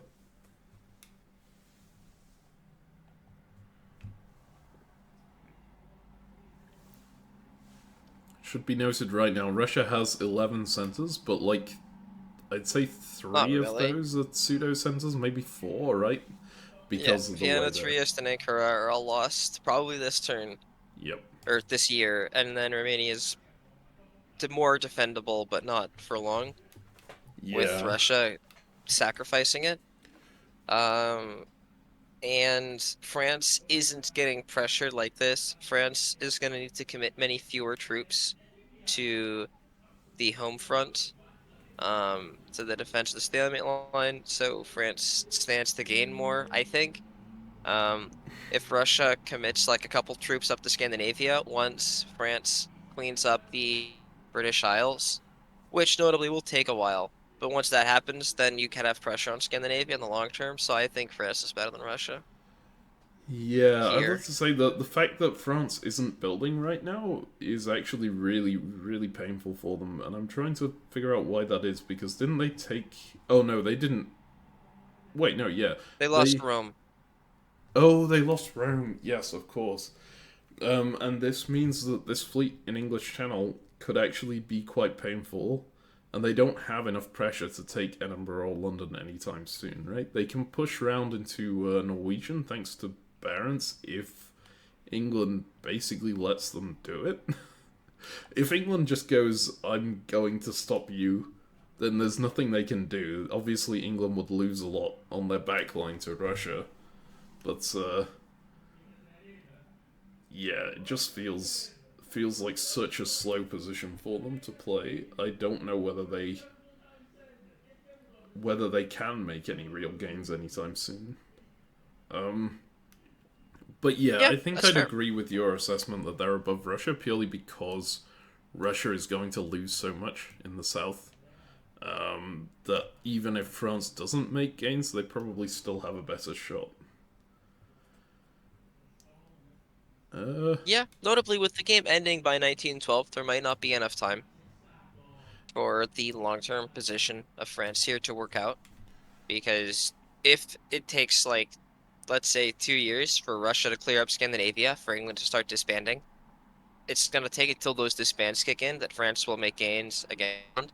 And so if it takes 2 years for France to start having the ability to conquer the British Isles, they might not have time to get over to Scandinavia before the game ends. mhm. Meanwhile, Italy just takes everything and wins, right? Like, Yep. yeah. Anyways, So Italy is definitely in first. This is the main I think takeaway from Italy here. is definitely in first. I don't think it's close to being close, but Yeah. I wonder if this is the thing that like we're discounting in our criticisms of not taking Rome and not taking these centers, right? If you're far enough ahead, you don't need to make yourself even further ahead of every possible opportunity. Um, yeah. I mean, at some point but you can though, because once you get far ahead, you're the strongest and the biggest, and you can keep snowballing, and then nobody can stop you, and then you win. yeah, this is true. The question is, if they had taken Rome, would England be being destroyed right now? Like, would France have maybe pivoted back towards them? I don't think France would have done, but maybe that was a risk they didn't want to take. Because England being destroyed is certainly a good thing for them, right? That was the player that they couldn't influence at all. So if England gets super strong, then you're in a race with someone you can't directly attack, which is always a problem. Yep. And their negotiations, Italy's negotiations with France, managed to save them because France had committed heavily to the south and had the position where it had 3 units down there with an army in Rome and 2 fleets, right, in Tyrrhenian and Ionian. And Italy talked France into pulling back completely to go deal with England. Like, that's just, yeah, Yep. that worked really well. Well, let's go ahead to spring 1909. Let's do it. Alright. So we do see that reposition up north from the Russians just to put that pressure on Scandinavia. That was the reason for the Moscow build. But we also see Italy just going in and taking everything, right? In the south. This is why you needed Yeah. Army Sevastopol. And they've even got Fleet Aegean into Constantinople without Russia going into the Black Sea, which, Yeah, Russia covered Sevastopol. yeah, I think Russia needed to go into Black Sea there. Yeah, to not Just to, lose Ankara. yes. Russia's -4, and there's nothing they can do about it. Yeah. That feels like, again, it just feels like they conceded everything way too easily here. I Like, wonder. even if you might lose all of this stuff eventually, there's no reason to lose 4 dots this year. Yeah. Like, Russia's gonna be gaining 2, right? Maybe 3 if they can get Holland. And normally that's enough to offset the losses in the south and be at least okay instead of not at all. And then by pulling out of we're not fighting to retake anything, so Italy's gains, they're just going to keep going. And yeah, you need to get your stalemate line set up pretty soon, Russia, but you're going to be -4, so you don't have the units to do it. No, I mean, yeah, Yeah. rough. This is just rough. And I assume by the fact that Burgundy went to Munich here, they had some kind of bounce worked out with France. Like the moving away from Belgium doesn't make much sense if France was actually stabbing with that move. So I assume they had a bounce planned here, and then Russia broke that by supporting the move, which feels like you're antagonizing a friend you really need right now. Like France is not someone you want on your bad side at the moment. Obviously, they can't do very much to you immediately, but they can stop attacking England, and that makes your life a lot harder. I don't think France can stop attacking England here. You don't think so? I think there's Not with the almost army like, in Liverpool. yeah, I guess. I think there's quite a decent argument saying France needs to attack Italy right now, or this game is lost, right? Because of the way Yeah, things have happened with Russia. I guess. Like, that, there is a reasonable argument made for that. But the other argument is you're France, you can't attack Italy right now. Like, you got Fleet in Wales, Fleet Norwegian, Fleet North Atlantic Ocean, Army Liverpool. That Hmm. doesn't disengage to, I mean, it could. Okay, like if you have to make it happen, I guess. Yeah. 'Cause yeah, you're really not getting much from England. Maybe that's really bad. Maybe that's really, really bad because you can get out. Just convoy Liverpool to North Africa. Just tell Italy, all right, fine, you're not taking Tunis.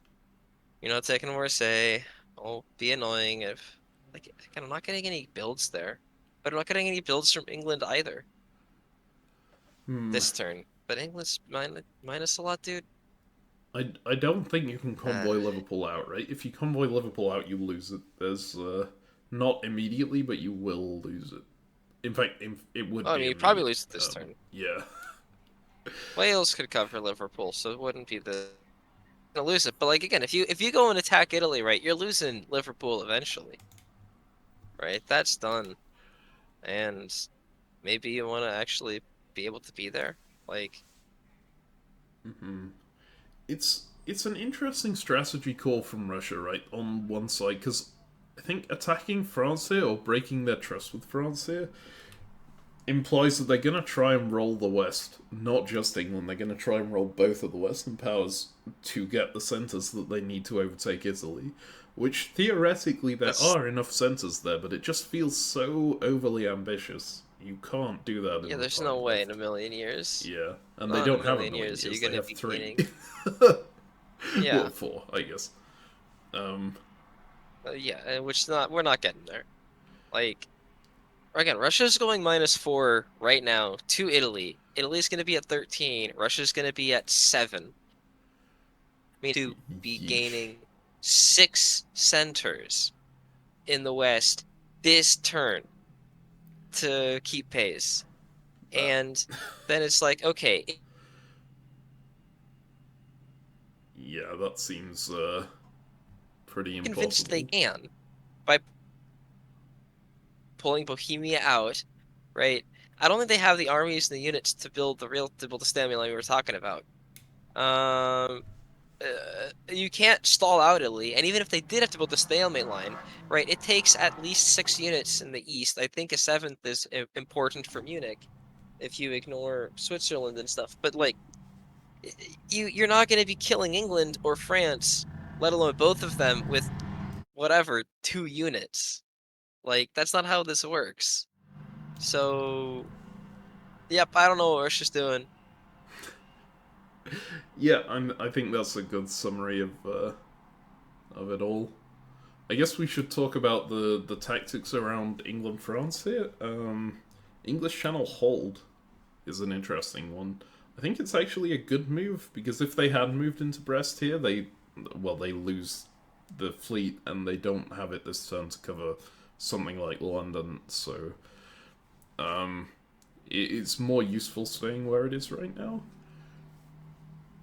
But Yep, yeah, I say but that is kind of it. there's no but. It's just a good move. It's rare that holding feels good.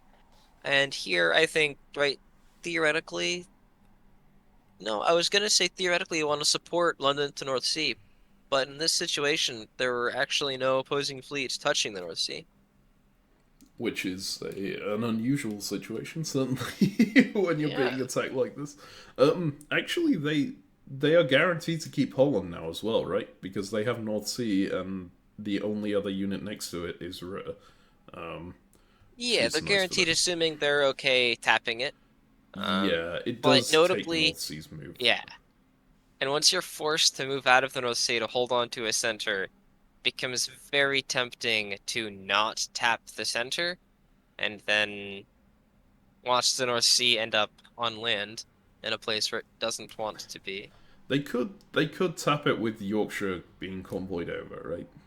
Um, That's actually a pretty Yes, they can fine thing, because convoy. if that ends up going, yeah, you've lost one of your defensive units here, but at the same time, you've got an army onto the continent in an area where all of these attacking powers suddenly have not as many armies as they would have wanted, Yeah, because they've moved the having an rest army of in them. Holland is a great place to be, and then you don't risk North Sea. I think the convoy is definitely the play here. London's not threatened right now. You have English Channel, and North Sea can support holding English Channel, but Barents Sea can cut that, so Hmm.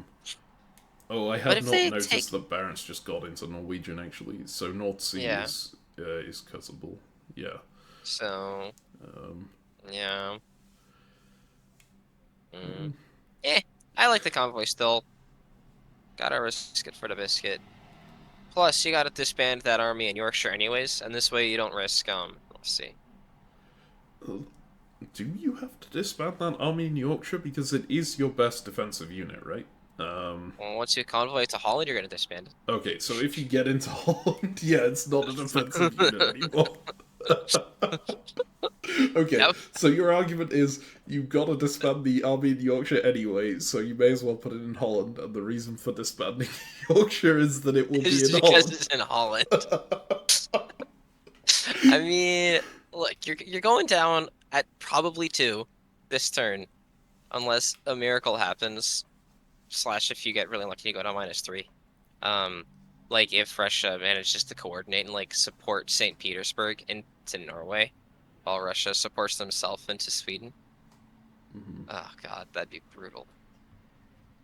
Yeah. I don't know. I just feel like as England here, you should. I don't think you should convoy Yorkshire for just this reason. Actually, I think ending up in Holland is even worse for the army in Yorkshire here, because you need to keep it. You need to keep your centers. You need to not die, and Mm. you need pressure on Liverpool, right? Once France just gets to sit in Liverpool with no worries of supporting it, it's all over.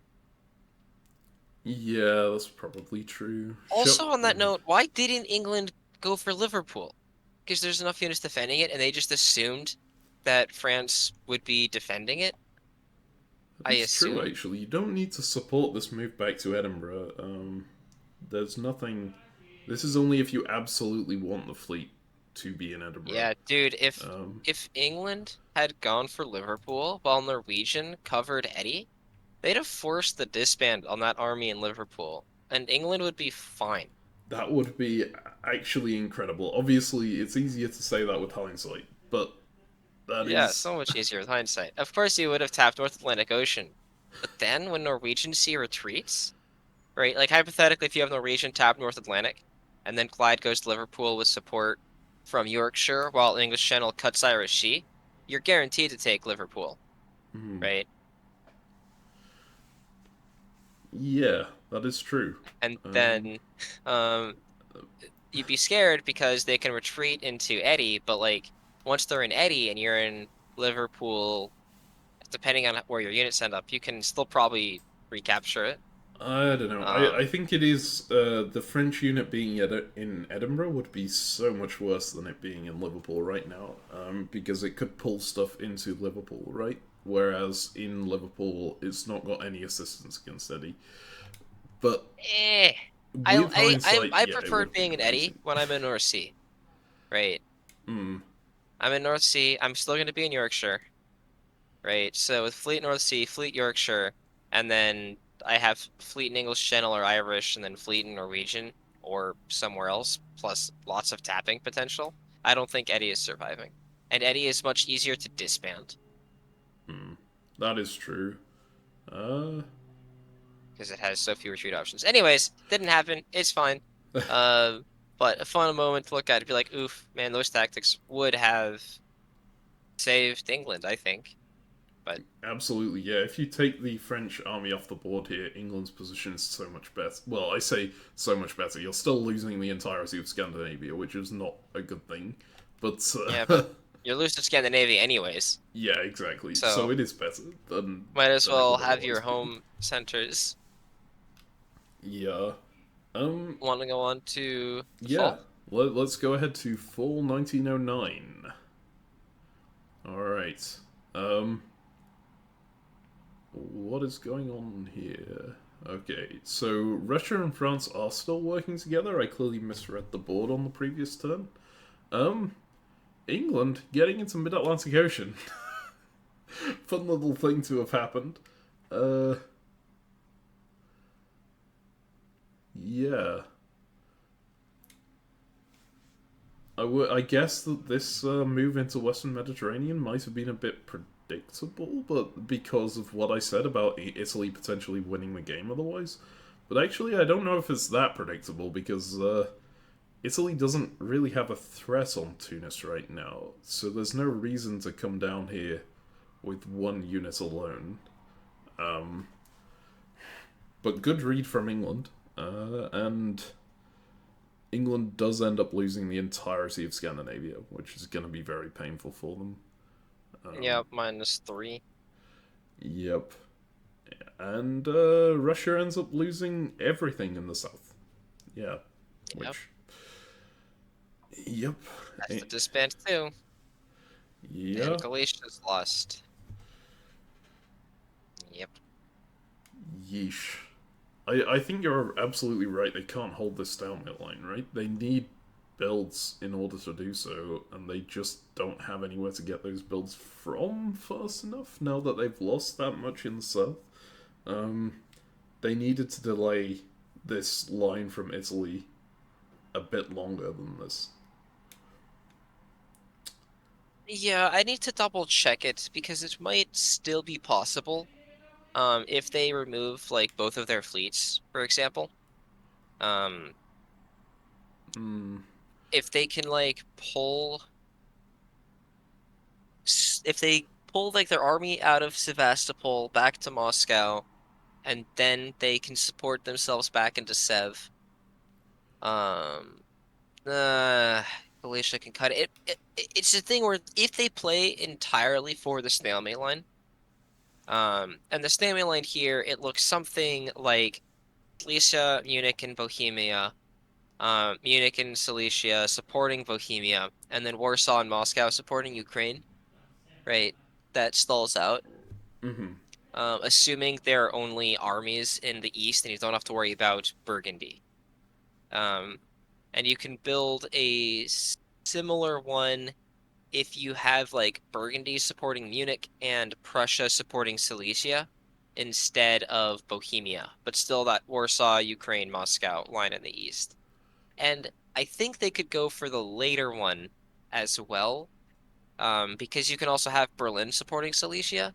And so it's like if they get France on side right now, they could just like have Burgundy support Ruhr to Munich, Munich to Silesia, and then they have enough armies in the east, and they can have like that ghetto line that relies on France. Mm-hmm.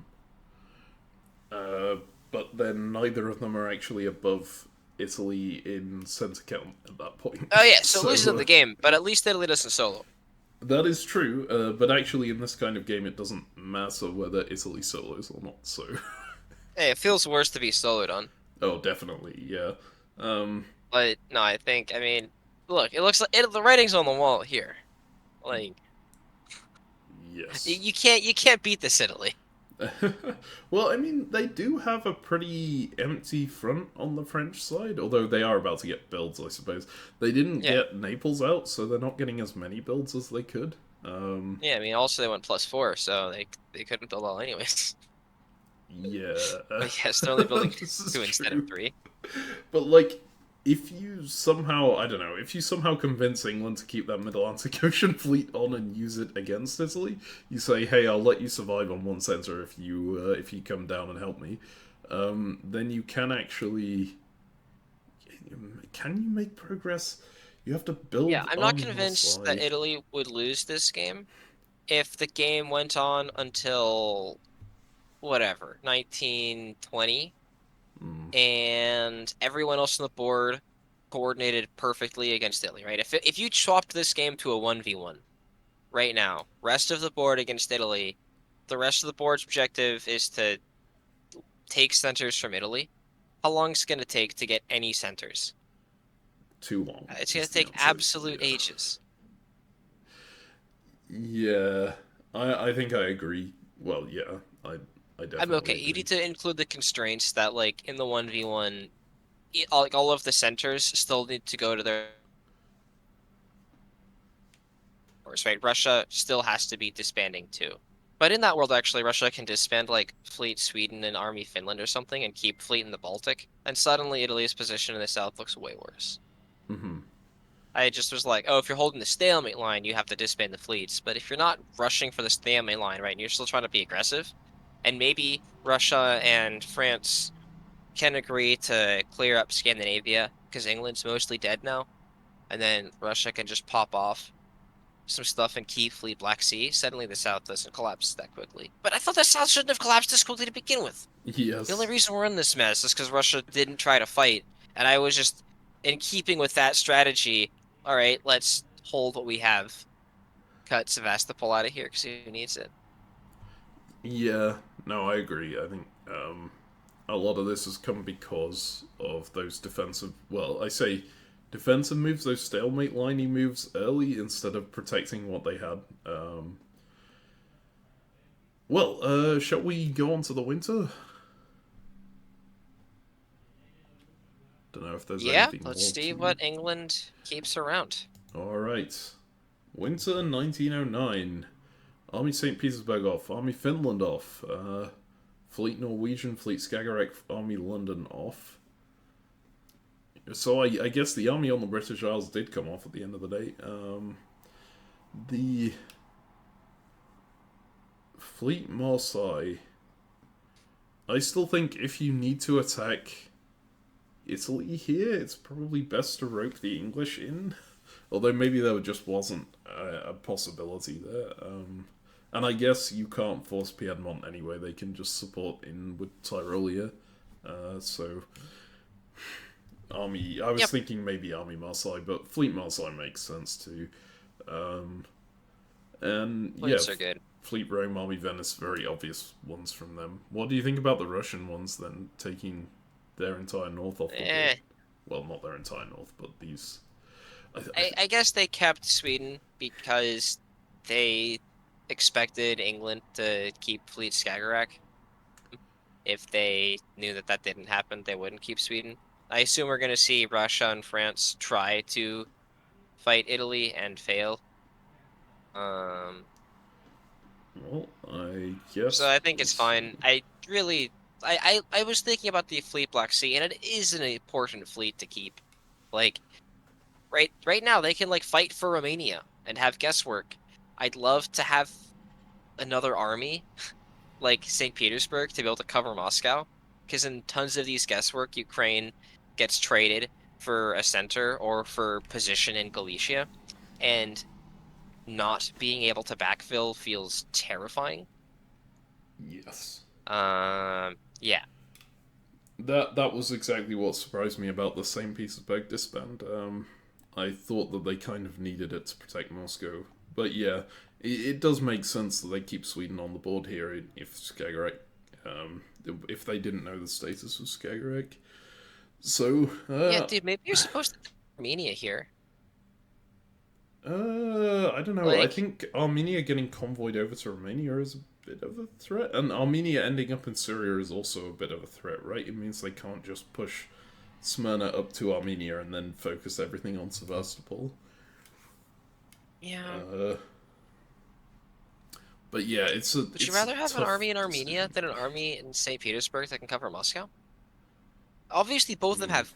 Army in Armenia is definitely a useful unit. It's not a dead unit. But you think it gives more value than Army in Moscow?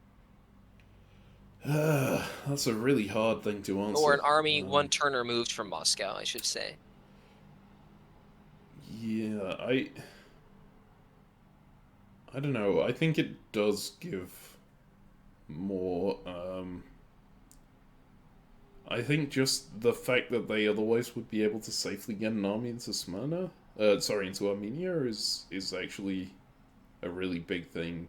Um, because while that army in Armenia is in the Turkish homeland, right, in Syria or Armenia, that army cannot be used against Sevastopol without giving up Smyrna. There is no way to do that unless you move Ankara out to Constantinople to defend it. Um, I guess you can move Bulgaria down to Constantinople, but at the same time, that's then risking even more over on the in Romania and in on the Austrian front. So I think that that army in Armenia does give a good amount of pressure. It's kind of important, and Yeah, of whereas course, Army Moscow is mostly just it makes you feel safer about attacking Romania from Ukraine. yes, And like, yeah, even if they get into Ukraine, it's not the end of the world, especially if you like take Romania. You could build in Moscow to defend. That's better. Yeah, all right, I the like it. the question here is maybe the best thing to do would have been to disband. Well, I mean, in hindsight, obviously Sweden disbanded instead of St. Petersburg, but if you were trying to hedge, it might have been better to disband Sweden and keep Finland. Because Finland is like pseudo St. Pete. It's one further away, but Yeah, it can also hold it's Scandinavia. yeah, Finland, Moscow, basically the same thing, right? Because Yeah. St. Petersburg is basically Moscow, Yes. and Finland is. It just depends. It's just Yep. another turn away. Yeah. Well, let's go on to spring and see how these new units, well, whether they manage to hold the line. Okay, well, the army is out of Oh. Armenia, just as soon as I was talking about it being important to be there. But actually, it's a really good thing that it's out of Armenia because they did move down to Constantinople to cover that. So, Romania, this turns out to be a really effective attack on the Russian front. like from the Russian front, even. Yes. Yeah, and the fact that they moved Ankara into Armenia instead of Smyrna is actually doubly. It's actually huge because now at least two of their units are like nowhere near the front, right? They can't help at all. Smyrna and Yeah. Constantinople, and they can't. Yep. Yeah, they can't tap Sevastopol and Black Sea at the same time, which would have been pretty effective if they'd have gone the other way. And um, Yeah, this convoy caught Italy completely off guard, I think. I I think I feel like Italy had spent so long being completely on the aggressive, not having to defend at all, that Italy like, they could be hit. yeah. Hmm. I really like this move set from Russia though. I think it's clean. I think so too. And actually, I think that Italy has a chance of losing a fair bit here, right? Not immediately, but like Russia is gaining Holland. They've managed to basically demilitarize the entire north here. England has moved down into English Channel and out of Edinburgh, so I don't know if they're now cooperating with the French, but it feels like they are in return for survival in Portugal. Um, and like now, France has managed to push into Turanian, Russia has managed to push into Romania. A lot of Italian units are kind of uselessly sitting in Turkey now. It suddenly feels like a much less solid position on their front. Eh, it feels a little less solid, but like they're not in danger of losing anything else in the south, right? They're not going to lose their Turkish centers anytime soon.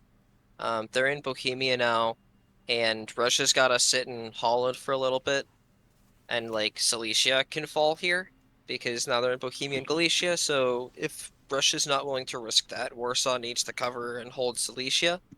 Um, so it's obviously not a great situation. Here's where Italy would have loved to have the extra units on the board, right? If they could have shuffled out an extra fleet in the south, they'd feel way more secure.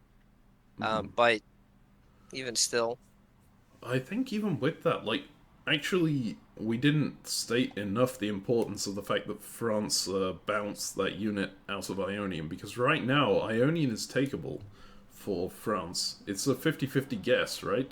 Depending on whether Italy covers their own home centres, it could be even better than a 50-50 guess, but if you're assuming that Italy is going to try and hold Ionian, they either support Ionian up to Turanian, um, or they tap Turanian with Rome, and you've got two order sets that you can enter, obviously going in from Turanian or going in from Tunis, and each one of those wins against a different one. But Italy also has to keep the consideration that France might just go straight for Naples, in which case they need to cover there.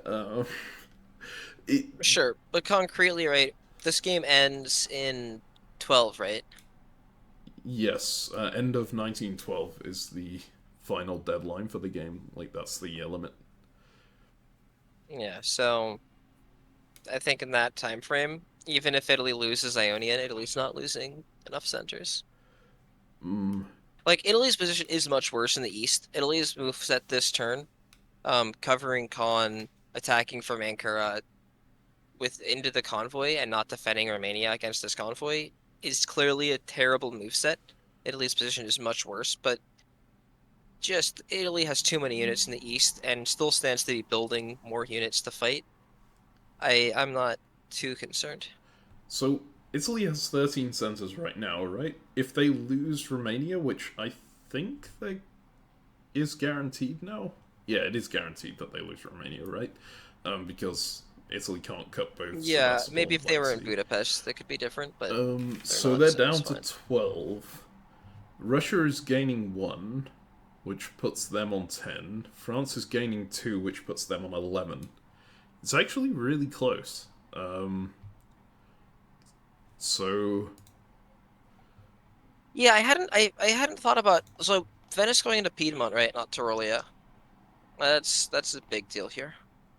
mhm. 'Cause Piedmont doesn't actually pressure anything. It's just like a move that looks kind of scary.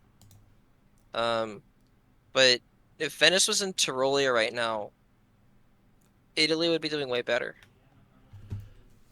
Yeah, I agree completely. Because it just But yeah, puts the that army in pressure on Tyrolia them a is bit. actually useless. Ugh, that's brutal. Yeah, this was like a terrible turn for Italy. Holy. I think it's still fun.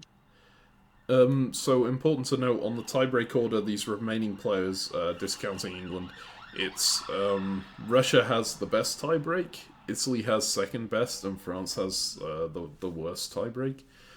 Yeah, because So everyone wants to be friends.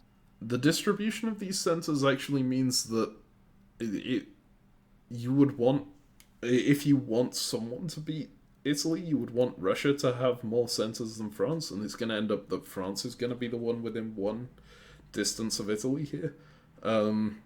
So that might be important. I guess we'll see how that turns out. I Yeah, don't. it is going to be close enough that if France or Russia decide to throw the game to the other for some reason, they will be able to do so. Um, Absolutely. like if any two players agree that one player should win the game, then that player will win the game still. But it'll Yes. be by throwing. It won't be by crushing Italy. The I don't question think. is, could a Unless Italy. last minute stab potentially? Well, okay. So the obviously the consideration with last minute stab here, if France goes for Russia, or if Russia goes for France to get their last center, then there's always the potential that the other one just goes, okay, right, I'm gonna let Italy win at this point, right? And then you are screwed. They don't really have any reason not to do that. Yeah, France has a harder time with that, right? If Russia stabs France, there's some stab, right? But in the theoretical world, eh, France can't really throw that many centers over. It can throw a couple, which is probably like, yeah, Yeah, I'm wondering if like Russia could stab for Norway on the final year and get there somehow. Um, but I think that still puts them one off if Italy hasn't lost anything. So, but yeah, they have 2.5 years to figure it out. Shall we go to fall? let's do it. All right, fall 1910. Okay. So one thing I'm seeing here is Russia attempting to stab France by supporting England into Belgium. Is that Yeah, a thing? and France realized something was up and pulled back from the front. So, Yeah. Well, that just feels like game to Italy, right? I assume that France had talked to Russia and said that they were getting out of North Sea, which actually makes the stab kind of effective because if this Russian fleet ends up in North Sea, it has. I mean, is it even that effective? I don't think it is actually, because France has so many fleets on the North Sea, they just take it straight back again. Um, I I don't see the point of Russia supporting England into Belgium here. It just feels like a losing move, right? It's getting rid of your only ally without actually giving any without actually giving you any uh, centers. I think, I think, Russia saw a very similar tactic earlier in the game, right? They stabbed England to let England convoy themselves out of Denmark to get out of a good defensive position. And they did that move whilst finishing off England, and that put them in a great position against England. And I think they saw an opportunity to do the same thing here, um, by getting England out of the English Channel. If the North Sea was tapping, then they would end up in the North Sea. They build a fleet in the north coast of St. Petersburg, and they're feeling really good about their life because they're going to be +2 again. Everything's looking good. Um, right, France is going to be fighting with Italy in the south. Italy's not going to be gaining as much. Italy's position's bad, and France won't gain much because France is gaining everything they can, and I'll deny them slowly. But instead, yeah, yeah, very sad. But I mean, Italy wins, right? Like that's the long and short of it. That France certainly pulled back from feels Tyrrhenian, like it. like, yeah. I should say, when I was counting France's centres last turn, I actually forgot they were losing Portugal, so they weren't going to be within one of Italy after all. And Portugal is a Yep, but little now they're bit not even difficult to gaining take. anything, right? Because they're losing Belgium too. Yeah, So the question here is why did they rotate back away from Italy? I think they smelled a rat. They smelled I something. Like, guess so. I think if I was in that position, I would keep throwing myself at Italy anyway, just because I think that's the only way I win the game. Um, if you rotate back because you smell a rat, then maybe the rat isn't actually there and you don't, and you've just thrown away your chance of winning for nothing, right? Um, but yeah, I think there's a lot to be said for gut, and if you smell something, act on it. it was justified here, and if they hadn't bounced English Channel, they would have been in a fair bit of trouble, I guess. Maybe not that much trouble because it's only really Norway that's under threat, but more trouble than they currently are. So the bounce in particular was an excellent move on their part. Um, yeah, I think there's not that much more to talk about. It's mainly saying yes, Italy's position now is kind of just a winning one. Even Yeah, though there's they also lost probably Galicia. something. I think France's diplomatic situation with England is worse than we thought. I don't think England running into Portugal would say like, "Hey, let me survive in Portugal. I'll support you in the line or whatever." I think this was more of a haha, get wrecked. I'm behind your line now. I'm going to be messing with you in Spain and stuff, and you're never going to be able to kill Italy because if you don't finish me off, I'm just going to take center after center and I'll mess with your fleets. And so it could have been that situation, in which case France is like, I need to disband that unit, force it off the board, so I need to get back to deal with this. Mm-hmm. Actually make a front against Italy. Yeah, I thought it was coordinated because of the way they just walked into Edinburgh and London. But maybe England was just making some bad guesses there or something. Um, Or England made a reasonable guess, which was, hey, I'll be able to do something from the English Channel. That's a good place to be, I hear. yeah, I mean It that's seems like totally Eddie fair. could have bounced North Sea and still moved to English Channel, and then they would have been in. Mm-hmm. Whatever. Either way.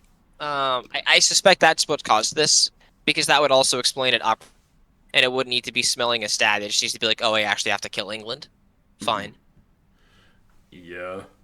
Well, shall we go to the winter? Yeah. All right, winter 1910. This is technically a power rankings turn, but I think our power rankings are fairly Yeah. clear, um, Yep. in that they don't actually change. I guess, yeah, I'd say Russia is still. Are they still above France? It doesn't really matter, does it? um, They're both very far behind Italy. And again, like if this game went on forever, we could talk about stuff and there'd be a very interesting analysis because like yeah, this game has juice left in it. But since the game ends in 1912, it's just like does Russia manage to gain thoughts? Eh. yeah, I think Russia can gain Norway, and that's it, right? And even for that, they should really have built in St. Petersburg here. I'm surprised they didn't after that move. Although, can they gain Norway? No, they can't, right? Because Edinburgh comes up to Norwegian, and then it's defended. Um, I guess they could have rotated round into Finland and St. Petersburg at the same time to have two on there, but then they still don't have it because um, North Sea will have moved to Norway or convoyed Yorkshire to Norway, and London will have followed back up into North Sea, so there will have been three Yeah. on there. And with Russia stabbing France like this, um, I, yeah, maybe Russia loses St. Petersburg or Sweden. Like France has finally secured the British Isles, and so we can expect a convoy up to Norway now. Yeah. So now Scandinavia is under threat. Or we might see France go straight into Helgoland. Or Skagerrak, Yeah, I don't know. right? Like we can. There's gonna Yeah.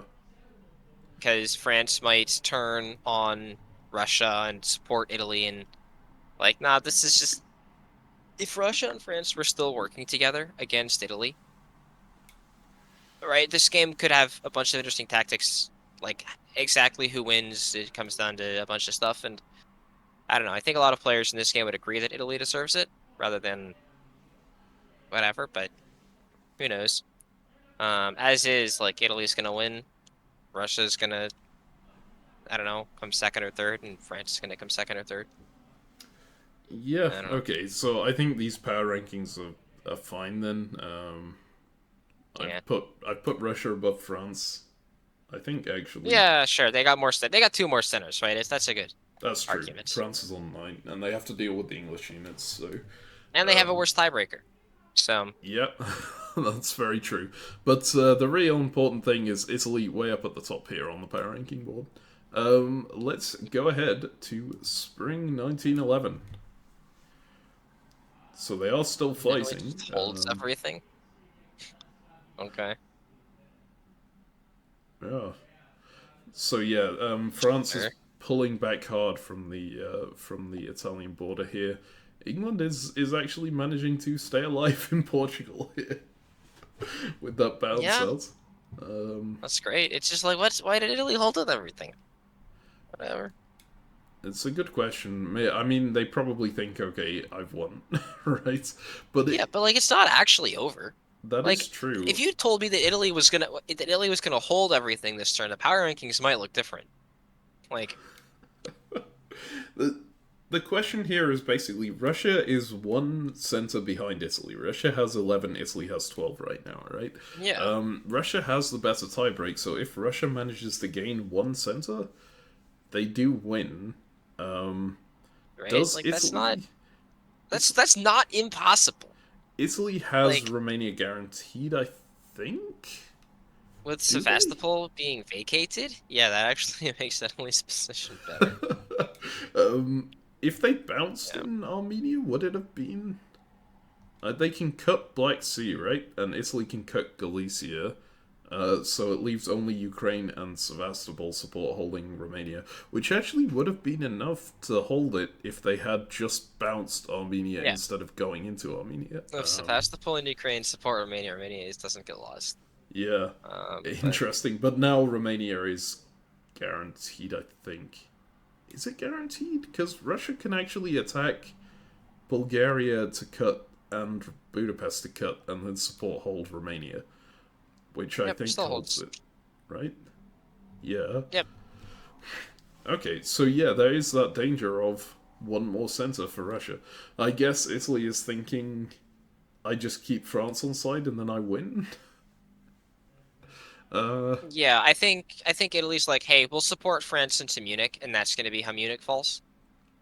And then Russia losing a center still makes Italy secure. Like, yeah, right? Because Russia, if Russia, you're talking about Russia gaining one, where is that one first of all? Like Norway or something? Not Norway. it would have to Where's be the one? Norway, but there's And no. then now instead of just being one, it has to be two if Munich falls. So That is true. We do see as well Russia going. I guess that build in that no build in St. Petersburg was like Russia going, okay, please forgive me for this, because they are continuing this with the support from using Holland to support Yorkshire into Belgium here. It's yeah, like a sign of okay, please don't blame me for what I did the last turn. We need to be on the same page again. But it's too little, too late, right? It's definitely correct. You have to try and get France back on side here. But yep, yeah, Grovel. that's not happening. Yeah.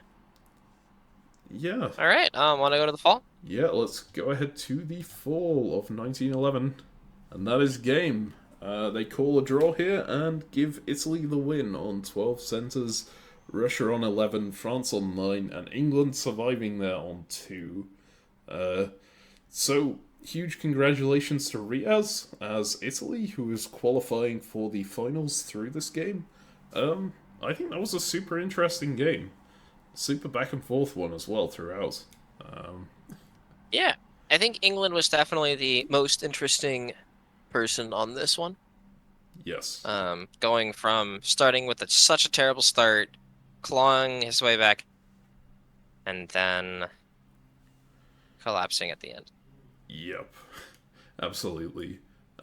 And there was certainly some interesting strategies on display. I think this specific Russian one, where you go for the win in the north, is one I really hate doing myself. But I've seen it be effective before. I've seen Russia's take the win through taking Germany and Scandinavia rather than going in the south. It just feels so much less safe than like taking Turkey or taking Austria does to me. I think in this situation it was too late to pull off.